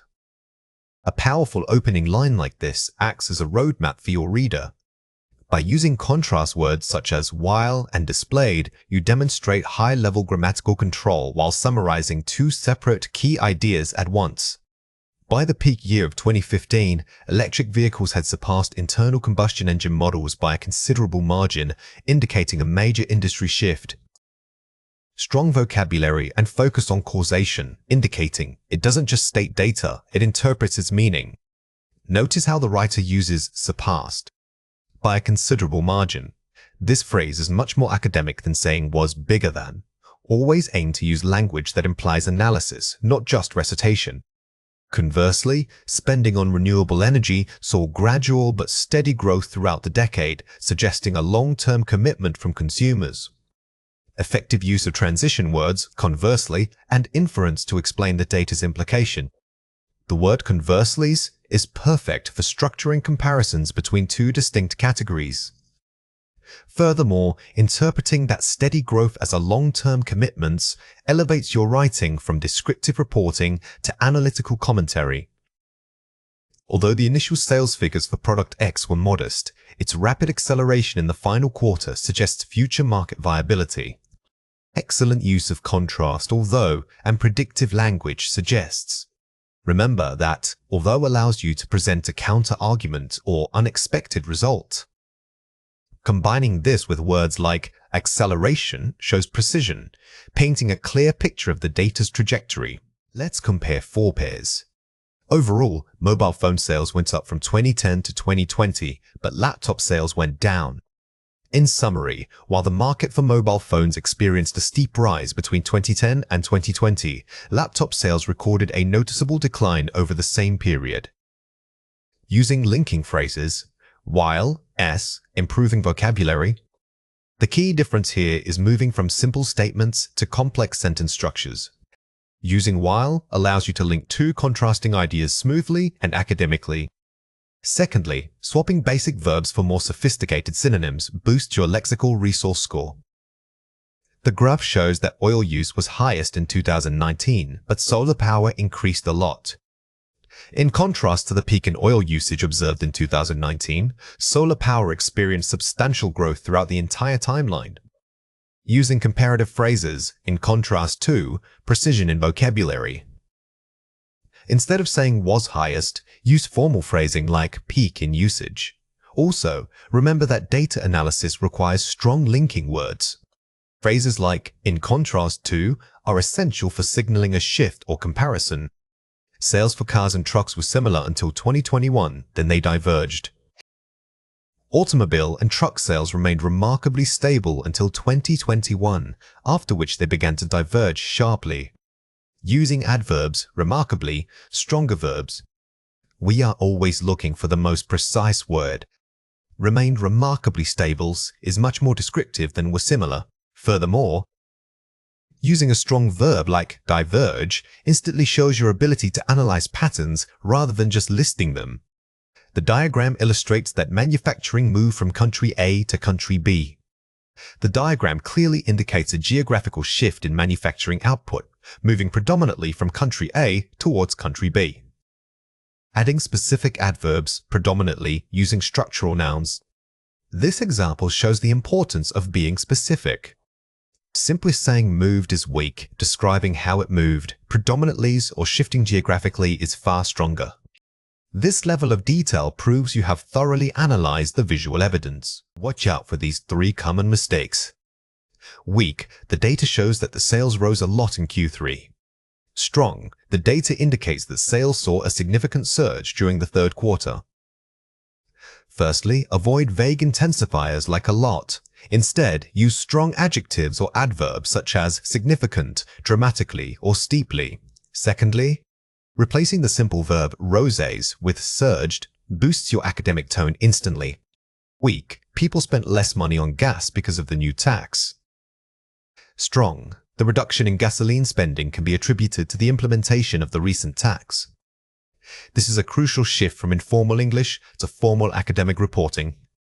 Instead of saying because of, use sophisticated linking phrases like can be attributed to. This shows complex grammar knowledge and formality. Weak. The chart compares 3 things, A, B, and C.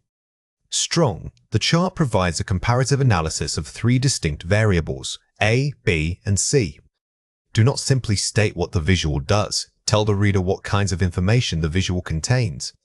Using phrases like comparative analysis or 3 distinct variables immediately elevates your vocabulary and shows deeper understanding. Here are 4 ways to practice. The 3-part structure.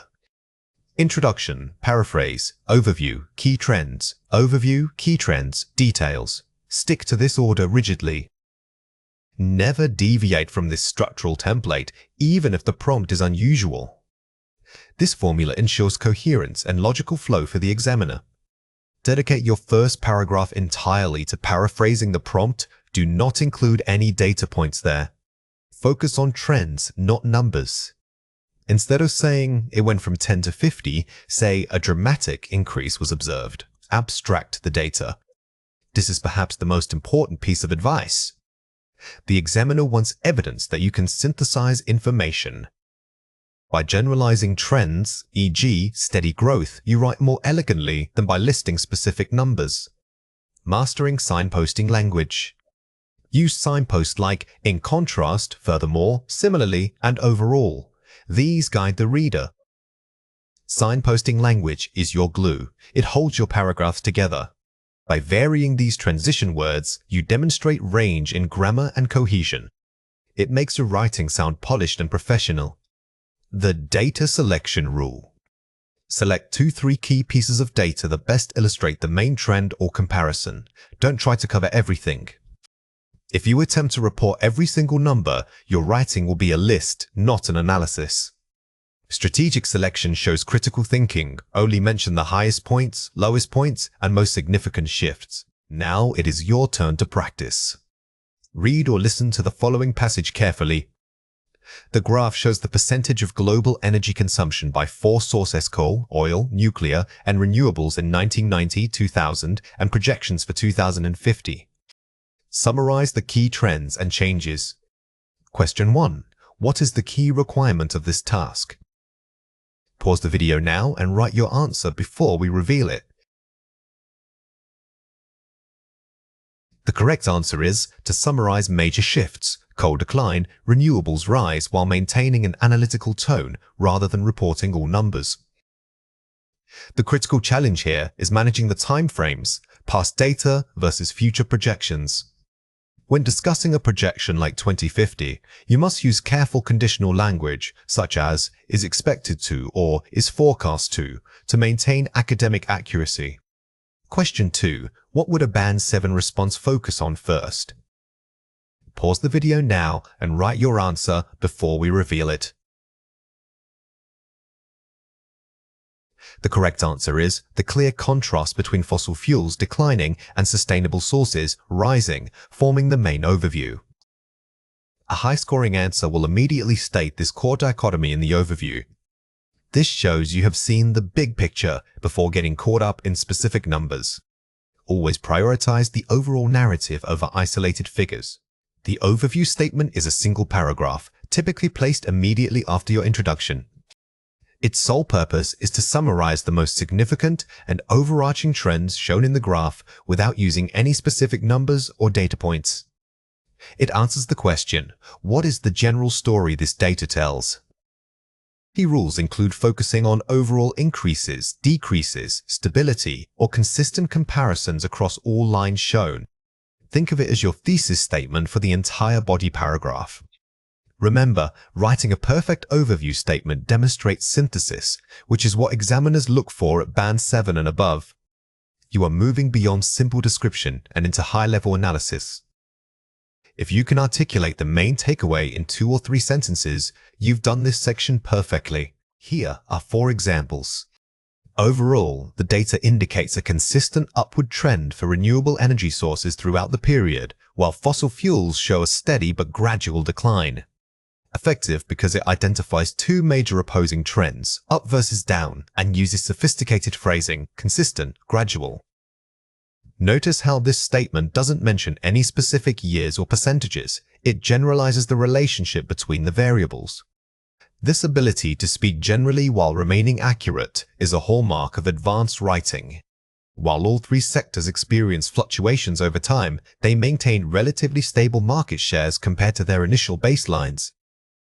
Excellent for graphs showing little dramatic change, stability fluctuation.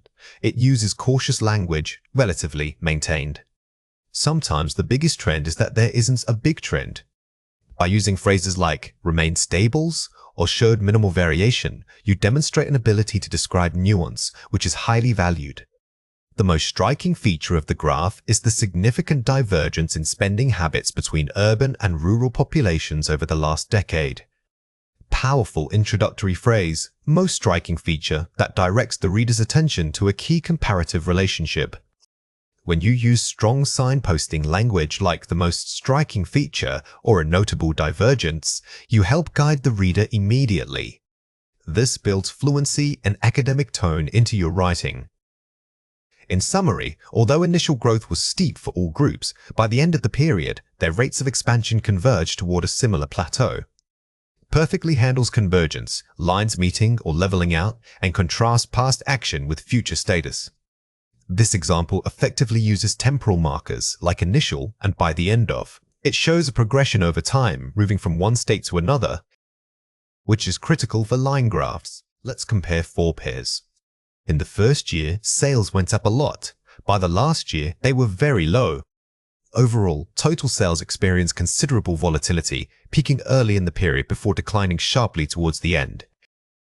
Uses sophisticated vocabulary and general trends rather than specific facts.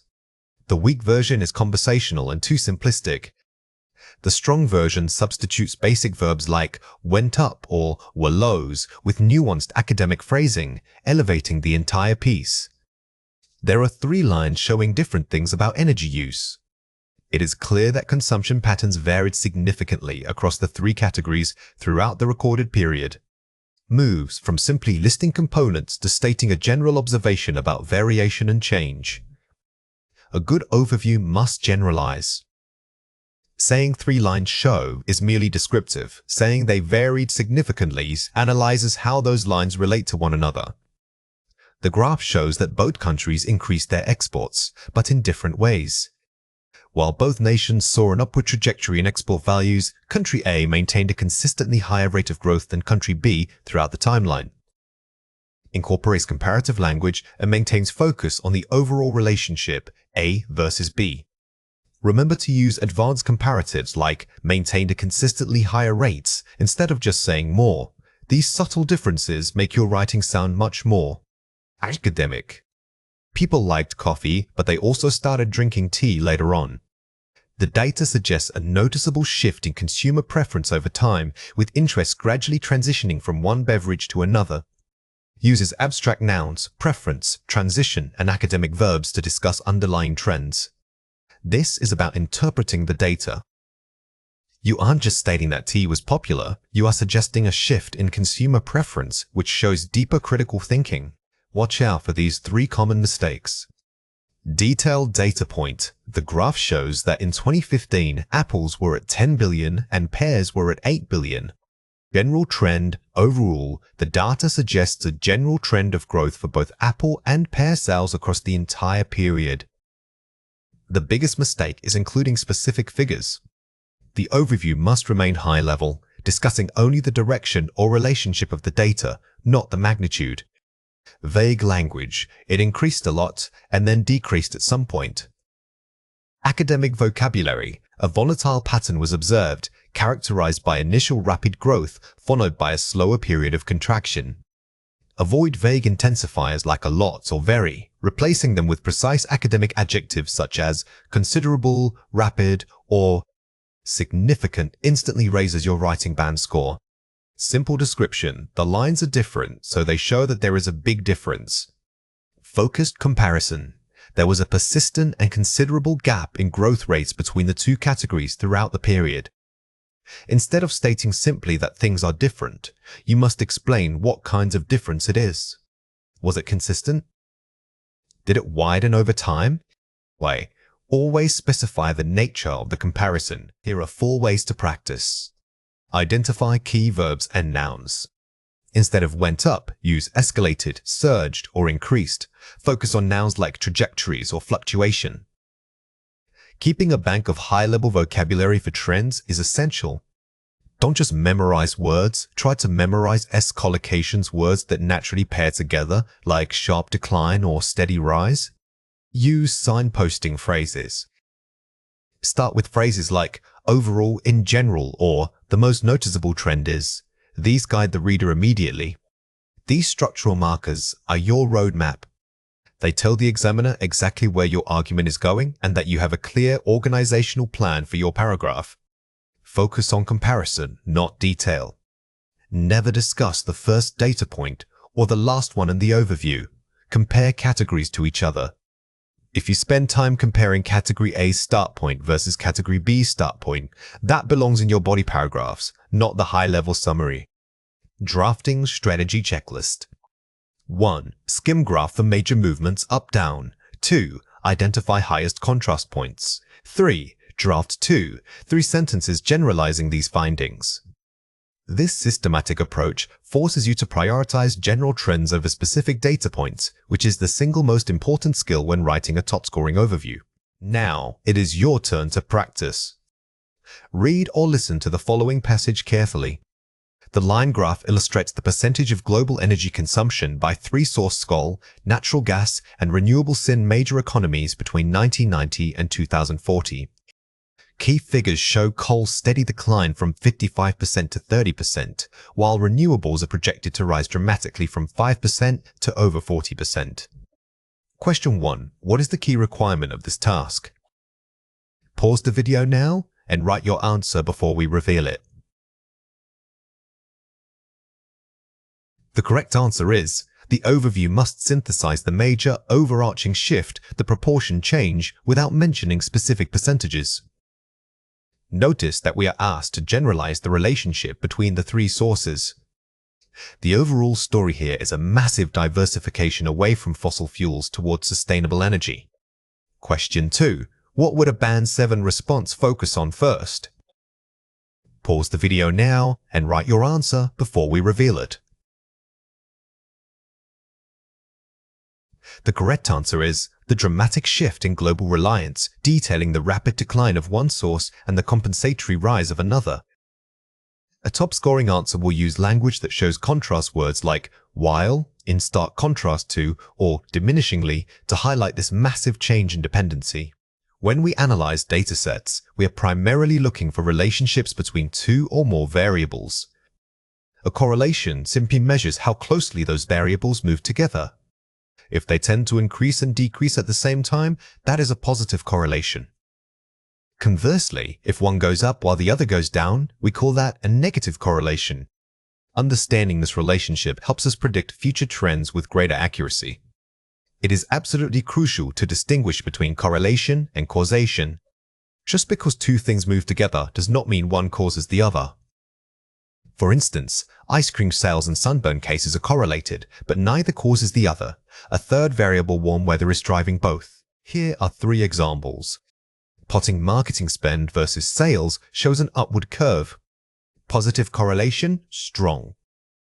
When you see data points clustering along a clear upward slope on a scatter plot, it indicates a strong positive relationship.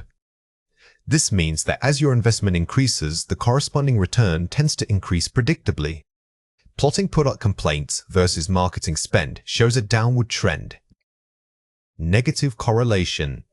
A negative correlation is just as useful as a positive one. It tells you that increasing your spending in one area helps mitigate or reduce problems in another area, like customer complaints. Plotting ambient temperature versus product sales shows no pattern. No correlation, weak. If your points are scattered randomly across the graph, you have found a weak or 0 correlation. This tells you that changing one variable alone will not reliably predict changes in the other. Here are 3 reasons why this matters. Optimizing resource allocation. We can pinpoint exactly where the biggest returns are coming from in our budget. Analyzing these relationships allows businesses to move past guessing games. Instead of blindly increasing spending everywhere, you focus your capital on the channels that have proven historical effectiveness. Forecasting and goal setting. Predicting future sales targets based on planned marketing investments. Knowing the strength of the relationship allows us to build reliable predictive models. If we know a strong positive correlation exists, we can confidently set ambitious but achievable growth goals. Justifying budget increases. Providing data-backed evidence to stakeholders for more funding. When you need capital, emotion and theory won't be enough. Presenting a clear chart showing historical ROI makes your argument undeniable and highly persuasive. When analyzing relationships, always look beyond the basic correlation coefficient. Consider metrics like R-squared, which tells you the proportion of variance in sales explained by your marketing spend. Furthermore, identifying outliers is critical because a single unusually high or low data point can severely skew your entire conclusion. R-squared gives you confidence in your model. An R-squared value near 1 means almost all the variation in sales is accounted for by your spending. However, always question the outlier. It might be due to a major market shift or a unique event that shouldn't be included in general trend analysis. Here are 4 ways to practice. Start with a clear hypothesis. Don't just run the numbers. Start by asking, what do I think is happening? Every successful analysis begins with an educated guess. Framing your question, for example, does paid search perform better than social media for us? Guide your data collection and interpretation. Segment your data. Never analyze all time periods together. Compare quarters or regions separately. The business landscape changes, so the relationship between variables might not be static. Always break your data down by key segments like product line, region, or season to ensure accuracy. Communicate simple stories. Translate statistical jargon into clear, if this, then that business actions. Remember, your audience is likely not made of statisticians. Instead of saying, there is a coefficient of 0.78, simply say, for every extra dollar spent here, we can expect to earn 78 cents back. Iterate and refine. Data analysis is rarely a one-and-done process. It requires continuous testing. The best analysts treat their findings as a starting point, not an endpoint. Use your current insights to formulate new hypotheses and begin the cycle of improvement again. When describing a process or workflow, we must show actions that happen sequentially and systematically. The key is mastering the present simple passive voice, which keeps the focus on the action itself rather than who performs it. Remember to use sequencing adverbs like subsequently, next, and finally. These structures help guide the reader through the steps without disrupting the formal tone. Accuracy in tense usage is crucial for achieving a high score in process writing. The biggest mistake students make here is trying to narrate it as if they are telling a story, which leads to overly casual language or inconsistent tenses. Instead, think of yourself as an unbiased technical manual writer. Your grammar must be precise and objective, maintaining that formal, academic distance throughout the entire piece. Here are 4 examples. First, raw materials are collected and then transported to a central processing facility. Subsequently, these items undergo initial sorting and cleaning. Uses strong sequencing adverbs, subsequently, and clear temporal markers. Notice how subsequently is much stronger than just saying and then. These adverbs create a powerful sense of flow and academic rigor. They signal to the examiner that you have mastered cohesive writing techniques, which boosts your score. After washing, the fabric is stretched across molds before it is finally dyed using specialized industrial vats. Perfect use of passive voice is stretched, is dyed, focusing on the object receiving the action.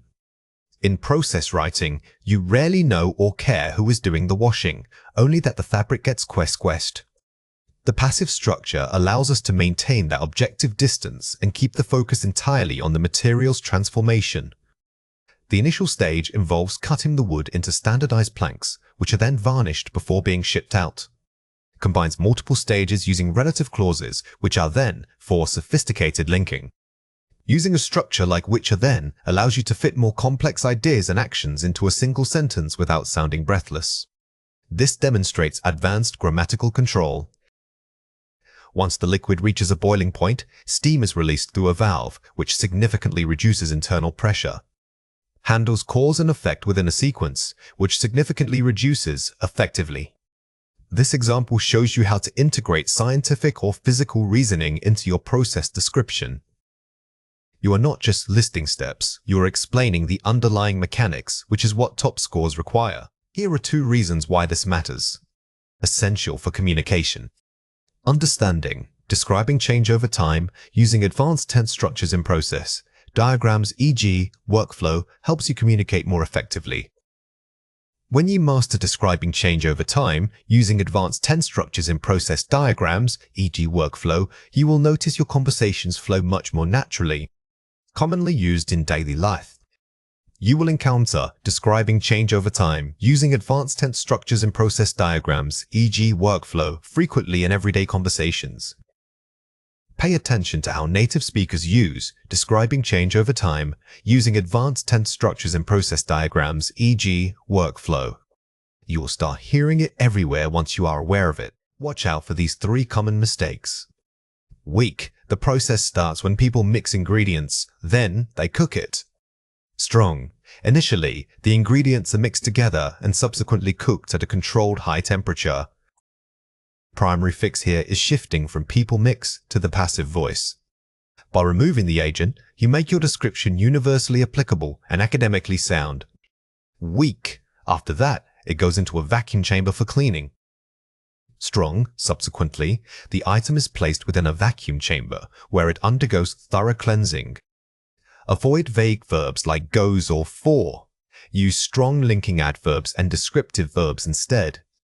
This small change makes your writing sound much more authoritative. Weak. The first step is to collect the data, then some people analyze it. Strong. Initially, the required data must be collected before expert teams can conduct a comprehensive analysis. When you are tempted to name an agent, stop and rephrase. Instead of naming people, use abstract nouns like teams or descriptive phrases like specialists.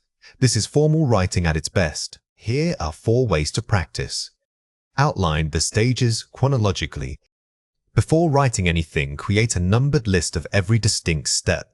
This forces you to identify clear transition points. Think of your outline as a roadmap for your essay structure. By mapping out stage 1, stage 2, and stage 3 first, you guarantee that your final piece flows logically without any gaps or jumps in time. Build a vocabulary bank. Collect at least 5 sequencing adverbs, e.g. subsequently, prior to, following this, and 10 process verbs. Don't rely on next or then. Having these advanced phrases ready makes you sound much more fluent and sophisticated under pressure. Keep this bank handy for every practice session. Master the passive voice formula. Always visualize your sentence structure as object minus past form of to be plus past participle. This keeps you objective. If you can remember nothing else, remember this grammar rule. It is the absolute foundation for all academic process descriptions and will automatically elevate your writing quality. Group actions by theme. Instead of describing step by step, group similar actions, e.g. all preparation steps, then all processing steps. This technique helps create macro-level paragraphs, giving your essay a stronger overall structure. It moves you beyond simple listing and into sophisticated academic analysis. Describing a map or a process flow requires more than just listing steps. It demands sequencing and clarity. You must guide the reader logically through spatial movements or temporal actions. Key rules include using strong transitional phrases, maintaining consistent tense, and grouping related information efficiently. Understanding these techniques is crucial because IELTS scoring heavily rewards coherence and lexical resource. Remember that a process description is essentially telling a story with arrows and boxes. Your goal isn't just to describe what you see, but to guide the reader through it in a logical, chronological manner. Focus particularly on mastering prepositions of movement, such as adjacent to, moving from A to B, or culminating in C. This depth of language elevates your score significantly. Here are 4 examples. The process begins with raw materials arriving at the intake station. From there, they are sorted by automated machinery and then transported via conveyor belt to the main processing unit. Strong cohesive linking. From there, then, and clear spatial verbs arriving, sorted, transported. Notice how this example doesn't just say, they go here. It uses active verbs like sorted and transported. By describing the action rather than just the location, you create a much more vivid and academically strong description for your examiner to read. Following the main river through its upper catchment area, the water passes through several small tributaries. These smaller streams eventually merge into a larger canal system before reaching the estuary. Effective use of geographical terminology, catchment area, tributaries, estuary. When dealing with maps or physical geography, specific vocabulary is your best friend. Instead of saying little rivers, use tributaries. This precision shows a high level of subject-specific vocabulary and helps you sound like an expert observer. Initial research funding is allocated to 3 departments. Subsequently, these departments conduct feasibility studies, which then inform the final development plan presented in Phase 3. Superior use of temporal and logical sequencing adverbs, initially, subsequently then. This example shows how to handle business processes. Instead of writing a list of steps, it establishes a complex chain of cause and effect on action leads directly to the next stage. This mastery of dependency is key for high scores. The route commences at the city center, traversing 3 major avenues before reaching the coastal district by sea. The design suggests a clear separation between commercial and residential zones. Clear directional markers commences traversing combined with overall structural analysis. A top-scoring description always includes high-level analysis, as shown here with clear separation. Don't just describe the line. Interpret what the map tells us about urban planning or function. This moves your writing beyond mere description into true academic commentary. Let's compare 4 pairs. The process is first step, then people go from the start point to the middle part. The process commences at a starting point, and individuals are subsequently guided toward the central hub. Using academic verbs and formal linking phrases, commences, subsequentlies. The biggest difference here is formality. Weak writing sounds conversational. Strong writing adopts an objective, academic tone suitable for IELTS. Replacing simple conjunctions like then with structured adverbs instantly raises your vocabulary score. There are 3 lines on the map, 1 red, 1 blue, and 1 green. The map features 3 distinct pathways, a prominent red route, a secondary blue thoroughfare, and a tertiary green line. Using sophisticated paraphrasing for common nouns, pathways, routes, thoroughfares. Vocabulary isn't just about knowing big words. It's about having many ways to say the same thing. By varying your language, calling them thoroughfares or pathways, instead of just line, you show lexical breadth and avoid repetition. People use this technology for work, but it is also used at home. While the primary application of this technology is professional, it has found increasing utility within domestic settings as well. Creating complex sentence structures using concession clauses while... Look how the strong version builds complexity. Instead of two simple sentences joined by but, it uses a subordinate clause starting with while. This structure demonstrates grammatical range and cohesion, which are vital components of scoring highly. The factory moves materials from place A to place B using trucks. Materials are systematically transferred from location A to location B via a specialized fleet of transport vehicles. Making the writing more objective and passive when appropriate, focus on action, not actor. In process descriptions, it is often better to use the passive voice because you want the focus on the action or this material, not who is doing the doing. This gives the tone an impersonal, academic quality. Watch out for these 3 common mistakes. Weak listening. The system is complicated. It goes from one stage to the next. Strong sequencing cohesion. The system operates through a complex sequence of stages, beginning at and culminating in. A common mistake is simply listing information without showing the connection. To fix this, always use cohesive devices like consequently, subsequently, or leading to. These words are your structural glue. Weak, simple vocabulary. The map shows that people moved here because it was cheap. Strong academic phrasing analysis. The migration pattern suggests that the primary driver for settlement in this area was the significantly lower cost of living. Avoid using casual phrases like it was cheap. Instead, use precise academic nouns and verb structures such as lower cost of living or primary driver. This shows mastery over specialized vocabulary. Weak simple time markers. The process is done in the morning, then it finishes at noon. Strong formal temporal language. The process commences in the early morning hours, reaching its completion by midday. When discussing time, elevate your language. Replace morning with early morning hours and swap out finishes at noon for the more formal phrasing like reaching its completion by midday. Precision in timing boosts your score. Here are 4 ways to practice. Outline the flow before writing. Use bullets to map out the beginning, middle transitions, and endpoint. Don't write a full sentence yet, just capture the sequence of ideas. Never dive into writing without a quick mental or physical outline. This ensures your description has a clear backbone from start to finish. If you structure it first, coherence becomes automatic because the logic is already in place. Identify the main function. Ask yourself, is this map showing movement process or simply location map? This dictates your vocabulary choice.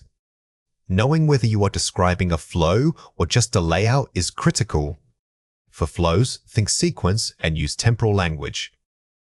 For static maps, focus on relative position using prepositions like bordering, opposite, or nestled within. Master transition phrases. Keep a list of linking words ready, e.g., initially, subsequently, finally, furthermore, conversely. These transition phrases are the glue that holds your essay together and are heavily marked by examiners. Practicing integrating them naturally, not just placing them at the start of sentences, will dramatically improve your coherence score. Start broad, get specific. General overview first. The map illustrates. Then drill down into details using specific scientific or directional vocabulary. A strong essay always starts with an introductory paragraph that summarizes the entire visual. This gives your reader a roadmap and tells them exactly what you are about to describe, creating immediate academic depth. When writing reports, whether academic or business related, simply saying it went up or it went down is rarely sufficient. Professional reporting requires precise language to convey the natures of change. We need vocabulary that captures not just the direction, but also the speed and sustainability of a trend.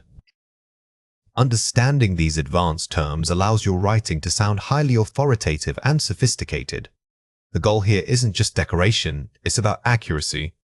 When you use surged instead of increased, for example, you are telling the reader that the increase was rapid and sudden. That nuance is critical in data reporting. Focus on selecting words that immediately paint a picture of movement. Let's go through 6 words. For each word, I will say it clearly, then explain how to produce it correctly. The word is surge. Say it again, surge. Think of surge as an energetic wave. It implies rapid momentum, like water suddenly rising. It works perfectly for things like sales or enthusiasm. Don't confuse it with simple growth. A surge is immediate and dramatic. The word is plummet. Say it again, plummet. Plummet is much stronger than dropped. It suggests a vertical, uncontrolled slide downwards, much like an object falling from a great height. When describing negative economic trends, this word adds significant dramatic weight. The word is plateau. Say it again, plateau. When you see a graph flatten out, that's a plateau. It signifies a temporary halt in momentum, not necessarily failure, but rather reaching a level of equilibrium. Remember that it can function as both a noun for the period and a verb for the action. The word is fluctuate. Say it again, fluctuate. Fluctuate is your word for irregularity. It means the trend isn't straight up and it isn't straight down, it's all over the place. This is excellent for describing volatile markets or emotional responses. The word is mitigate.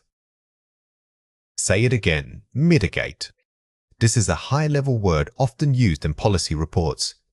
It doesn't mean solving the problem entirely, but rather reducing its impact or severity. Always pair it with the negative outcome you are trying to lessen. The word is sustain. Say it again, sustain. Sustain implies effort and continuation. Unlike simply maintaining, which can be passive, sustaining suggests active measures are being taken to keep the trend or level going. It's key for discussing long-term viability. Here are 5 examples. Following the policy changes, the energy sector saw an immediate surge in investment. Surge, ni, used here to describe a rapid influx of money or activity. Notice how surge is paired with abstract concepts like investment. This shows its versatility. It doesn't just apply to physical goods, but also financial metrics. This makes your writing much more precise. The economic indicators plummeted during the quarter due to supply chain issues. Plummet, vish, used to describe a sharp and dramatic decline in quantifiable data. Using plummets here gives the reader an instant sense of crisis or severe distress. It's much more evocative than simply stating that indicators decline sharply. After years of expansion, revenue appeared to plateau before a strategic shift was considered. Plateauver, describing a period where growth stalls or levels off. When reporting on business cycles, hitting a plateau is often a critical inflection point. It signals that the current strategy needs re-evaluation because the natural momentum has stopped. Consumer spending tends to fluctuate wildly depending on gas prices and seasonal demands. Fluctuate, vsef, highlighting unpredictability in behavior or metrics. If you want to emphasize that a trend is unstable or unpredictable, fluctuate is your best option. It suggests inherent variability rather than a consistent downward slope. Education reform was put in place to mitigate the long-term effects of resource depletion. Mitigate, V5, reducing the severity or impact of a large problem. This sentence shows that mitigates can be used to describe efforts, not just outcomes. You are describing action taken to lessen a negative consequence. Let's compare 4 pairs. First, increase. Compare it with surge. Speed and suddenness. Increase is general, surge means rapid, momentary escalation. The difference between increased and surged is the energy behind the action. An increase can be steady over years, but a surge suggests an almost explosive, immediate rush of activity. Decline. Compare it with plummet. Degree and severity. Decline is gradual or moderate. Plummet implies extreme, rapid loss. If the numbers are falling slowly over a decade, you use decline. But if they drop 20 points in 1 week, then plummets captures that dramatic intensity much better. First, stable. Compare it with plateauing. State versus process. Stable is the desired state. Plateauing is the process of reaching a temporary limit. A system can be stable when it has reached its goal, but if we are writing about the data showing it leveling off, using plateauing as a verb makes the writing feel more analytic and immediate. First, fluctuate. Compare it with volatile. Verb versus adjective. Fluctuates is the action. Volatile describes the noun or system that undergoes the action. You must remember which word modifies what. You say, the price has fluctuated because fluctuate is a verb describing the movement. But you can also say it was a volatile period, using volatile as an adjective. Here are 4 ways to practice. Collocation focus. Practice pairing these words with strong nouns, e.g., significant surge, mitigate risk. This makes your vocabulary sound natural. Don't just memorize the word, memorize the phrases around it.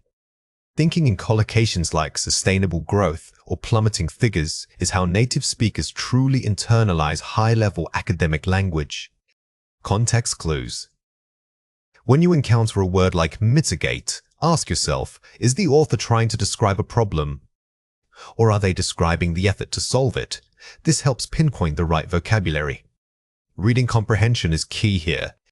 If the surrounding text uses words related to solutions and remedies, then a verb like mitigate is likely appropriate.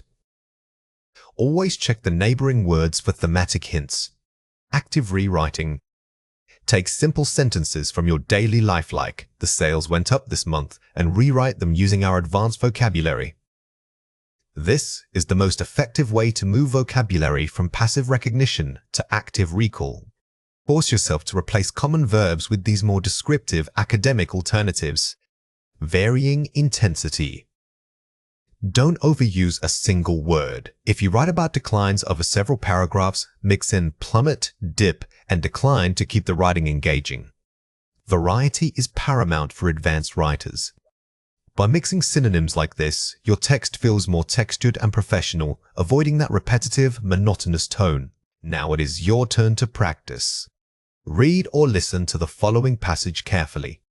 Global consumer spending showed a remarkable surge in the first half of the year. However, this positive momentum began to plateau by summer. Energy prices started to fluctuate wildly, causing market analysts to warn that corporate profits could plummet unless new regulations were passed. Governments are now implementing policies designed to mitigate these risks and help sustain long-term stability.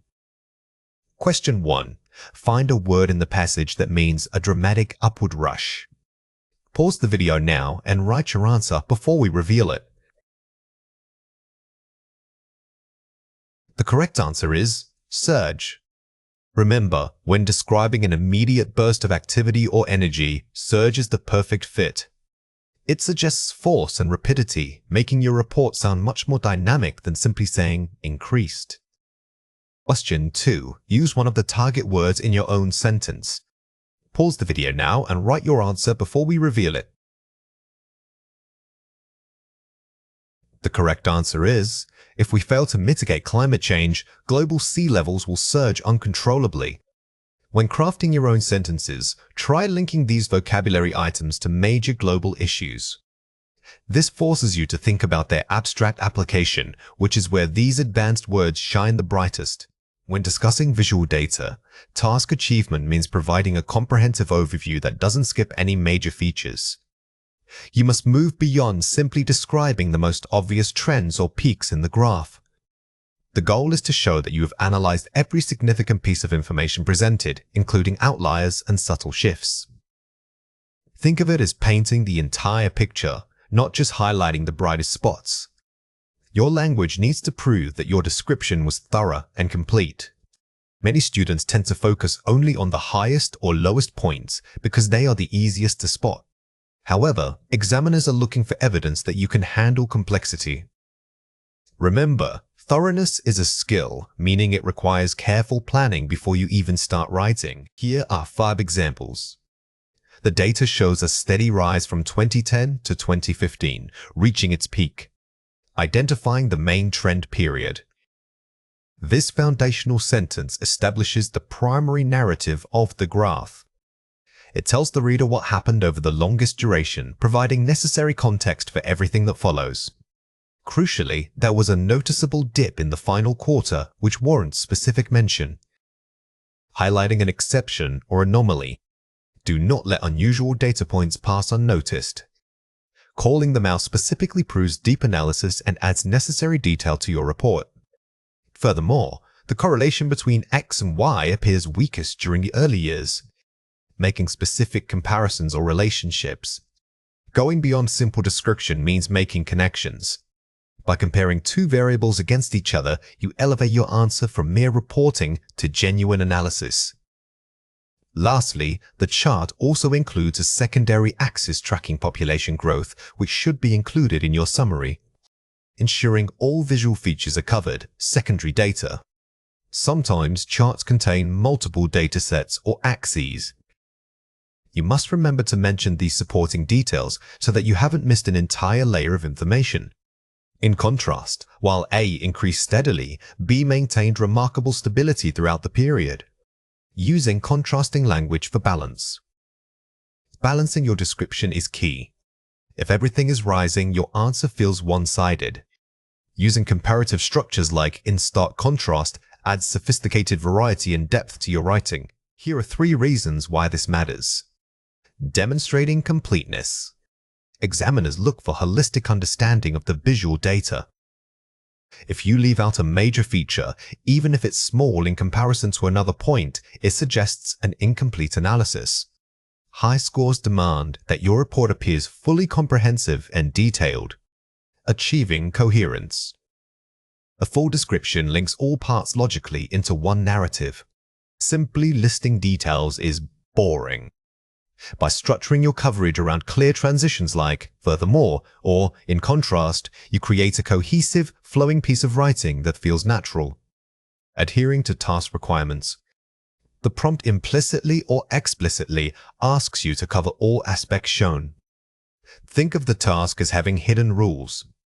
If the visual shows 3 variables, your response must address those 3 distinct variables to fully satisfy the communicative purpose of the writing task. Instead of dedicating a whole paragraph to every single minor data point, learn how to integrate them smoothly. Group related details together and use strong summarizing language. For instance, instead of saying, in 2010, it was 5, in 2011 it was 6, group that information by stating, the figures rose gradually during the initial decade.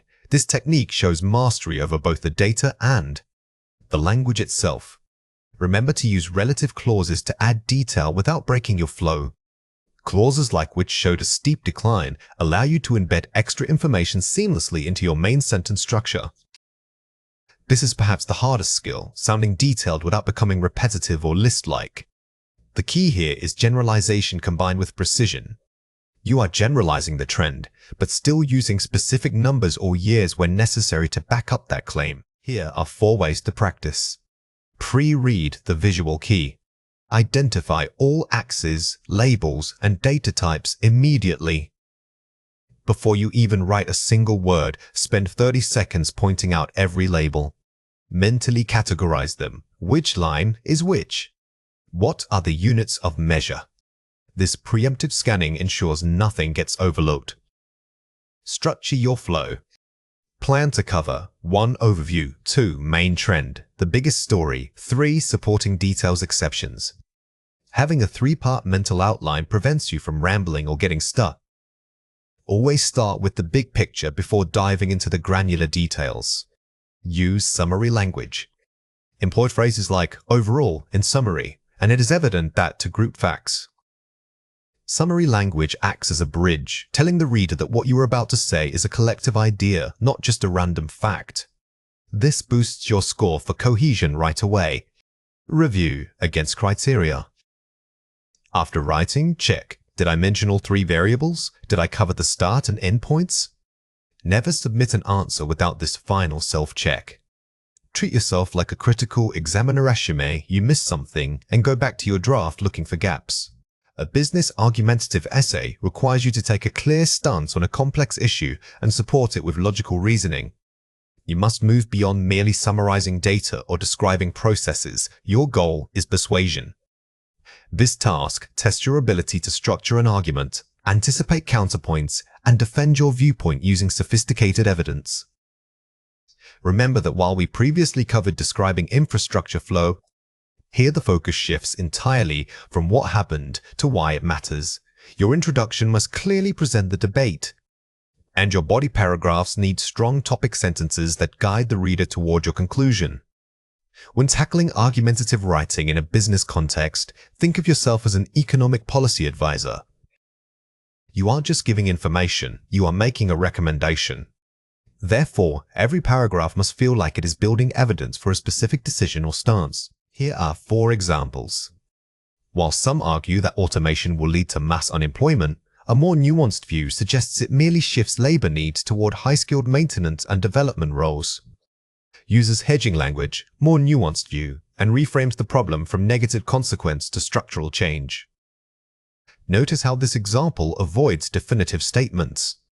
Professional writing, especially in business, rarely uses absolutes like will or never. Instead, phrases like suggests, tends to, and may facilitate demonstrate academic caution. Therefore, implementing a phased technological upgrade, coupled with mandatory reskilling programs, represents the most economically sustainable pathway forward. The conclusion uses strong directive language, represents the most, making a clear, actionable recommendation. A powerful argumentative paragraph always culminates in a definitive call to action or a reasoned solution. This sentence doesn't just conclude, it advises, giving the reader an immediate takeaway. The initial capital investment required for sustainable energy grids is substantial, yet this cost must be weighed against the escalating global costs of fossil fuel dependency. Uses weighing to frame a complex financial trade-off, showing balanced evaluation. Good argumentation requires that you acknowledge the opposition's point, the initial hurdle. By mentioning the high cost first, you show depth before dismissing it with a stronger counterpoint. Consequently, governments must incentivize private sector involvement through tax credits to accelerate the transition and mitigate market risk. Provides a clear mechanism for change, tax credits, and identifies the responsible party, governments. This type of sentence grounds abstract ideas in concrete policy. When you suggest a solution, always specify who should do what, making your argument feel authoritative and practical. Let's compare 4 pairs. Many companies are buying new equipment because of the market growth. The escalating global demand necessitates a significant capital expenditure on advanced equipment for sustained market penetration. Changing vague statements, buying to formal, academic language, and using stronger verbs. Do not simply say things are growing, explain why they need to grow. Replacing simple nouns with more precise vocabulary immediately elevates the tone from general conversation to professional analysis. If we don't change, the business will fail. Failure to implement immediate operational restructuring poses an existential risk that threatens the company's long-term viability. Using high-stakes vocabulary, existential risk, viability, instead of simple warnings. In argumentative writing, you must use precise academic language to convey severity. Existential risk is far more impactful and authoritative than simply saying the business will fail. It seems that technology helps people work from home a lot. The proliferation of digital technologies has fundamentally enabled remote operations, drastically altering traditional workplace structures. Moving from subjective observation, it seems, to objective, measurable facts, proliferation, drastically altering. Strong writing avoids vague qualifiers like seems or a lot. Instead, use academic verbs and nouns that describe the mechanism of change like proliferation or restructuring. Money is important for development. Adequate financial investment serves as the primary catalyst for sustainable economic development and infrastructure expansion. Replacing simple, common concepts, money, with sophisticated conceptual terms, financial investment, catalyst. When writing about macro topics like economics or development, always elevate your vocabulary. Using catalyst instead of helps suggests a scientific process and gives weight to your claim. Watch out for these 3 common mistakes. Weak. Because the data shows sales increased last year, we should invest more money there.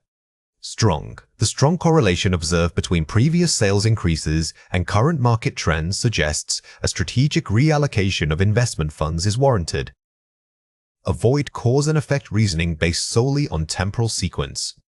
Correlation does not equal causation. The improved version uses suggests and correlation to show a measured, cautious argument. Weak. Many people think that electric cars are too expensive. Strong. Critics frequently posit that the initial acquisition cost of electric vehicles remains prohibitively high, thereby acting as a significant market barrier. The weak sentence is passive and descriptive. The strong version uses powerful verbs like posits and nouns like prohibitively, making the criticism sound more academic and intellectual. Weak. In conclusion, we must do better to help the environment. Strong. Ultimately, mitigating climate change requires a multi-stakeholder commitment combining governmental regulation with private sector innovation. Never end an essay with a vague plea. A strong conclusion must synthesize your main points and, crucially, propose a specific, actionable approach involving multiple parties. Here are 4 ways to practice. Define the scope and stats. Before writing a single word, identify exactly what angle you will take. Are you agreeing, disagreeing, or proposing a compromise? Don't drift mid-essay. Pin down your stance, your thesis early on. If you are aiming for Band 8, you must maintain absolute argumentative consistency from the introduction to the conclusion. The 3-pronged paragraph method. Structure each body paragraph by introducing a claim, supporting it with evidence, and then analyzing its impact on your main thesis. Think of this as claim-evidence analysis. Never just drop in data. You must spend equal time explaining how that data proves your point. Anticipate counterarguments. Dedicate a paragraph to acknowledging the opposing view, but immediately pivot back to why your stance is superior. This is what separates Band 7 from Band 9. Acknowledging opposition shows intellectual fairness, and then systematically dismantling that opposition proves your mastery of the topic. Map out transition signposts. Use sophisticated linking phrases, e.g., conversely, furthermore, consequently, not just to transition between ideas, but to guide the reader's logic. Don't use alsos or in addition. Use advanced transitions that signal a specific logical relationship like contrast, result, or emphasisto, make your writing sound highly professional. Now it is your turn to practice. Read or listen to the following passage carefully. Many multinational corporations are considering relocating their manufacturing facilities from developed nations to emerging markets. This shift is driven by lower labor costs and reduced regulation. Question 1. What is the key requirement of this argumentative task? Pause the video now and write your answer before we reveal it. The correct answer is, the essay must analyze both the economic benefits for corporations' local economies and the socio-economic drawbacks, e.g., poor working conditions, loss of high-wage jobs. Your core job here is not to pick a side, is to evaluate complexity. A top score requires you to maintain neutrality while still arguing that some change must happen. Question 2. What would a Band 7 response focus on first? Pause the video now and write your answer before we reveal it. The correct answer is, the introduction should define the scope of relocation, establish the current trend, and then state your nuanced thesis, for example, that while cost is attractive, ethical regulation must precede mass migration. Start broad, narrow down quickly, and end with a specific path forward. This structure demonstrates excellent control over the entire argument's trajectory. A problem.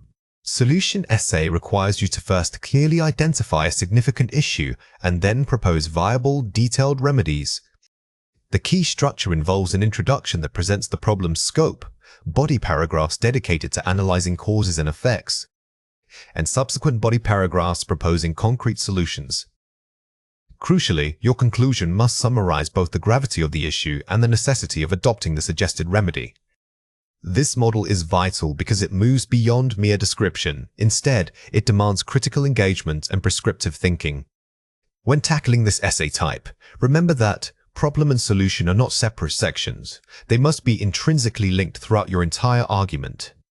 Think of yourself as an advisor writing a policy paper. Therefore, the strongest academic writing doesn't just state what is wrong, but argues why the suggested fix is the most logical and beneficial path forward. Here are 4 examples. The escalating issue of urban waste management presents significant ecological risks.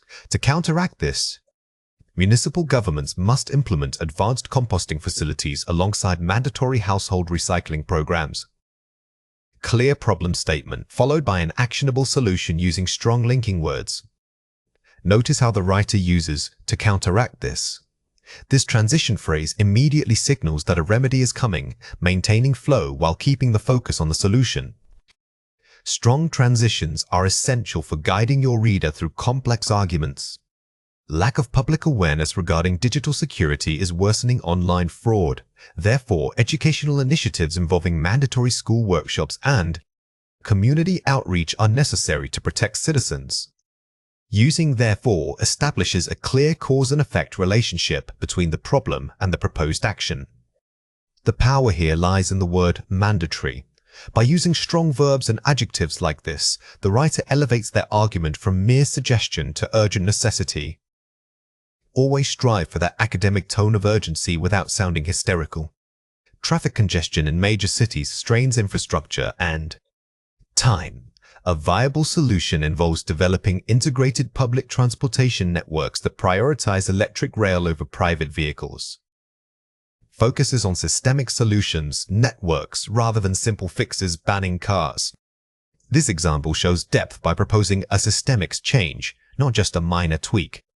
When discussing large-scale problems, always think about the infrastructure or policies required to make your solution viable in the real world.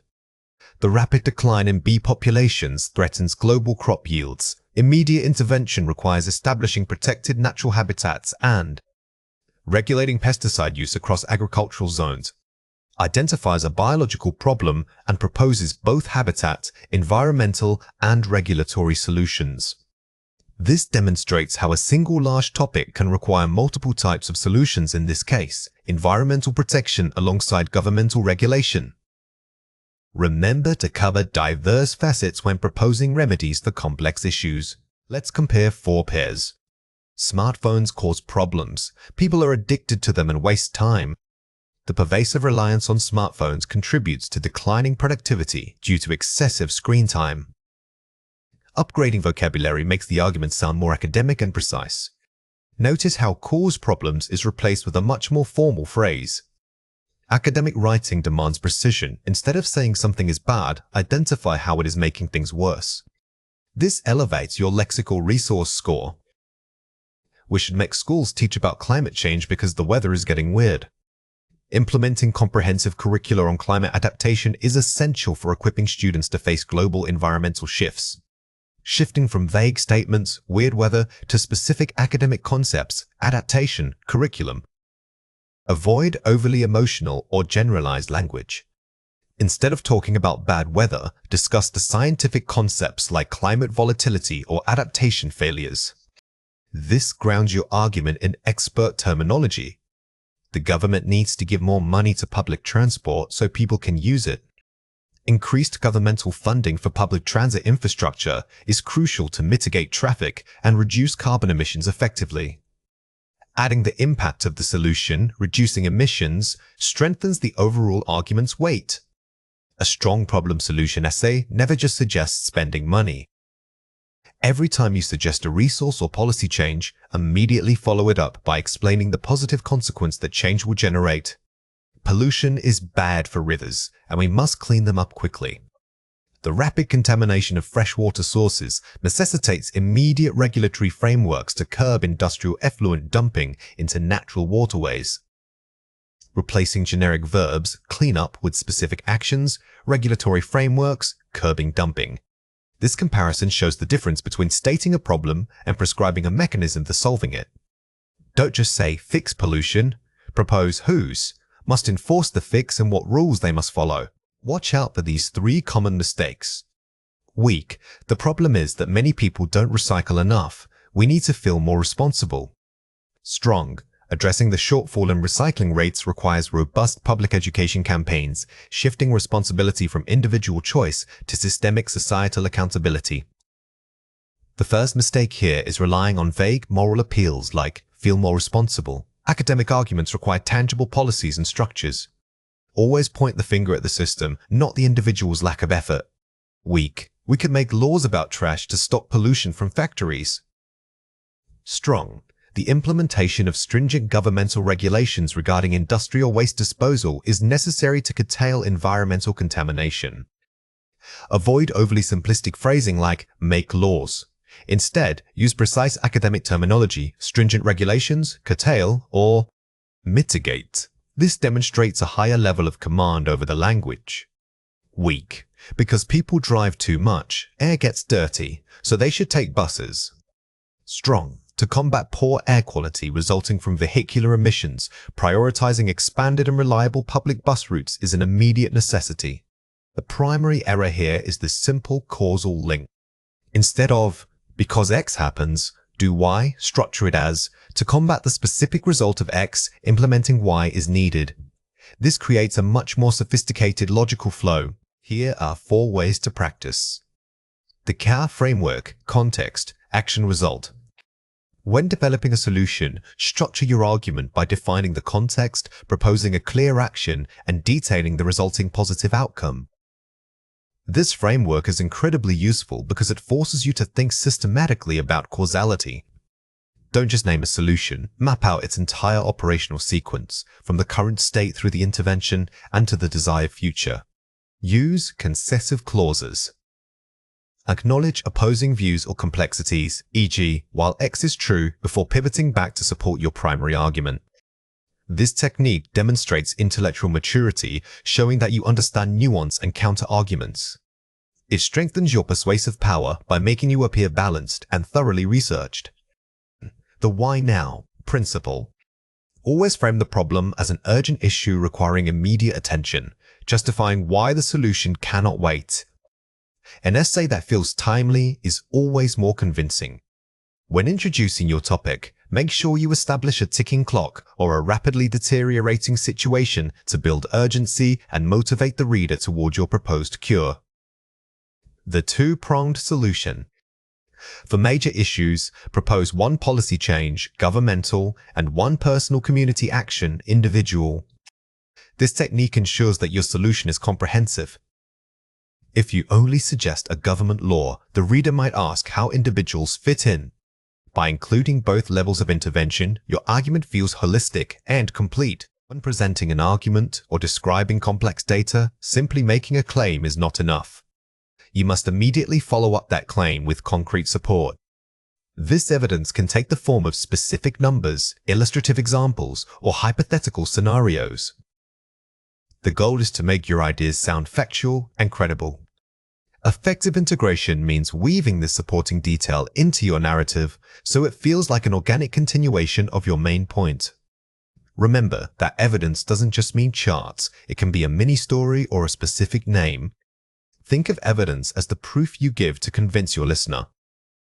Instead of saying, climate change is bad, you say, the observed rise in sea levels, for example, suggests significant climate pressure.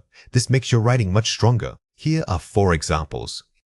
For instance, the Q3 figures demonstrate a sharp uptick in consumer spending. Introducing an example, a data point. Notice how, for instance, acts as a pivot. It tells the listener, I just made a general statement and now I am giving you proof. These linking phrases are your most valuable tools for smooth transitions. This trend is further supported by the hypothetical survey data we reviewed. Referencing supporting evidence. Using this trends or this points refers directly back to your previous sentence. This creates a tight, logical chain of thought for the reader, giving your argument momentum. To illustrate this, imagine a retail store seeing sales jump by 10%. Using hypothetical scenarios. When real data is scarce or too complex, use to illustrate and create a scenario. This keeps your writing engaging while still fulfilling the need to provide concrete depth. A key factor here was the shift toward remote work opportunities. Identifying the course source. Sometimes the evidence isn't just a number, it's an underlying cause. Identifying that root cause and using phrases like "a key factor was" gives your analysis a layer of depth. Here are 3 reasons why this matters. Building credibility and trust. Arguments are perceived as subjective without verifiable support. In academic or professional writing, the main difference between a strong piece and a weak one is often just evidence. By supporting every major claim, you establish yourself as an expert whose words carry weight, enhancing flow and cohesion. Evidence acts like verbal signposts, guiding the reader through your logic. If you jump abruptly from a broad idea to another unrelated point, the listener gets lost. Integrating evidence smoothly ensures that every sentence feels connected to the one before it, preventing oversimplification. Real-world issues are rarely explained by single causes or simple statistics. A sophisticated writer understands complexity. By presenting multiple types of evidence data, examples, and hypothetical scenarios, you show that you grasp the nuances of the topic. Let's explore the topic of supporting ideas with evidence, integrating hypothetical data and examples effectively. This is an important concept to understand for learning English effectively. This is a foundational concept when learning English. Understanding supporting ideas with evidence, integrating hypothetical data and examples effectively deeply will unlock many other areas of the language. Think about how often you encounter this in real life and try to notice it in the English you hear every day. The more you engage with this idea, the more natural it will feel. Here are 4 ways to practice. The AND test. Whenever you use simple conjunctions like AND, ask yourself if a stronger transition is needed. If your writing reads, "sales increased," and the market improved, try replacing that with "the increase in sales was directly linked to overall market improvements." Stronger verbs and transitions are key. Varying signal phrases. Do not overuse for examples or such as "keep your connectors fresh." Keep a mental list of alternative phrases to exemplify this. A clear illustration is, or consider the case where this variety makes your writing sound natural and highly skilled. Drafting with intent. Before writing, outline 3 main claims and at least 1 unique piece of evidence for each. Pre-planning is essential. Don't wait until you are drafting to think of supporting details. If you plan your evidence first, the actual writing phase becomes much smoother. Speaking out loud. Read your drafted paragraphs aloud to check for natural flow and rhythm. Our written English often sounds formal when read. Reading it out loud helps you identify awkward transitions or areas where the evidence feels tacked on rather than integrated. Cohesion is the glue that holds your writing together. It's not just about using linking words, it's about establishing a logical relationship between ideas for the reader. Advanced signposting language helps guide the reader through complex thought processes, telling them exactly what kind of shift in logic is occurring. We are moving beyond simple connectors like "and" or "but." Instead, we use sophisticated phrases that signal addition, contrast, causality, or consequence with precision. Mastering these devices signals a high level of rhetorical control over your writing. Think of signposting language as verbal GPS directions for your reader. If you only use basic connectors, the flow feels choppy and simple. By using advanced phrases like "furthermore" or "conversely," you are essentially telling the reader, "Attention, we are now shifting to a contrasting argument." This deepens the perceived academic quality of your work. Here are 4 examples. The company saw a 15% rise in Q1 sales. Furthermore, their international market share grew by 7%. Adding supporting evidence. Notice how "furthermore" connects 2 pieces of positive data. It suggests that the second piece of information isn't just random, it actively supports and builds upon the initial claim about sales growth. Solar power is highly effective in sunny climates. Conversely, wind farms require consistent geographical conditions. Introducing a contrasting idea. Here, conversely signals a direct pivot from one type of energy source to another. It doesn't just say but, it establishes a clear logical opposition that the reader must acknowledge. Remote work boosted employee satisfaction. Furthermore, it significantly reduced overhead costs for businesses, adding multiple supporting benefits. When you see furthermore used twice in close proximity, remember that each instance is adding weight to the previous point. It builds a cumulative argument of increasing evidence. Many citizens prefer public transport for ease of use.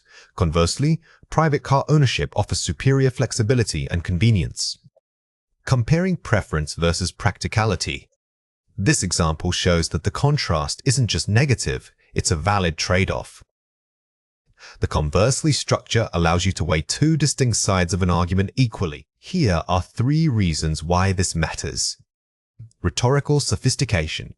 It elevates your writing from descriptive to analytical. Using these advanced markers shows that you understand the underlying structure of an argument. You are guiding the reader's thought process, which is a sign of mature academic writing, clarity, and flow.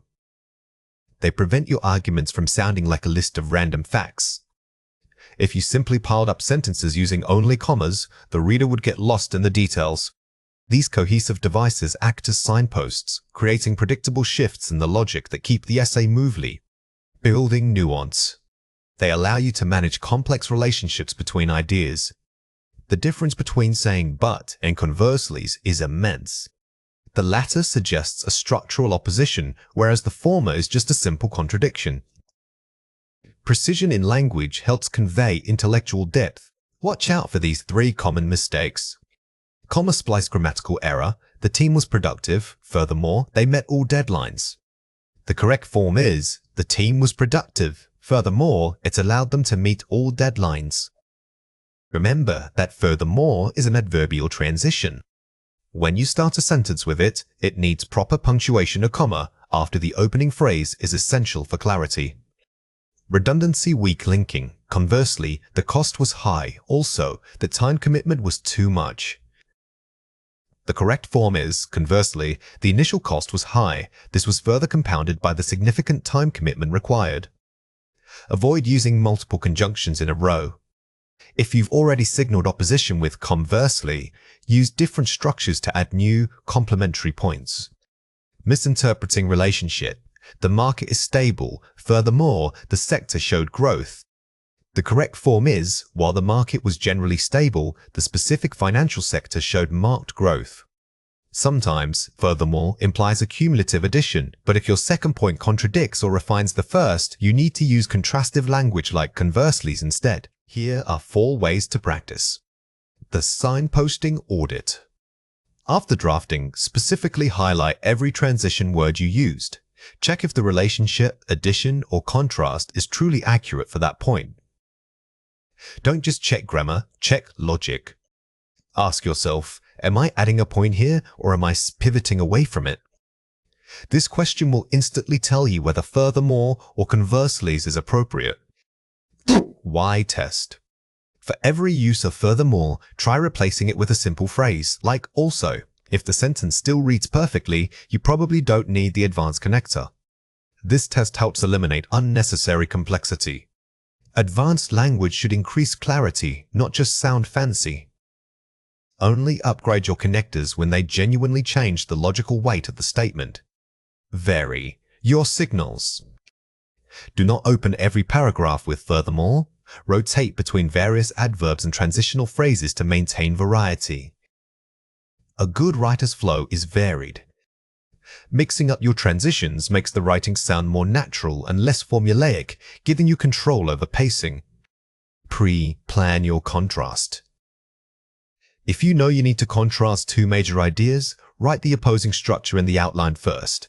This ensures your language choice is deliberate. When structuring an essay, mentally map out where your A argument ends and your BP counterargument begins. By pre-planning that shift, you can select the perfect cohesive device like converselys right from the start. When discussing future business scenarios, we frequently use conditional sentences to predict outcomes.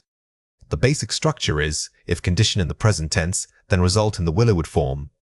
Remember that unless means if not, so it allows you to state a negative prerequisite clearly. Signal words like provided that and assuming also signal a conditional relationship, helping your audience understand the dependency of one event on another. The key here is recognizing that these conditionals are about potentials, futures, not guaranteed ones. By using if, you make your statement strategic. It implies careful planning and assessment rather than simply stating fact. Mastering this structure elevates your discourse from mere reporting to sophisticated forecasting. Here are 5 examples. If we secure the new funding round, we will expand into Asia next quarter. First conditional, real possibility. This is a strong statement because it links a clear action securing funds to a definite future result. In a business pitch, this shows concrete follow-through and planning capability. The project will stall unless we streamline the supply chain immediately. Unless, negative condition. Using unlesses is extremely efficient in professional speech. It immediately flags a critical weakness or risk point that must be addressed for success. If the market were to shift dramatically, we would need an entirely new product line. Second conditional, hypothetical, unlikely. When you use were, as here with if the market were, you signal that this is a highly imagined or unlikely scenario. This is perfect for high-level risk management discussions. Assuming favorable regulatory changes, growth targets will increase by 20%. Signal phrase, conditional formal. Phrases like assuming are excellent for formal reports. They sound more objective and structured than simply starting with if, lending authority to your prediction. Unless the integration is flawless, the client will never adopt our new platform. Negative condition, strong warning. This example acts as a powerful warning. It suggests that failure in one critical ARATH integration will guarantee failure overall. Let's compare 4 pairs. If it rains, first conditional, unless we postpone the launch. Condition versus necessity. The difference between if and unless is simply whether you are stating a possibility or defining an absolute requirement. Remember, unless always implies negation, making it a powerful tool for setting boundaries. If the budget were unlimited, second conditional. If the budget is limited, first conditional. Imagining versus realizing. The second conditional, using were, deals with pure imagination. It's what we wish were true. The first conditional addresses real-world possibilities based on current trends and data. He will launch the product, future simple. If he launches the product, success is guaranteed, conditional.